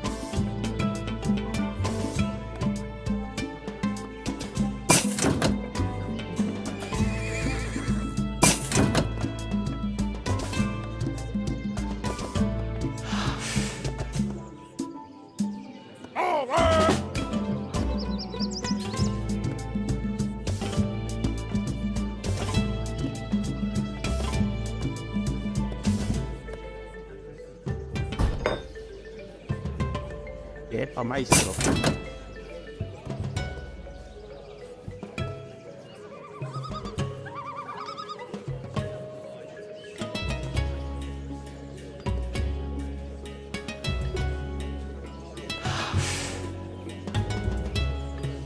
Dígame, patrón. Listo. Sí, mi general. En posición.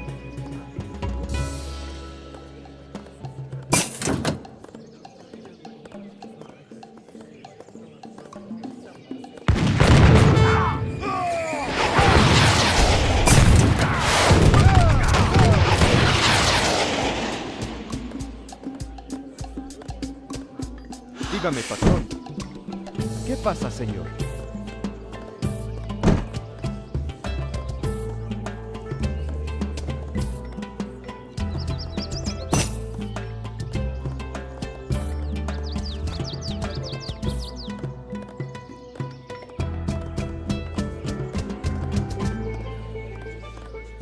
Sí, mi general.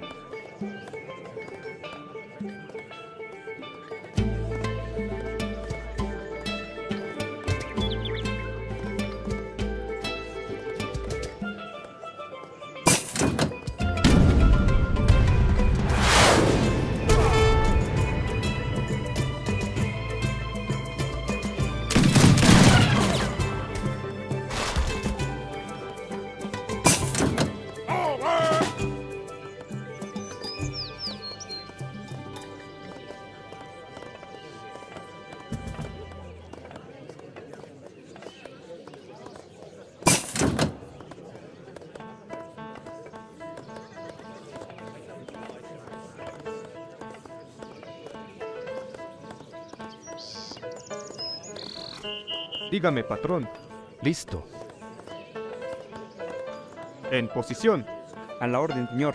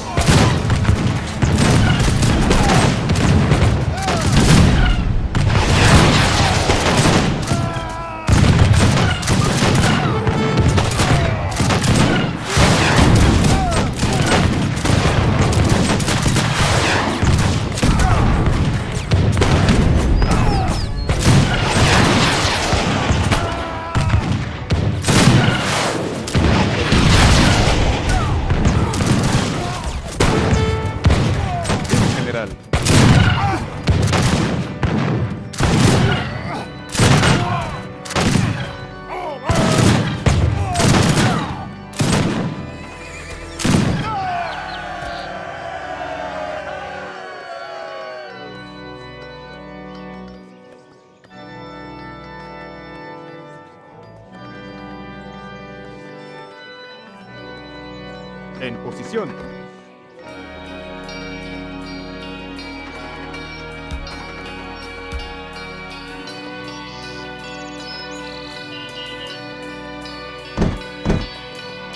Dígame, patrón.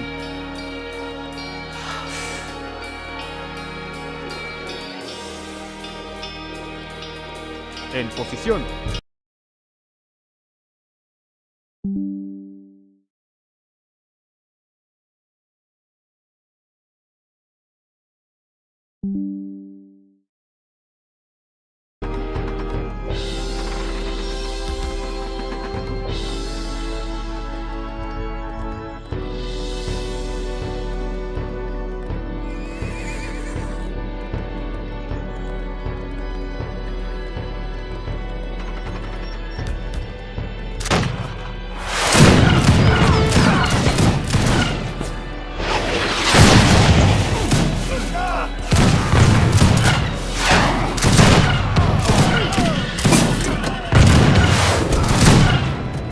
Dígame, patrón.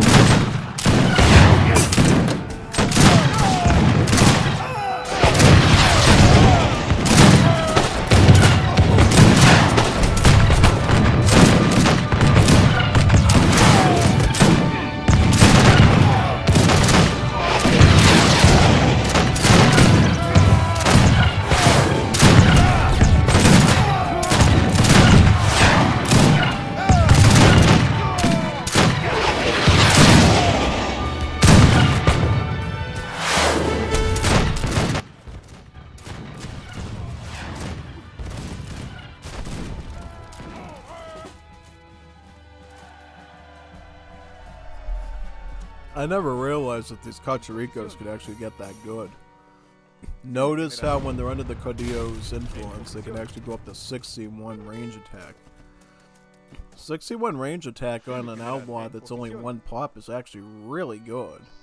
It's actually a phenomenal stat to put on a skirmisher. I mean, put the Royal Guard Escobateros are nothing compared to these. These things are like phenomenally good.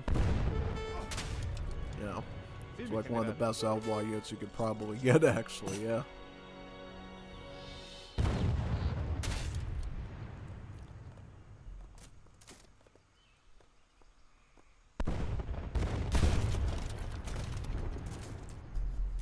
Looks like right now he's trying to use the Pedreros to siege the structures down and trying to keep the Pachulicos in a nice fine line to fight all the units.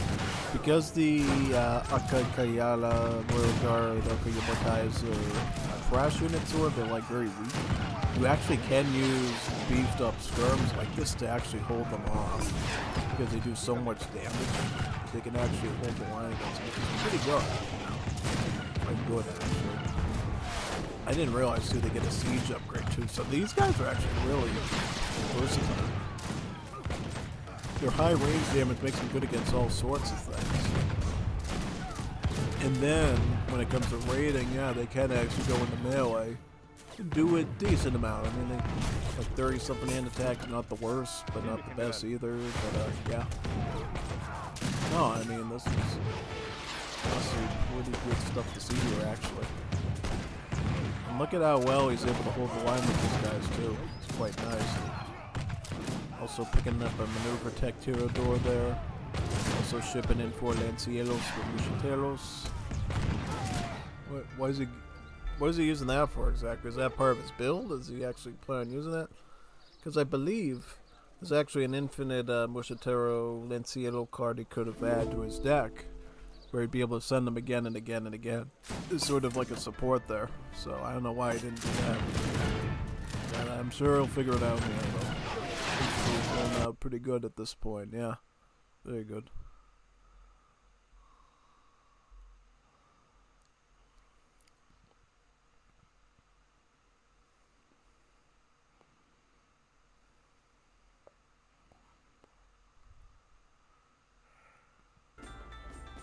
Aquí mando yo.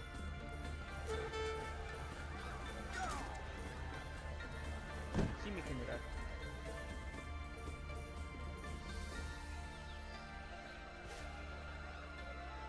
Dígame, patrón. En camino.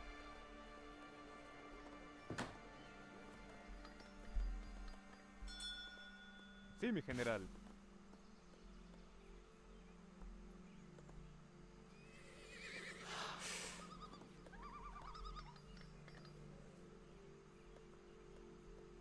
Dígame, patrón. Avancemos. Como ordene.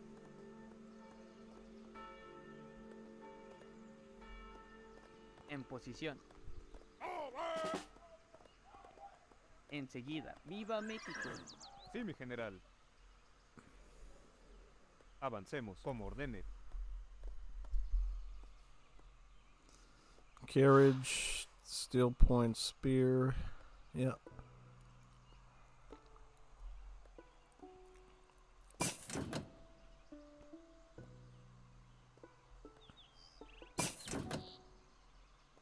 So he's switching to a different Central American country now. Probably one with Lanceros, I'm assuming. The one that has the Sabanero Lancero, Dígame, likely. patrón. Oh, it looks like he already got Sí, that. mi general. So he's probably switching to another one now. En posición. What could he go for? En He could go for the posición. one that has Sí, mi Mosquiteros, general. maybe. The Auxilio Cívicos. Gomas, Mosquitero, and always go in El Salvador. I can't remember what El Salvador specializes in. I can't remember if it's, Dígame, patrón. Good question. Because notice how your flag actually changes when you go to a new Central American country each time, which is pretty cool, actually. Yeah. Gives you a lot of different options. Alright, so... I'm just curious why he ended up going with that in the end. Especially since he already seems to get his Lanceros up pretty well. Yeah, definitely.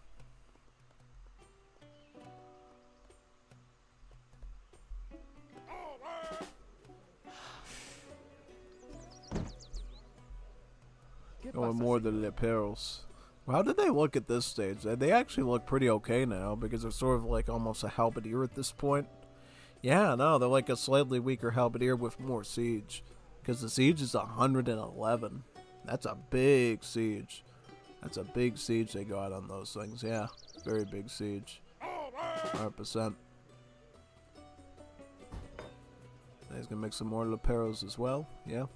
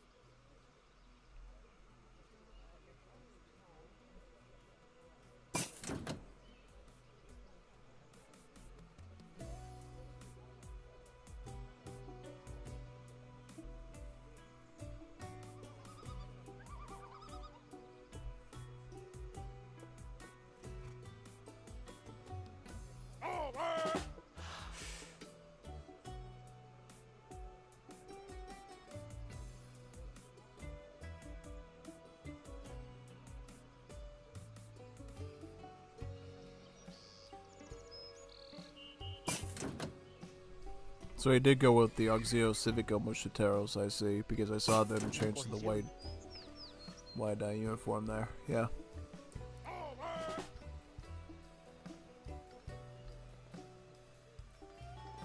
So what is he gonna do? He's gonna mass out Lancieros and Mosquiteros, I believe.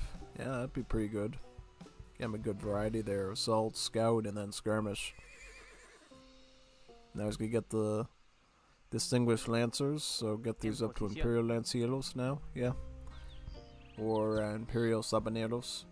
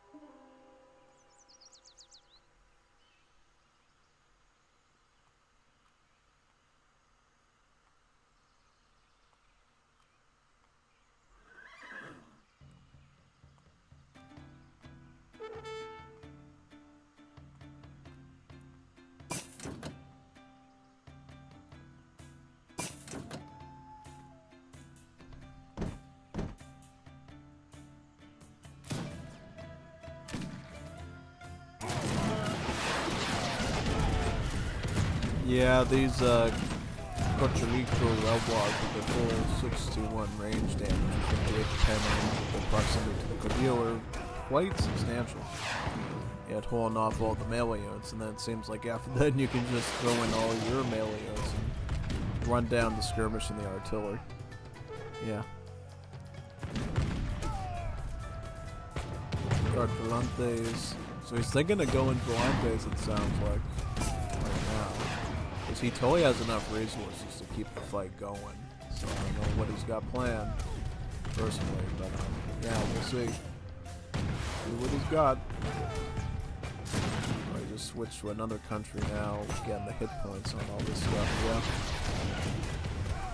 What is he weighing on? Why can't he just go full, like, stack a million Lancielos out and just finish him off? Couldn't he just win easily doing that or something? Like, what is he doing? Get all the Sabaneros out there, he should be able to win this easily. Yeah. Dígame, patrón. Distinguished Auxielo, so Mass Mosquitero. Yeah, he could just spam him out this thing at like super duper speed.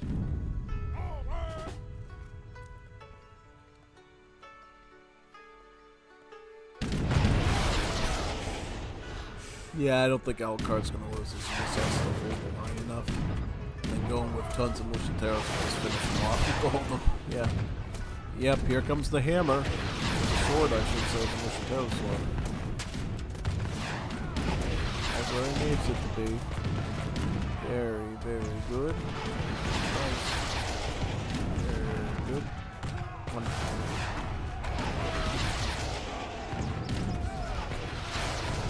Skirmishers, took out some artillery. Nice. Ooh, wow, look at that. Insane.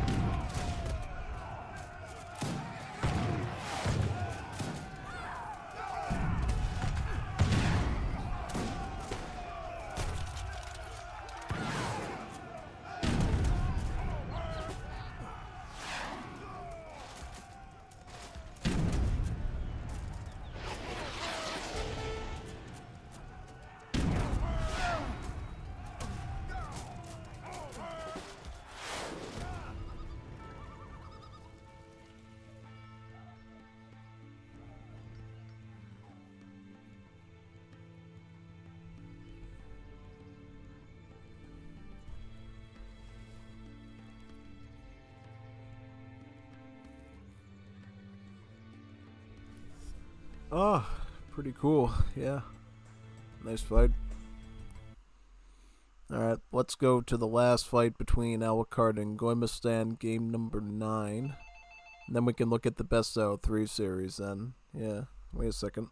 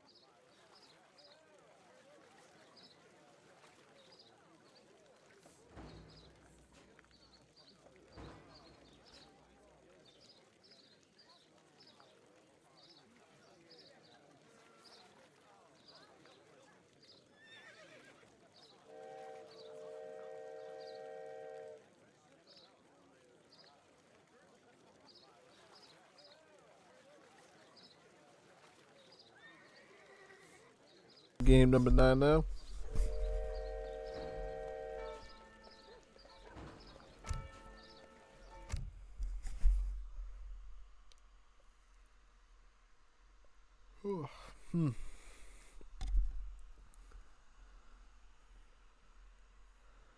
So, Gommiustan's doing Paraguay, and Alucard is doing Argentina now.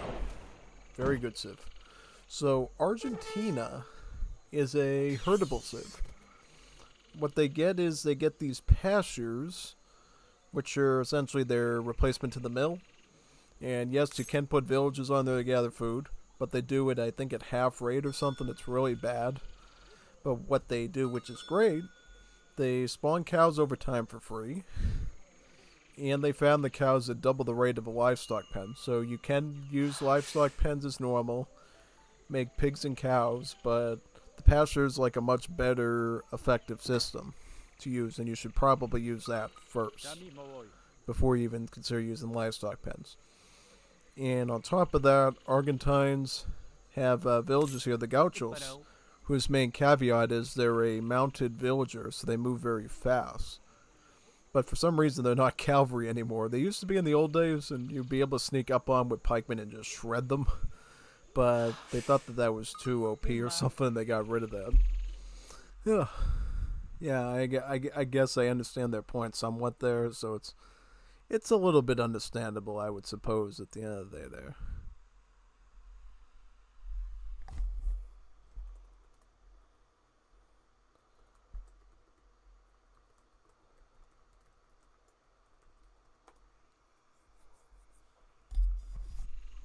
Yep, I was correcting someone on Discord. They're saying, "Oh, we're getting 3 new Age of Empires 2 Definitive Edition civs on the 15th." I said, "No, we're getting them on the 14th, man. No, we're getting them on the 14th.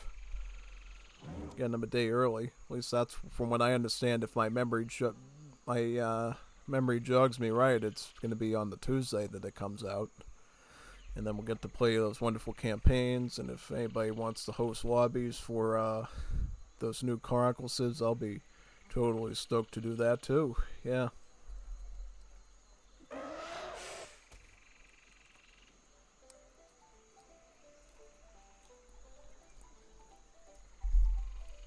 Alright, so let's look at this Argentine deck real quick. This is a standard Argentine deck with a few exceptions. Basically, your most important cards. Cimarrones gives you a pasture wagon, so it starts you off right away with that cattle production. Also allows all pastures to produce cattle about, a third of the rate faster. Saldaderos. Basically, all your cows, when they spawn from those pastures, are going to be semi-fattened, so they're pretty close to being done. And then you got this card here, Butchers, which trades all your food for gold in an equal amount, and it's an infinite card, so you can keep using this again and again and again. So if your food economy is so good that you have a ton of food and you can keep it up, you can take all that and turn it into gold, to the point that you can just go full herdable, eating pigs and cows and other stuff like that, basically.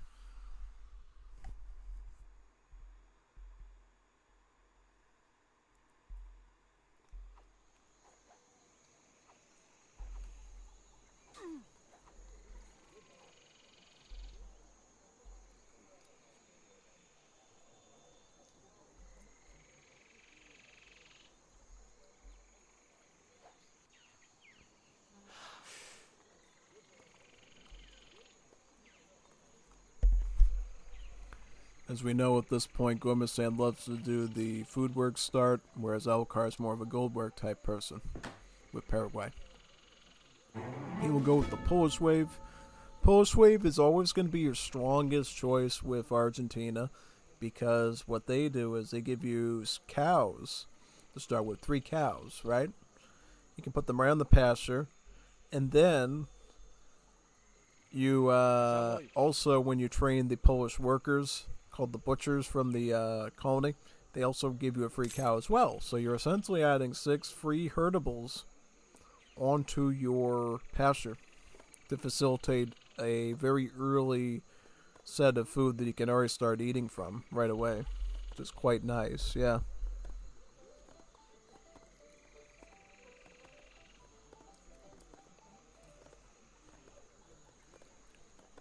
So that'll be quite good, and I'm assuming Goimo's sticking to French, right? Oh, he's going Croatian this time. He's going Croats. Probably because it's a water map, and he might want to develop Falkuzas on it, which I think is pretty fair. It's a pretty reasonable choice, honestly, so I really can't fault him at all for wanting to add Falkuzas. Pretty good stuff.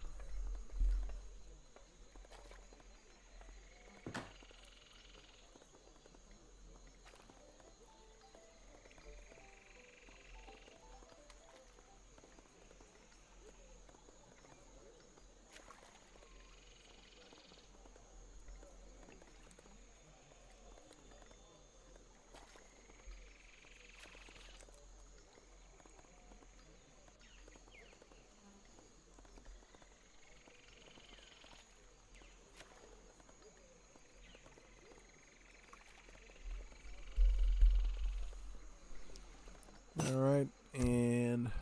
Huh.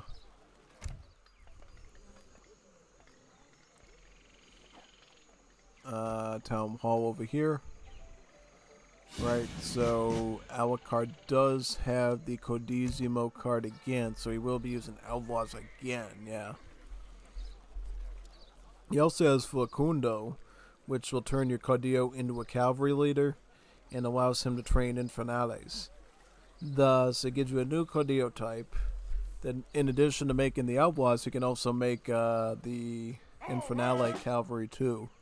Which for Argentines, it's a mounted lancer that has multipliers against cavalry. So it really could be considered a mounted pikeman or a mounted spearman. So you get mounted spearmen plus all the outlaws you normally can. Thus, pretty good set of stuff there, yeah.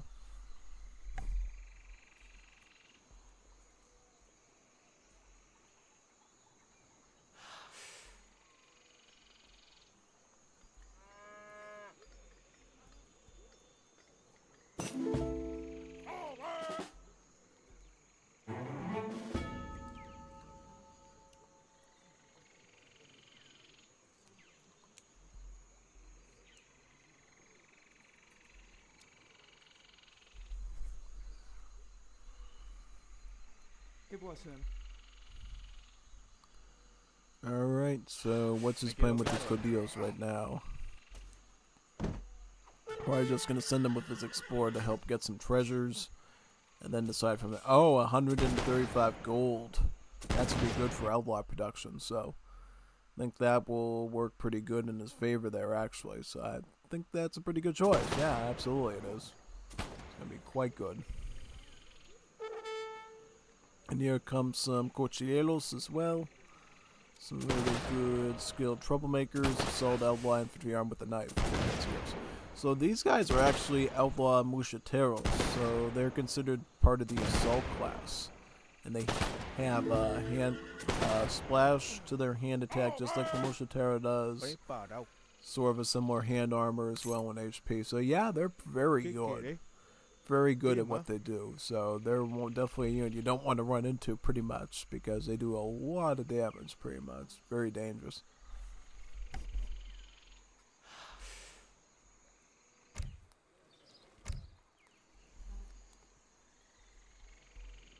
¿Qué quiere?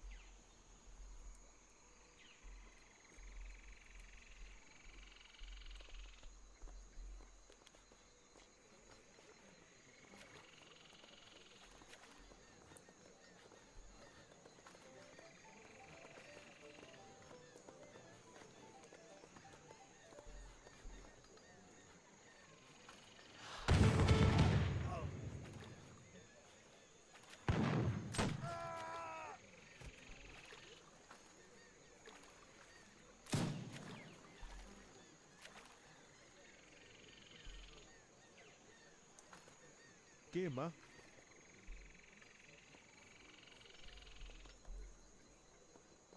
¿Qué quiere? ¿Qué más? ¿Qué quiere?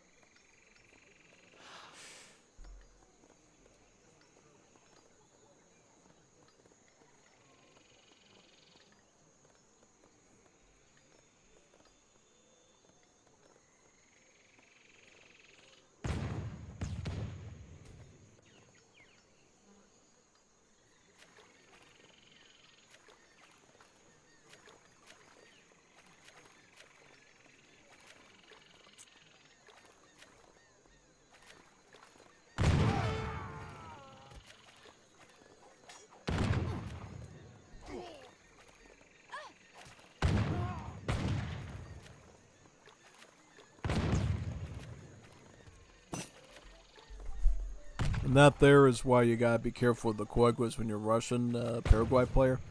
Their shotguns will enable them to do some insane damage to really any troop. So you gotta be really aware of that usually.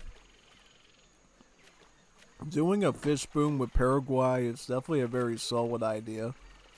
And I think it's going to lead to some really extensive resources, particularly in the food area, and later on in the gold with the whales.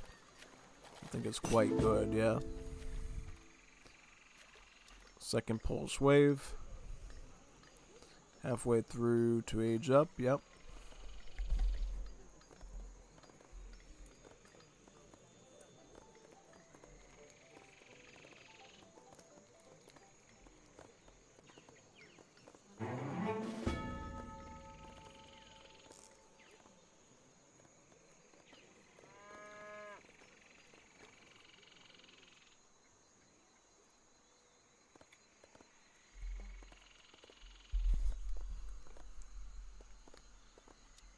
With second pulse wave, I believe he'll get 2 stable wagons and a arsenal one.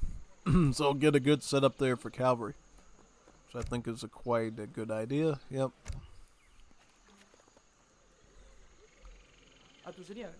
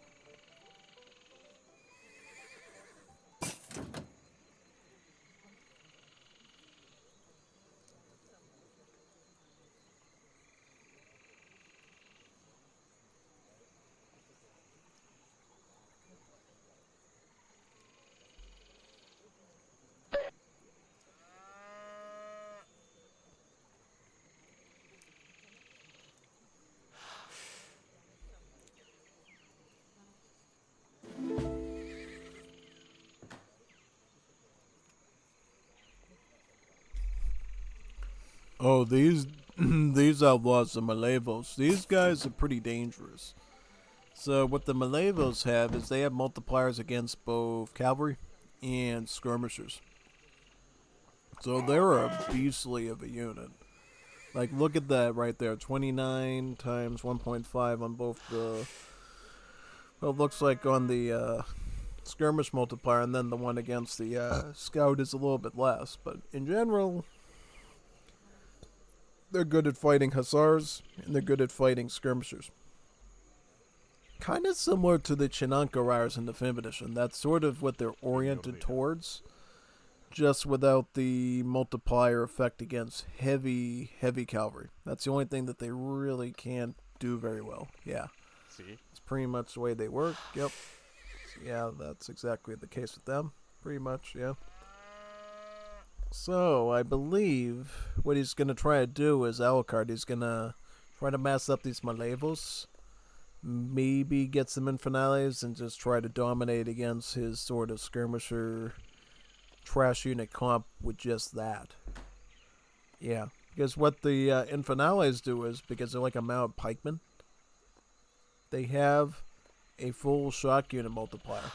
Which means that they can do multiplier to like Hussar, Dragoon, Mounted Skirmisher, Heavy Cavalry, you know, anything that has a shock tag, it can, well, shock them. Shock them that they're winning, yeah. Again, Seminones this late. I didn't know you could get Seminones this late. You usually thought you wanted to get it earlier, so you could have the cows available sooner. At least that's what I thought. But I guess he was able to effectively set it up so he could get all his cows needed from the Polish immigrants. So he wouldn't have to eat them. Ah, yeah, that's pretty smart actually. No, I didn't think of that. Because he was basically able to hold off on really doing anything with the pastures just because he could get free cows from Poland and then stick those onto the estancia. I believe the estancia fattens animals even faster than the pasture does, so it's pretty normal to actually have your pasture configured to send a lot of your cows to the estancia, because that'll fatten them even faster, right?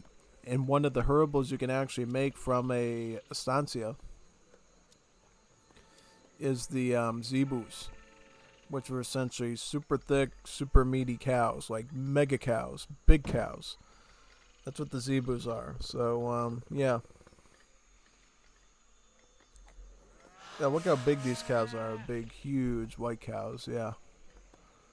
And these ones essentially will get you a ton of food. 1,500 food. That's really big. That's a lot of meat on a cow. 1,500 food. Yeah, that's pretty huge, actually. So, yeah, definitely.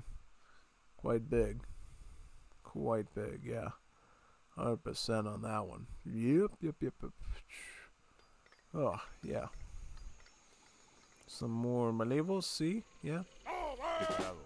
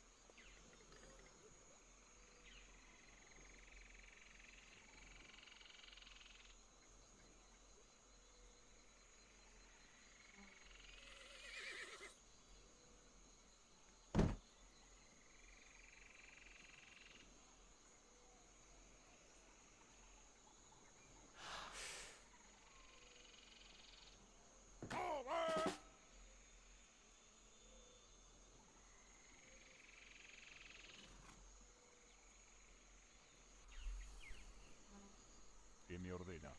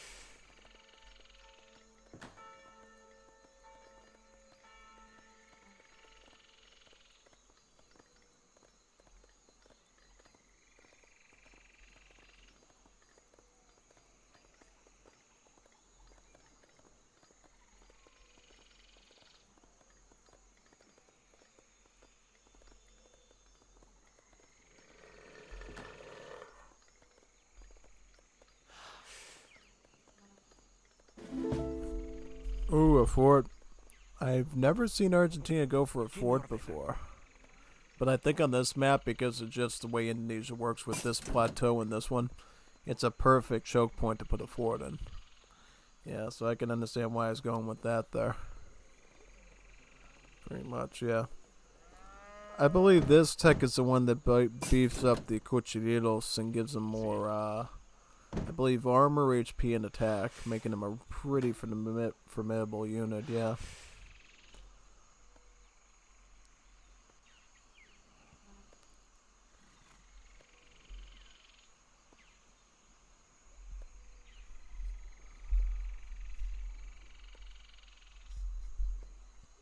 Preparado.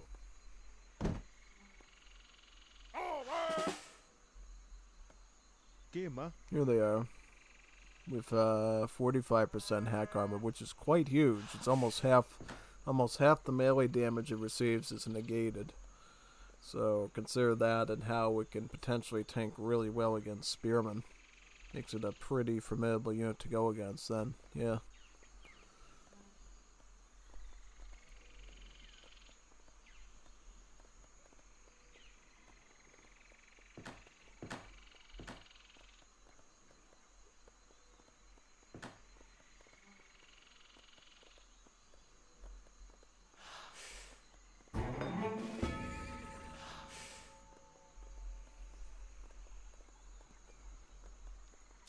I do notice Paraguay's score is higher though, so I don't know if that exactly means that they're growing very good or what's going to be their ultimate performance against all this Argentine outlaw stuff.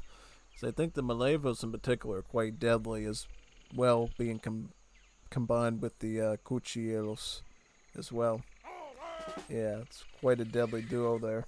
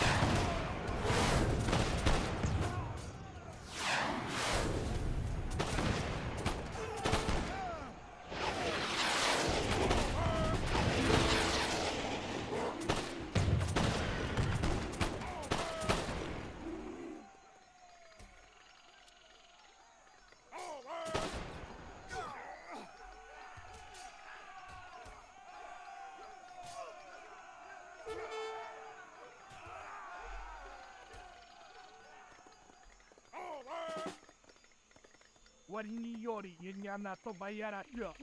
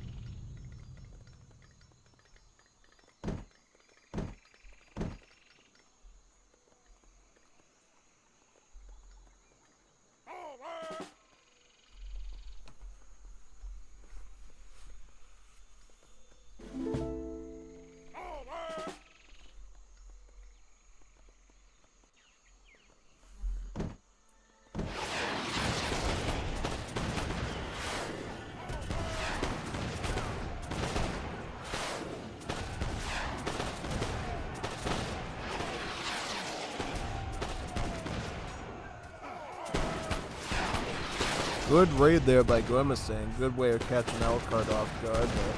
I mean, it will help that obviously his gauchos are mounted and can retreat a little bit faster, but definitely the snare from the spearman is making that near impossible to get all those gauchos out of there safely. Yeah, it's quite annoying if you're Alucard. Now, what you can do now is you can try to... Well, wait a second. I don't think he has really anything he can use against all those spearmen, though.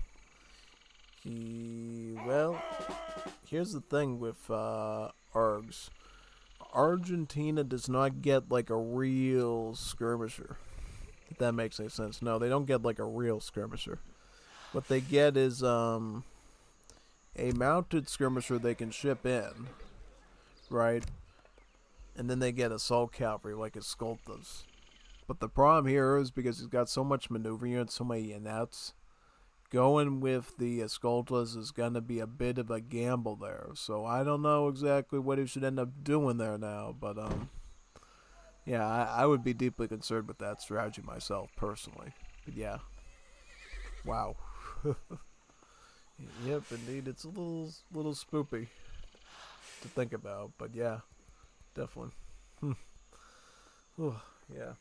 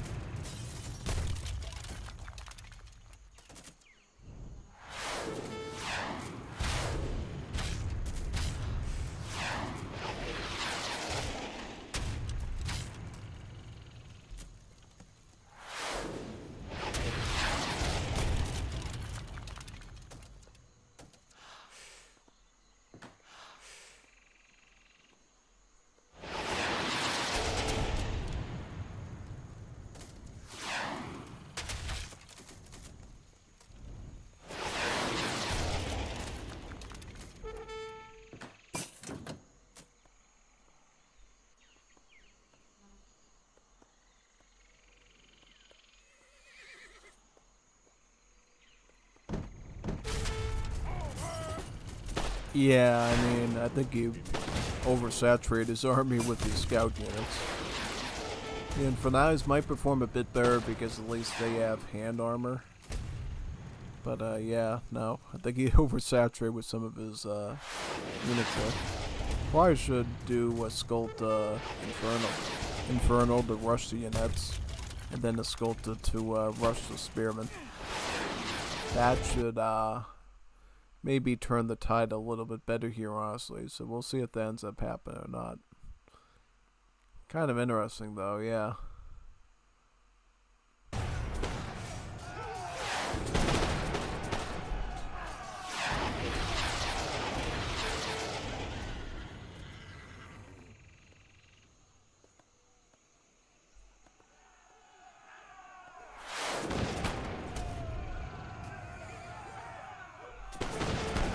Making Matreros now, huh? I would have thought it would have made the Matreros a bit earlier there, personally, but I don't know. It seems a little bit weird to me. They waited so long on them. Yeah.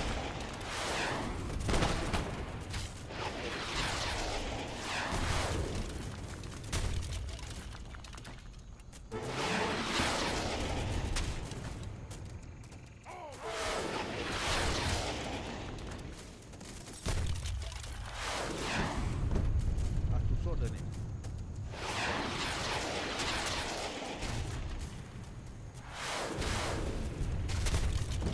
I can imagine how strong they are now once you add like Guard and Imperial upgrades on them. They probably become a really fierce, dangerous unit, you know? Particularly against skirmishers because of that high damage it's got plus the slash. So, yeah, what's their pop cost now? Have to put these on. 3? Yeah, a little high, but it's reasonable.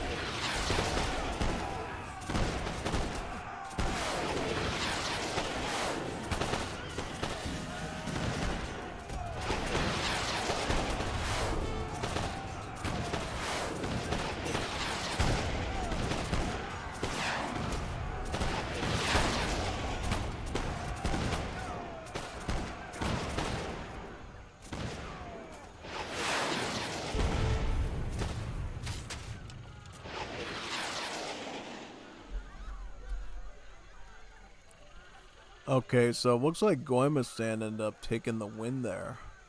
Somehow. I was pretty shocked by that because technically if Alucard just had a little bit more presence on the map, a little bit more map control, I think he probably could have gotten like the Royal Guard upgrade on the Escoltas, the Libertads, and then just shoveled his way through that pretty easily. Yeah, no, that was a pretty strange one to say the least. Yeah.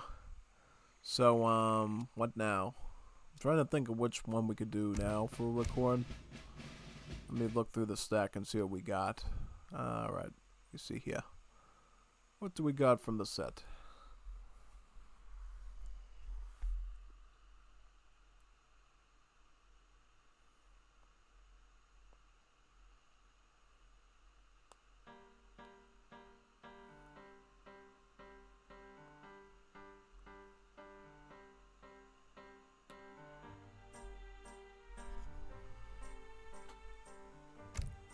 What would be a good one?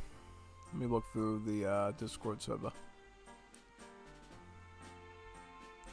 Because I kind of want to do the little ones now, I think, instead of the Nathan series.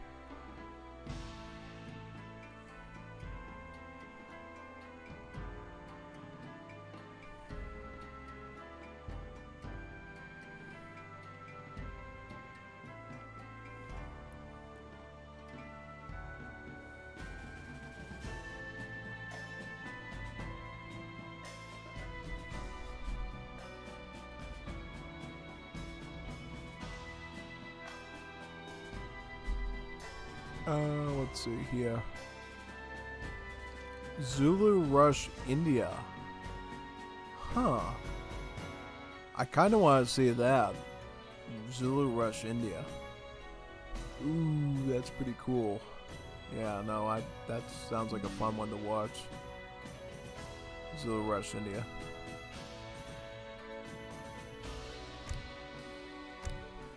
Yeah, I'll do that one. That's the one thing we haven't seen tonight is any Africa Civ gameplay, so let's check out a Zulu. Zulu is one of my best Civs, probably. So who do we got? We got Stupid Bot, of course, versus Nathan. Nathan playing as Zulu, and Bot is doing India, right? So, Zulu. I wanted to do this one because Zulu is a really, really strong Civ. A very, very solid Civ. So, Zulu is mostly a Civ based off of StarCraft, right? You know, in StarCraft, you have the Civ called the Zerg, where essentially it's micro-intensive. You have to create overlords and all these other things to sort of do all these tasks, but they're very hyper-aggressive and they can do all sorts of things. Well, yeah, basically that's the Zulu in this game. So the way it works here is you can train villagers from the town center normally. That's kind of normal.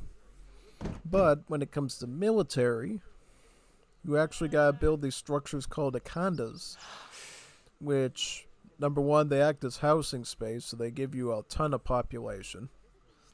Two, they give you all of your infantry upgrades that are in gunpowder base. Pretty good. And then three, they spawn these little kids called youths. And the youths, you can turn into any warrior that you want. You can turn them into an archer, you can turn them into a spearman, turn them into a javelineer, a rifleman, a mounted rifleman, all sorts of different units, even artillery. And basically, you're using the Zerg-like production method to make any military unit you want from those small kids. Thus, in that sense, Zulu doesn't need military buildings to train stuff because literally you control it through the Zergling type production process. Though there are some more advanced unit types like cavalry and gunpowder that will actually need the structure called a corral to be near the youth when they're maturing into them. And those would contain upgrades to their specific class. Like, there'd be some cavalry base upgrades at the cavalry crawl, and then Everything else and then the artillery stuff would be at the gunpowder crawl. Yeah. And really with Zulu, the most important thing you gotta do is you gotta be super duper aggressive. Like, as soon as you get your first youths upon doing Library Red 1, pump out a bunch of Impy. Get some Impacity. Get one of those units that you know is gonna press really good. And go with that. Though I will say there are some sort of more late game applications of Zulu 2 you can do, but definitely in a 1v1 you gotta be very, very aggressive. 'Cause let me tell you, there's a lot of annoying civs like the Obbins and stuff. Once you give them some breathing room, they're gonna go Jan Abyss on you and you're not gonna know what to do then. Yeah, it's quite tricky. So it looks like nowadays, like at least from what I saw in some previous videos and what I've actually started to do is the most common build order for Age Up with Zulu, 2 library blue text just to age you up the cheapest, and then go for red 1 so you can begin receiving your first youths, start training youths from the Akandas. Then you should be all set with your early game. And then from there, you kind of have to choose how to get red 2, red 3, yellow 1 through 3, and then blue 3 to get you to age 3. And then you can start, you know, getting stronger shipments of units, and then some better techs and clone 1 to give your Ascaris more multipliers. It's really nice. So, yeah. And that's generally the rule of thumb with any Africa Civ, but in particular for Zulu, it's always going to be Library Tech Blue 1, Blue 2, and then Red 1. And if you don't know what a library is, basically this library contains different colored technologies, and you need certain combinations of them to age up. Right? And as you get deeper into the color, they'll cost more food and gold and eventually export as well. Thus, you need to really be working that economy really good if you're actually going to be able to want to make anything, pretty much, yeah. So it's pretty much depend on how good you macro and how you micro with Zulu. People that are really quick on their feet love the Zulu because they're very rewarding. They get a lot of good unit classes that work really well with that aggro and give you even opportunities to like spam artillery in a way that you couldn't with any other artillery foundry using Civ. So, yeah, Zulu are always a bag of surprises, and they really, really are good in the aggro department, yeah.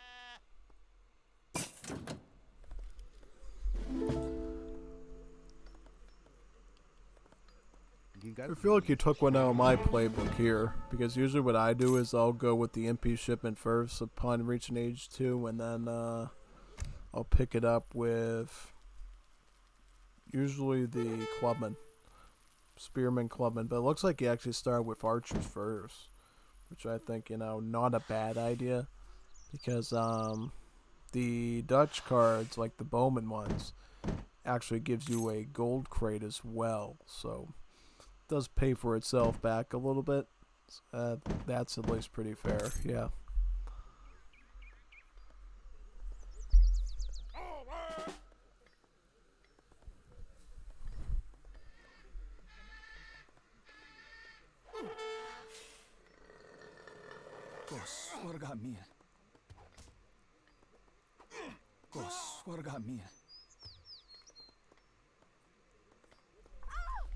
Oh man, he's just building his aggro fort now. That's really bad.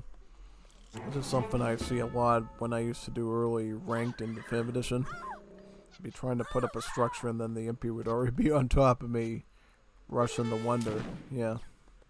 Thankfully, Wonders do continue to construct themselves even if they are having no villages building on them, so that's at least good. It just means that the rate's going to be super duper slow compared to if you have like 8 to 10 villagers trying to put that thing together.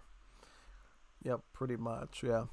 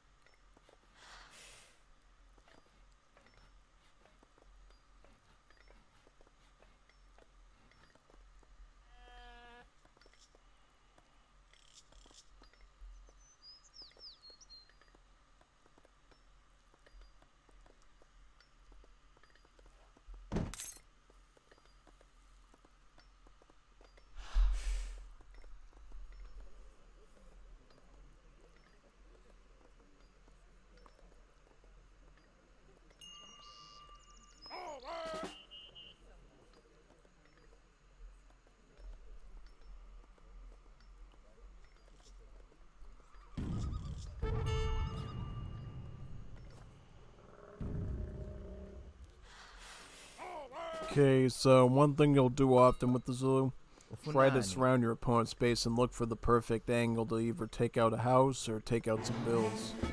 And that seems to be what the Zulu here is doing quite efficiently. Overall, the Impi are a great choice to throw in your armies because they are essentially a trainable version of the Hulkon Javelineer from the 5th edition.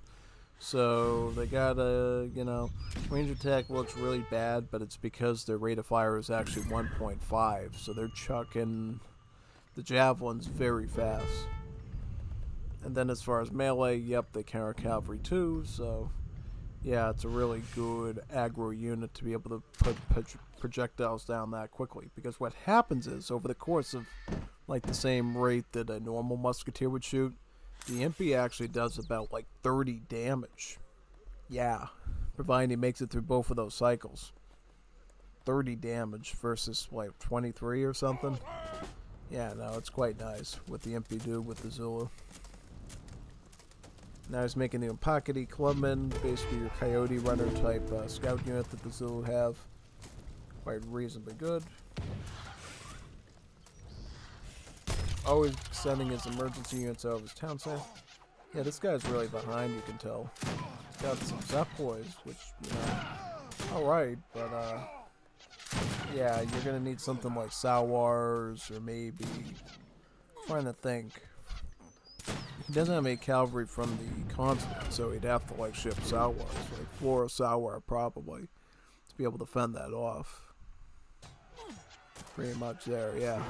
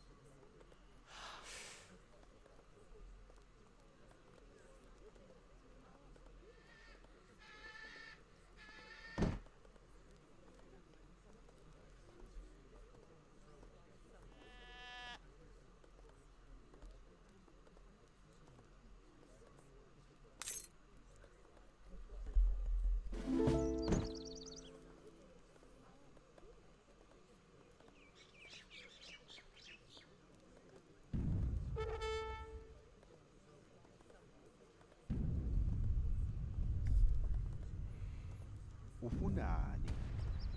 Ngikulungele.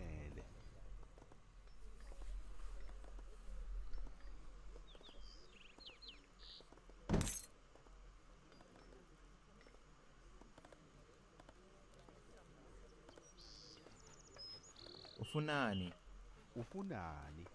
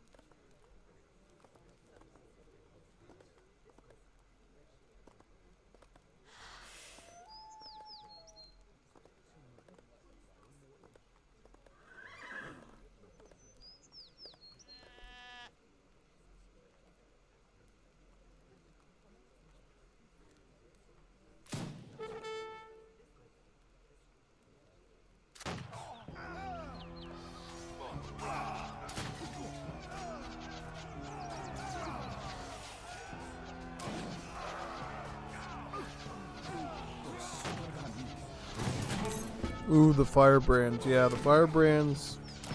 Those units you see with the big fiery sticks in the front.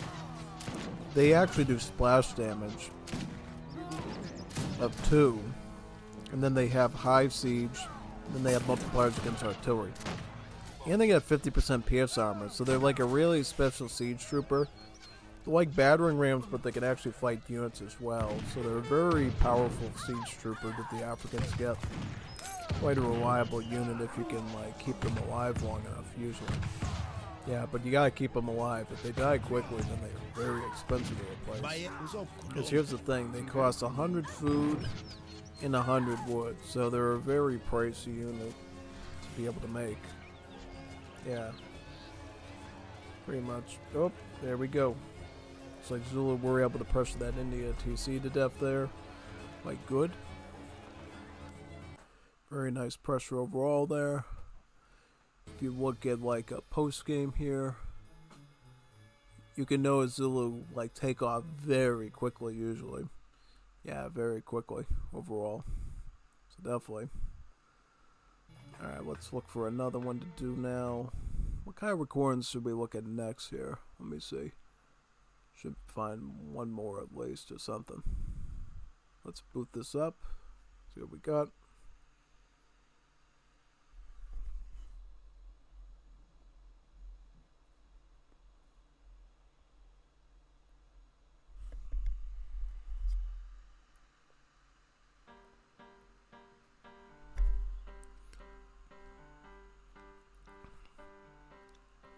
So we got France versus Mexico. Impossible win Korea.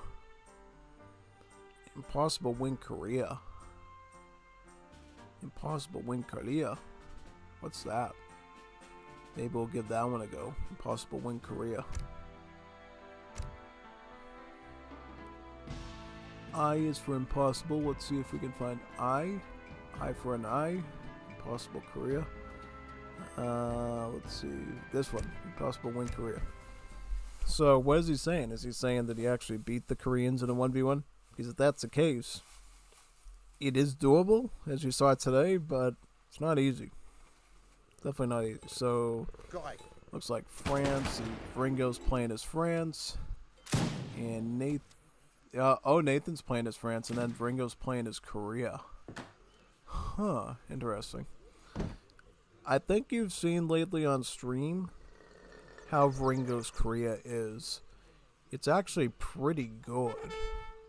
But the thing is, it looks like Nathan somehow got Ringo to... Well, wait a second.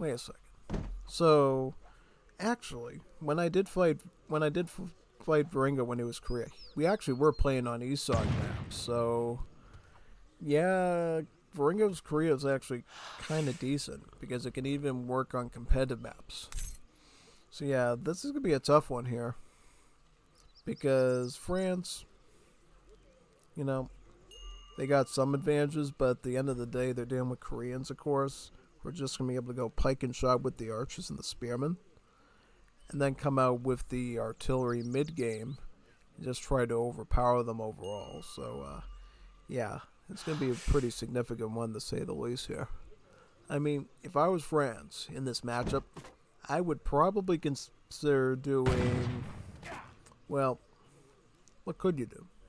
You could go volunteers, so like early skirmish.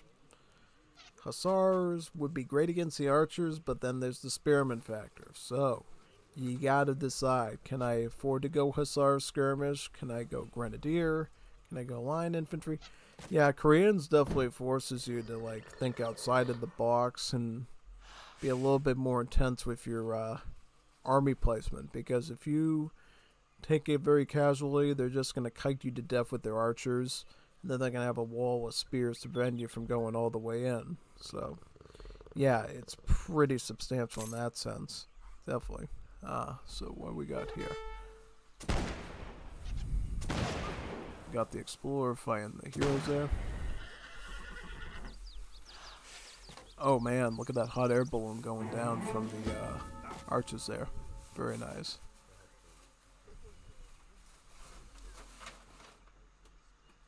Three villagers from their deck. Advanced Wonder. I think I've seen the Ringo run this in his deck, and I was like, wait a second. Advanced Wonders. Whoever runs Advanced Wonders. It's like something we never see.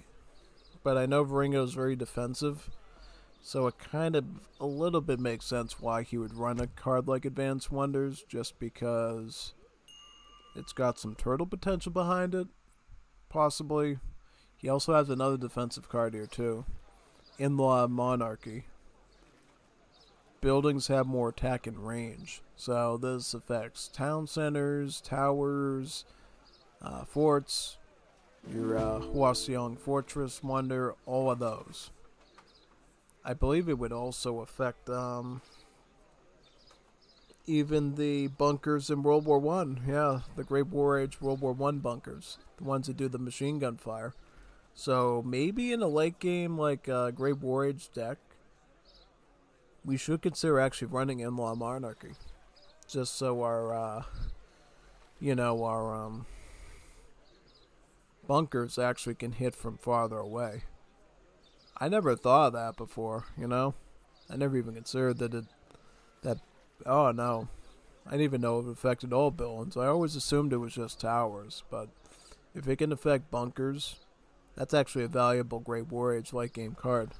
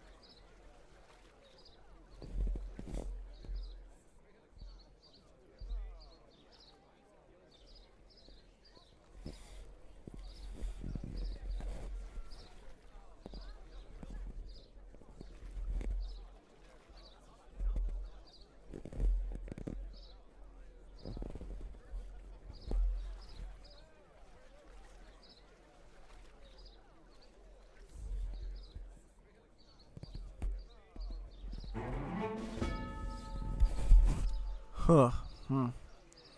So what do they get for a second card? They're getting Sawmills, yep. Grand Palace, of course, for the boom. What's Nathan doing? Quartermaster, right? 400 wood. Yep. Artisan. How's this deck even looking here? So he's got crates, right? Okay, so he's running the same deck he did against Gommiustan at the start of the stream. Yep. This is a card you always need to include with France, the Infinite Tens Wave card, because what it does is it gives you access to this wave, which is a pretty good ranged assault unit. So kind of similar to the Louisiana Tigers we saw earlier with the United States, but it's a version that France gets, and the best part is you don't even have to upgrade them, they just upgrade themselves with shadow teching. Yeah, because there's two ways you can get them. You can ship them in this way, and then there's a card that lets you train them right out of forts as well. So, yeah, pretty nice, actually.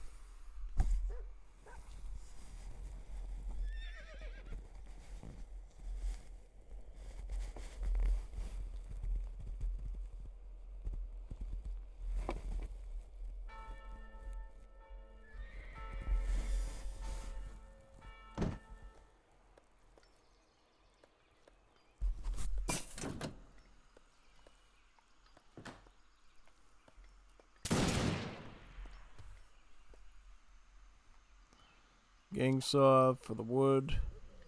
And sewing machine actually helps you with your hit points for the Europeans.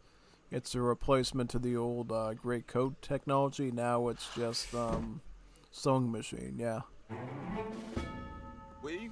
Alright, so looks like France will go volunteers again. Here's a start, just like they did against Belgians in the beginning of the stream. Korea, though, will probably go Archer Spearman against that. So, yeah, it's going to be a bit of a back and forth at the start, and then they'll gradually pick up from there with some momentum, as you'll see. Big time.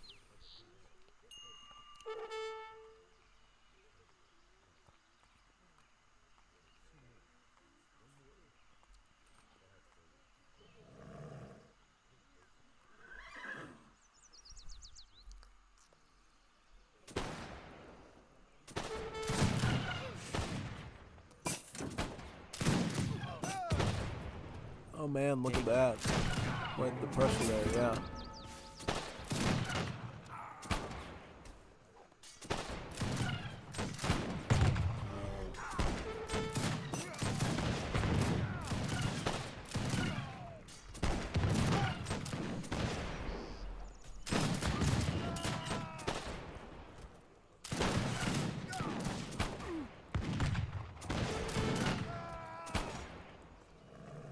Okay, so shipment of Myung's coming in for Koreans. It's their archer unit.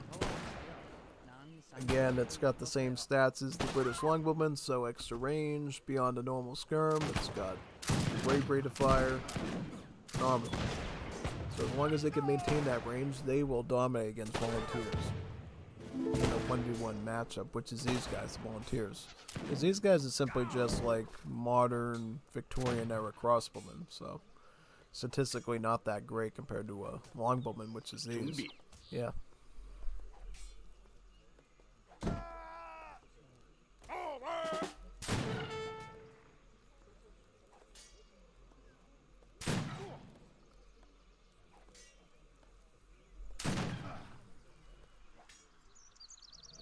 도와주세요.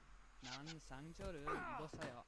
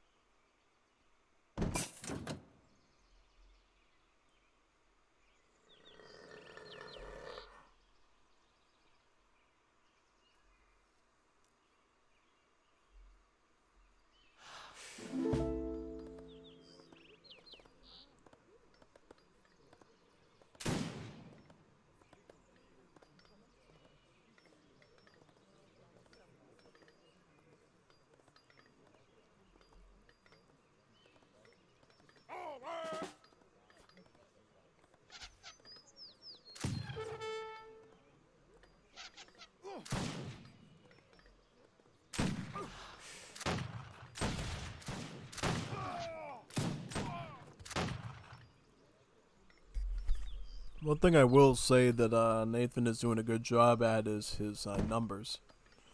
Yeah, maintaining good, massive army of troops.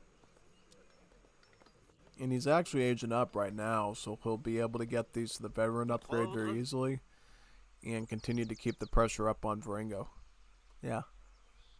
He's going to have to maintain some pretty intense pressure on Korea to be able to actually beat them. Otherwise, Korea's just going to sit back again with their extra range and rate of fire and then get an easy win from it, basically, yeah. Pretty much going to be the case there, yeah. So you got to be careful. Be super duper careful, yeah.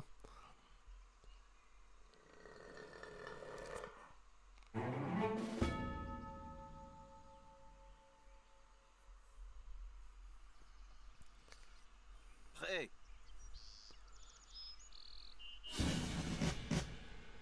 Votre ordre?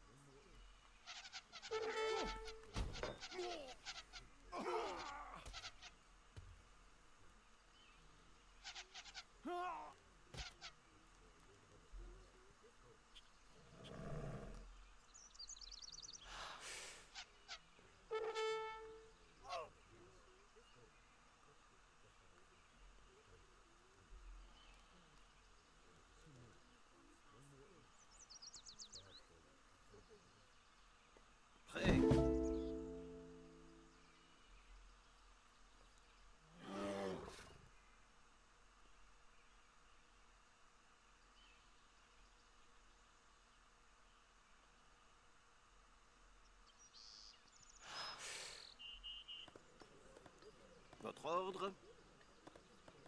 Oui, votre ordre?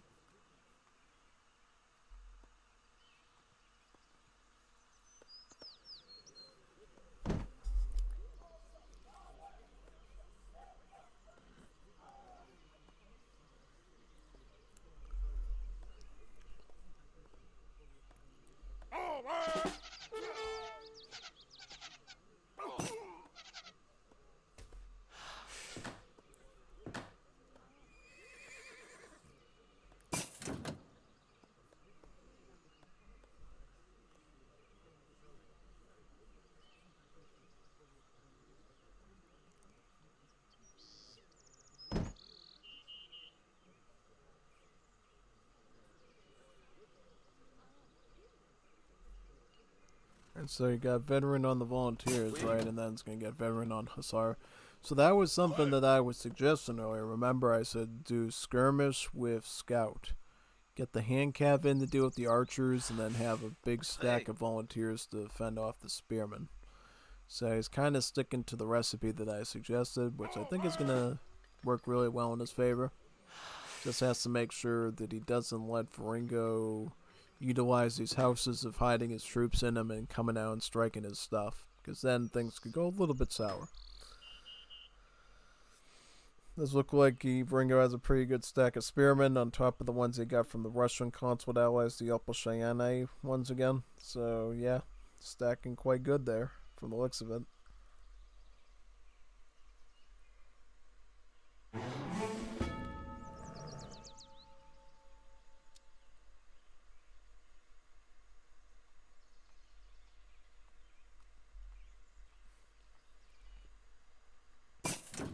Diplomatic intrigue. Why is he getting it so late? Because now it's sort of a moot point. I mean, yeah, he'll be able to get another batch of Upper Cheyennes, and he'll probably be very close to getting another one, but, I don't know. I just think it's a little bit late to the game to get that, honestly, so, yeah. I don't know. Maybe I'm overthinking it. We'll see. 도와주세요. 난 상처를 입었어요.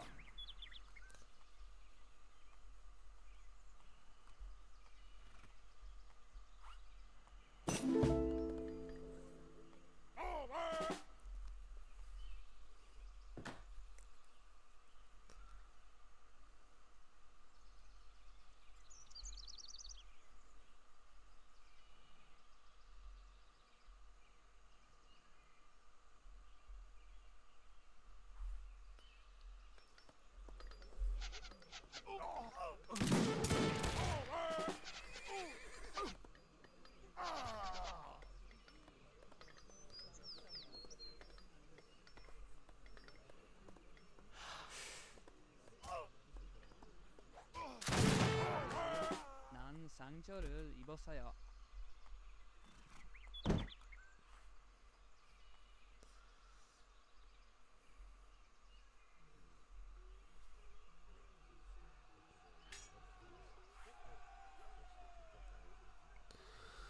Yeah, those Falconets will do quite a bit of a good job as well if you can keep them alive. Right now, Varingo, I think, is just trying to bide himself time so he can maybe age up and get some of the Hwachas. Because the thing that you gotta understand now is any sort of rapid fire artillery unit, like a machine gun, a Hwacha, now has multipliers against cavalry. So not only would they be able to counter those volunteers, they'd actually be able to counter those Hussars too. The right preparation. So yeah, quite a lot to consider there, right? Big time.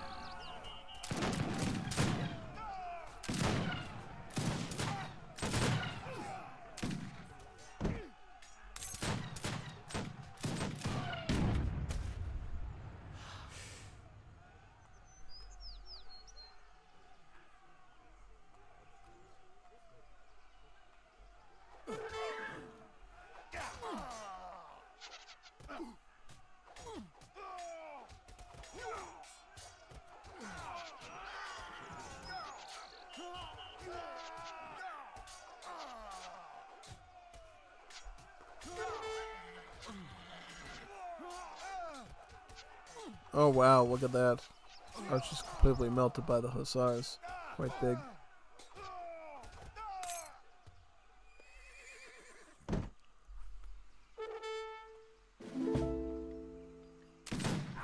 Gonna rush in with the falconets, it looks like, yeah.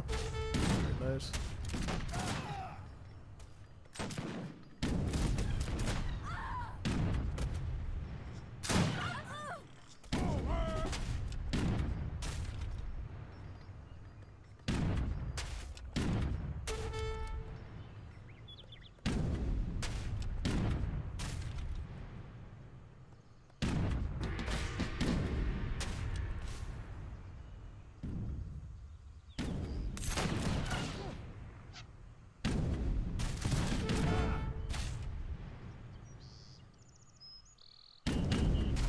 Yep, the power of artillery. As long as Nathan has his 2 falconets, he can constantly keep pressuring the Korean rural crony buildings quite well.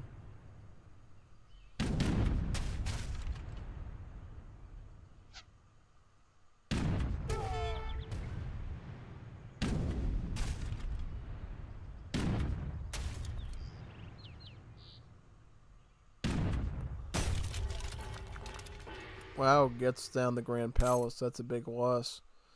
Means far less free villagers and more spending food for them.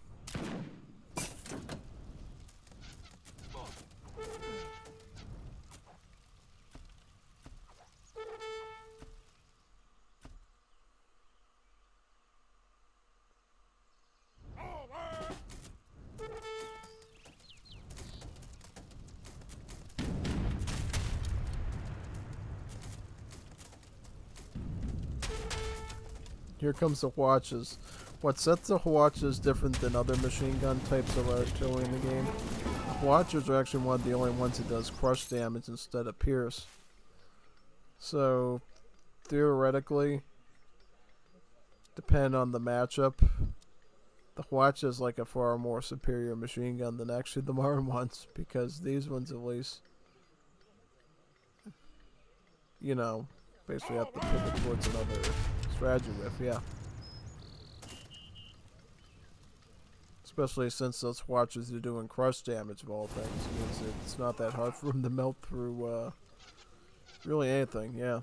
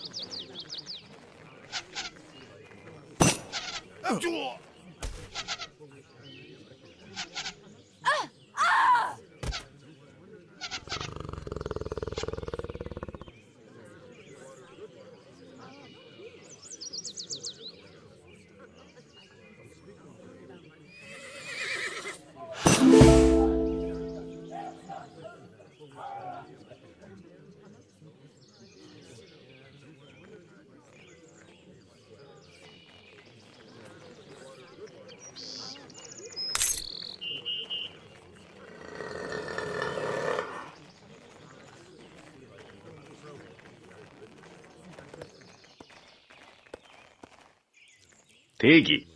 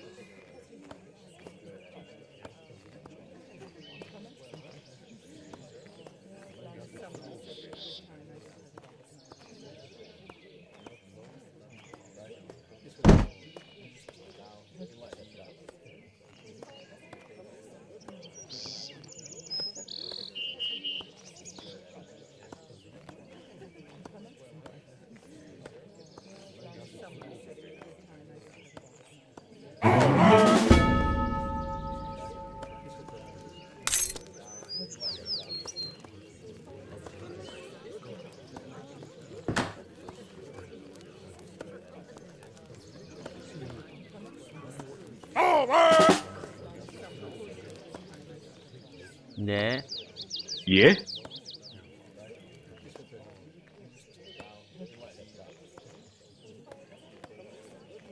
Что?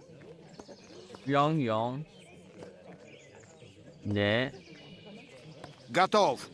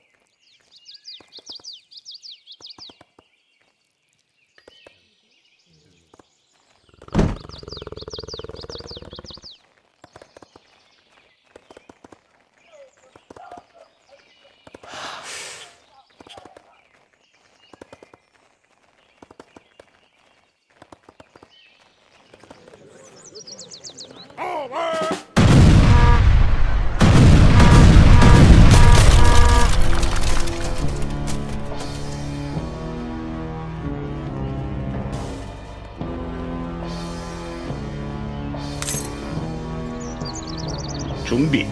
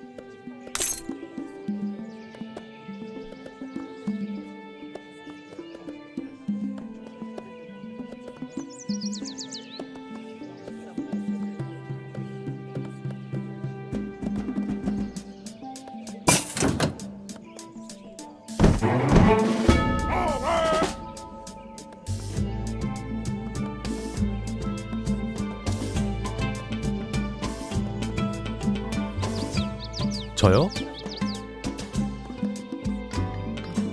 Приказ.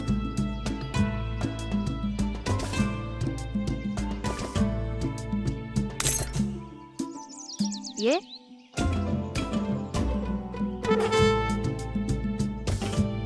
영영.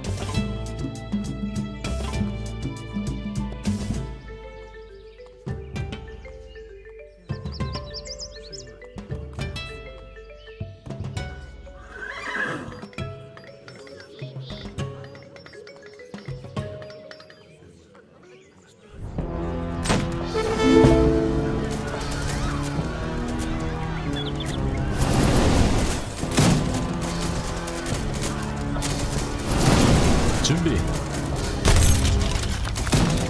Что?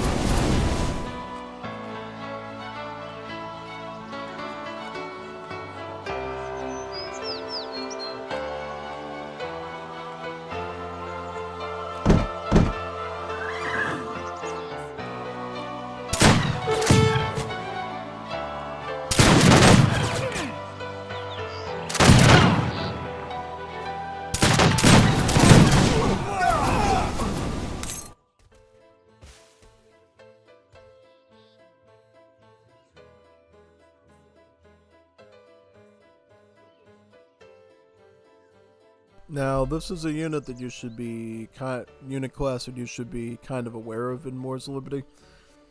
There is a class of skirmishers that aren't on foot. They're actually mounted skirmishers.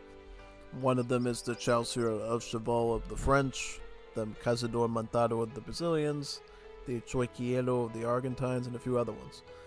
Basically, what you need to know about these units is that they are actually in the same unit tag as dismounted skirmishers. So these guys, if you look at them, skirmish.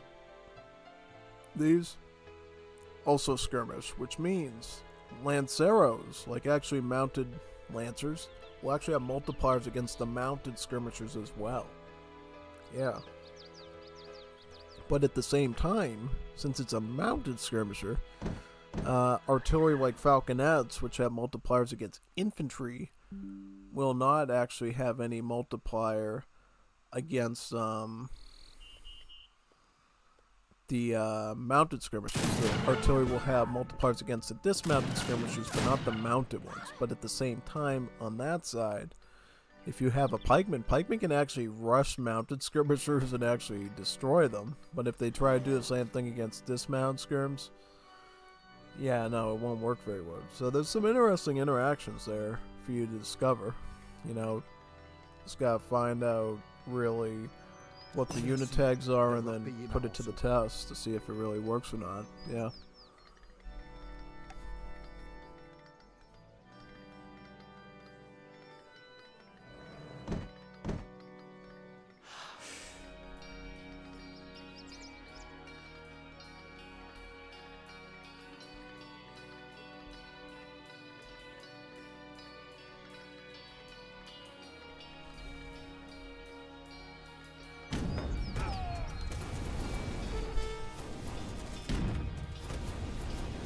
Using the fort to target the watches is actually a pretty good idea.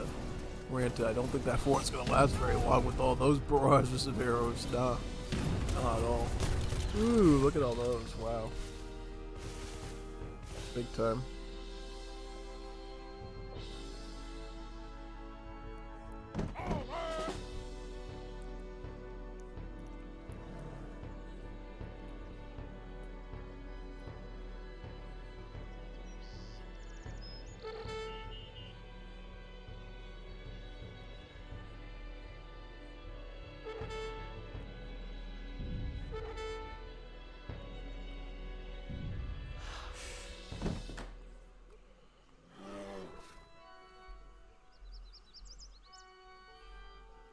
who's the winner here, actually? Is it Varingo's army or Nathan's? Varingo's trying to do some scout units now. Korean scout kind good against archer skirmishers and artillery. For a while, they were actually assault units for some reason, but I guess the devs finally came to their senses and said, wait a second. Units that have multipliers against skirmish are typically the scout class, so let's just make it a scout class unit. And for me, I think that works pretty well, because the scout unit's going to have to do with less dangers at range than the assault unit is, so... And then inevitably make the Iron Foil for the Koreans a better unit, I think, yeah. Oh man, that's right, because these machine gun type artillery have anti-shock unit multipliers now. It means they do 2x against these Chaucers. They just eat them alive. Just eat them alive. Yeah, no, it's pretty huge, actually. No, it is. That multiplier makes a huge difference now. Forces you to think about fighting the Koreans in a whole different way now. Like using culverins and stuff, because if the France had some culverins, they could have potentially cleaned that up, but since they didn't, oh well, yeah. Big time. Hi, Glingo Bonito. Hey there, Cappy. Bonito Cappy. Oh, yes. Alright. Alright, I gotta go do some stuff for worky now. Thank you for everybody that showed up. This was fun. Hopefully, if you can get me some more recordings for next week, we'll do another one too. But until then, signing off now. See you for the stream tomorrow, where I will be casting more PK Tournament Definitive Edition games. That should be fun. Got a whole set of those